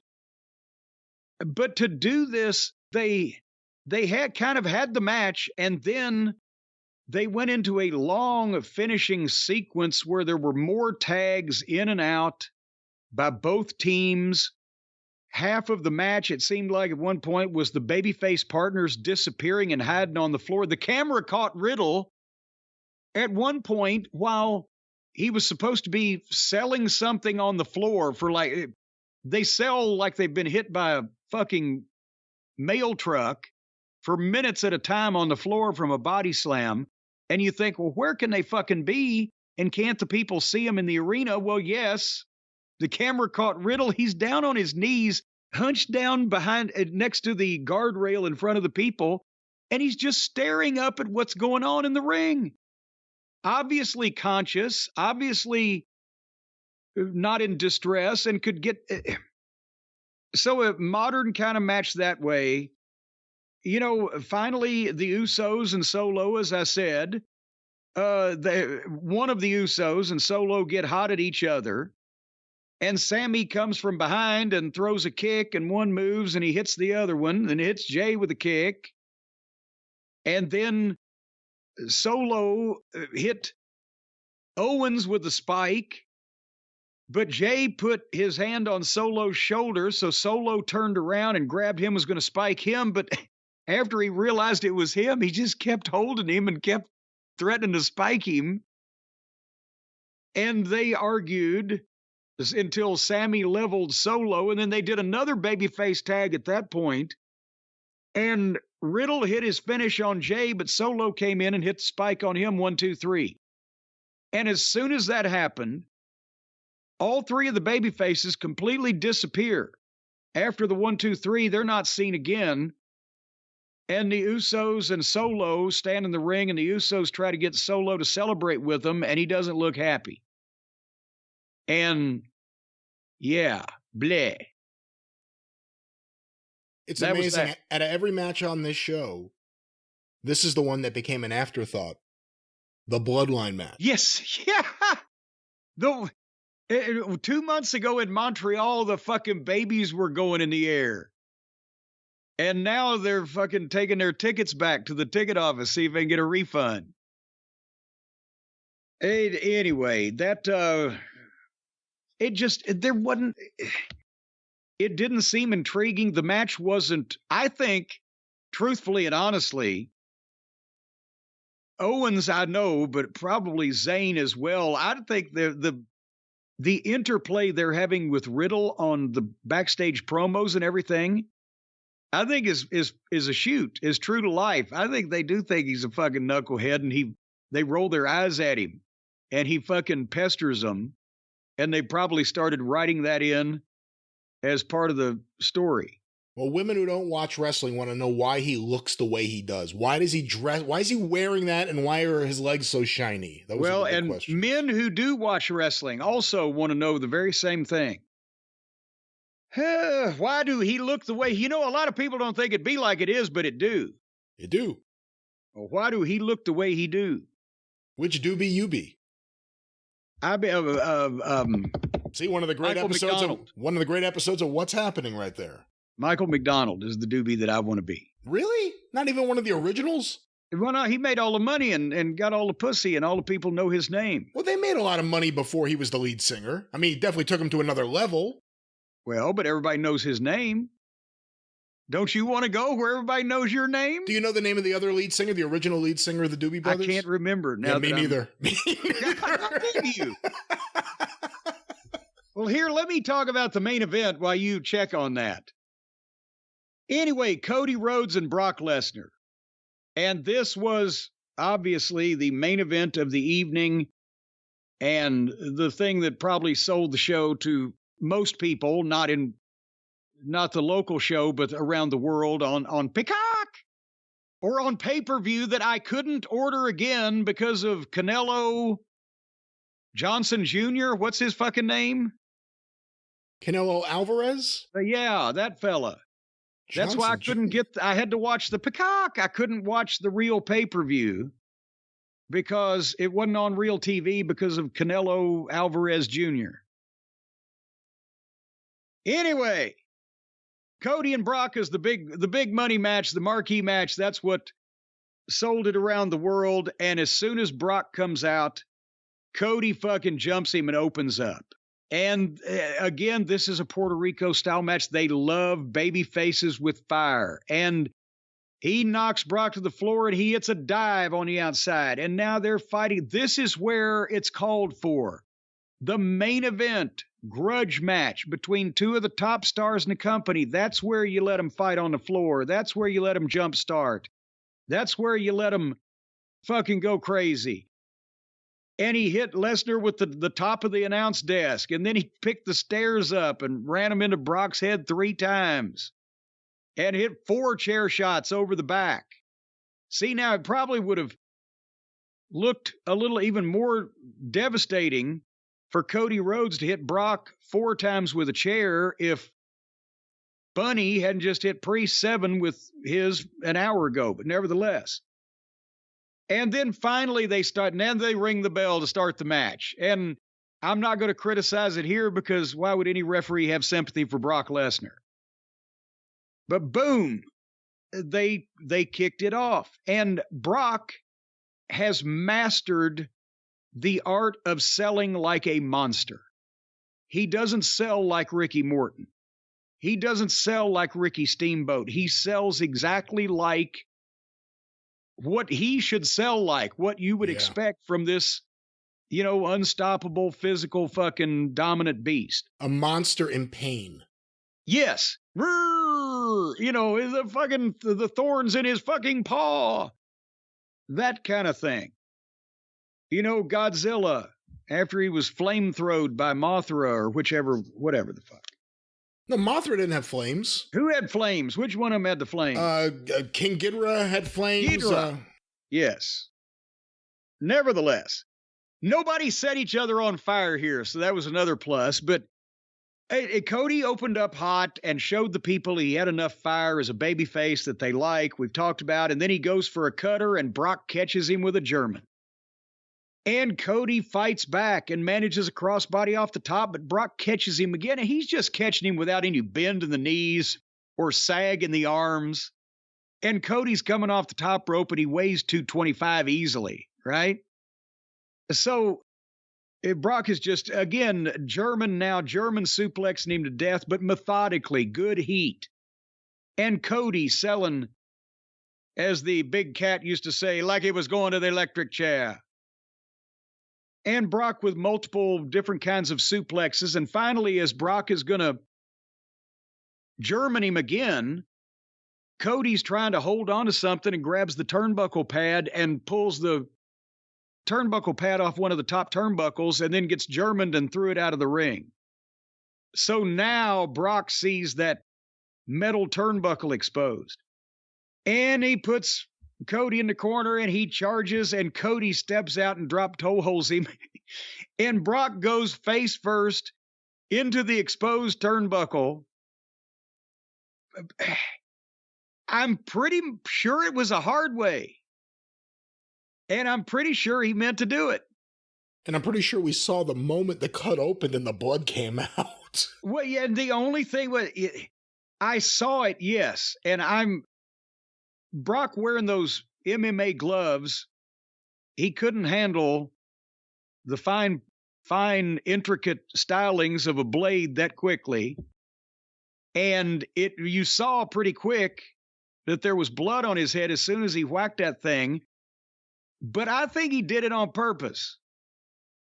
I'm thinking he'd get some kind of blood. Not as good as it was. It was fucking fantastic. But I got to think he did it on, because that, the buckle is exposed. So one would think if you weren't trying and you're as good a worker as he is, you could figure out a way to fucking avoid it. But nevertheless, it made the fucking match from here because now the beast is wounded. And the people in Puerto Rico, as we know, love blood and wrestling. And Cody makes a big comeback on the cut. And it's smearing all over him and his fists. And boom, boom, boom. As he's doing all this shit now, and Brock is bleeding like a stuck hog. And he hits the Cody cutter. And then he hits the crossroads. And then it holds on for a second one. 2 crossroads, which nobody's kicked out of one yet, have they? Did Reigns at WrestleMania? I don't think so, but I'm not sure. Well, Brock kicks out of 2. So that was the concession to this. We need to make Brock stronger than everyone else. And then Brock foiled another crossroads and hit the F5, boom, which I can't remember anybody kicking out of lately. It certainly doesn't happen often. And got a 2 count on Cody. So this is built up perfect. And now it's not too much, but it's enough. And now they get the fight on their knees.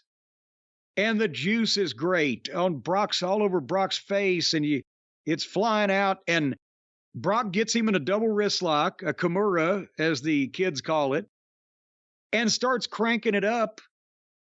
And Cody just kind of rolls up a little bit further with the pressure, but top spreads Brock 1, 2, 3.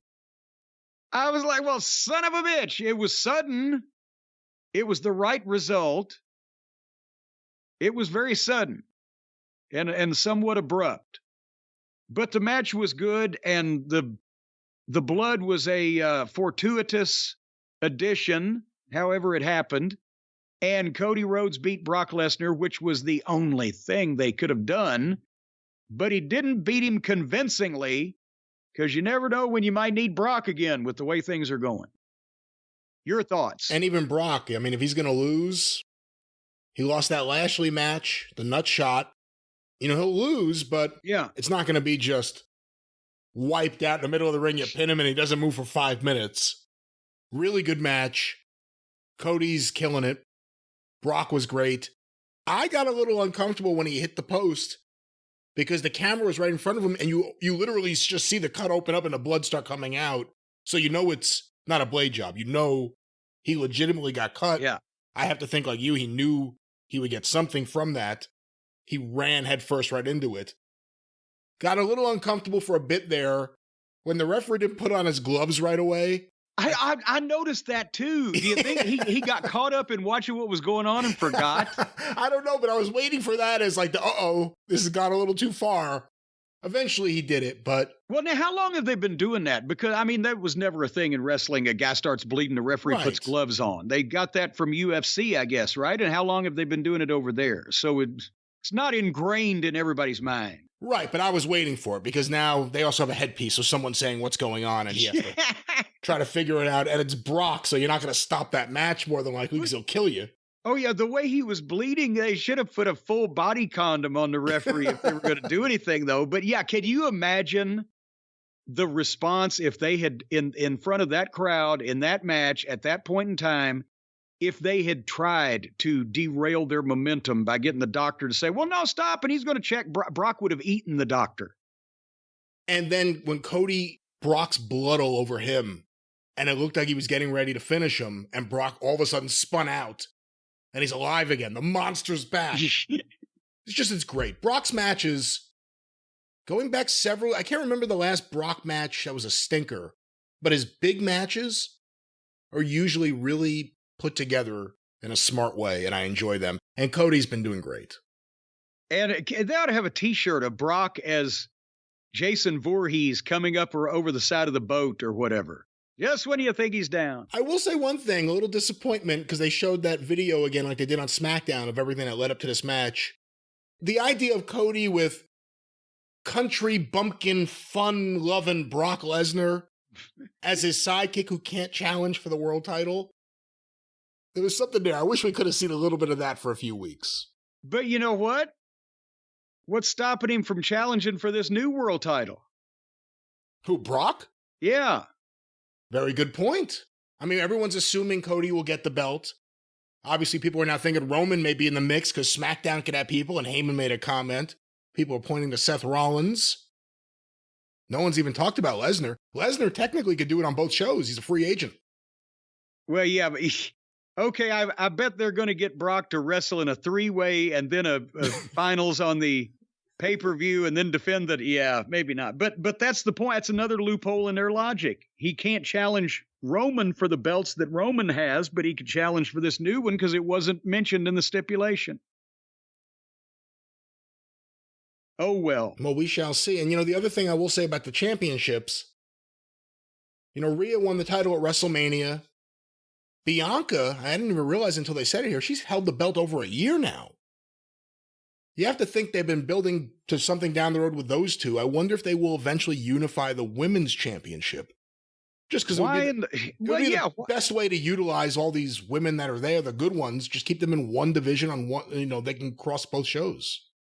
Why in the world wouldn't they at least unify if they have to have two singles champions? Why couldn't they unify the women's title and maybe even the tag team titles? Does there has to be two of everything? And then there's the tag titles are unified. Well, but for how long? Good point. Are they gonna? Is that just when the Usos have them and when they drive whatever the fuck? They've got technically three world titles. So the point is they started having two world titles, two tag titles, two women's titles, and two secondary titles, Intercontinental on one and US on the other. So they unified the singles and the tag titles. Now they're making another world title. It's so confusing. Why can't they just unify everything but the top singles title and maybe have every year or two a Super Bowl best of 7 series between the two champions just for the fuck of it? I don't know. Or you know what we could do? Well, before we end, that was Backlash. Good show. You will commit to watching with a fair mindset and a good mood the Bianca Belair Io Sky match. Yes. With the volume on. Okay. And it's on the Peacock. So and it's right at the front of the show, so I know where it is. Okay. So I haven't deleted it or anything. I will watch that between now and your program this week, The Drive-Thru. All right, we'll try to get that up early for people on YouTube who want to hear the full show review. And that's that. This is your show. Mr. Mute. I found my button. Don't make me call Sergeant McCoy on you. All right, folks, we've talked a lot about various wrestling, and Now we're going to leave you alone so you can go in peace. If you have no further questions, you're free to go. Join us on the drive-thru with Brian and back here next week on The Experience with Brian and me. And until then, thank you, fuck you, and bye-bye, everybody.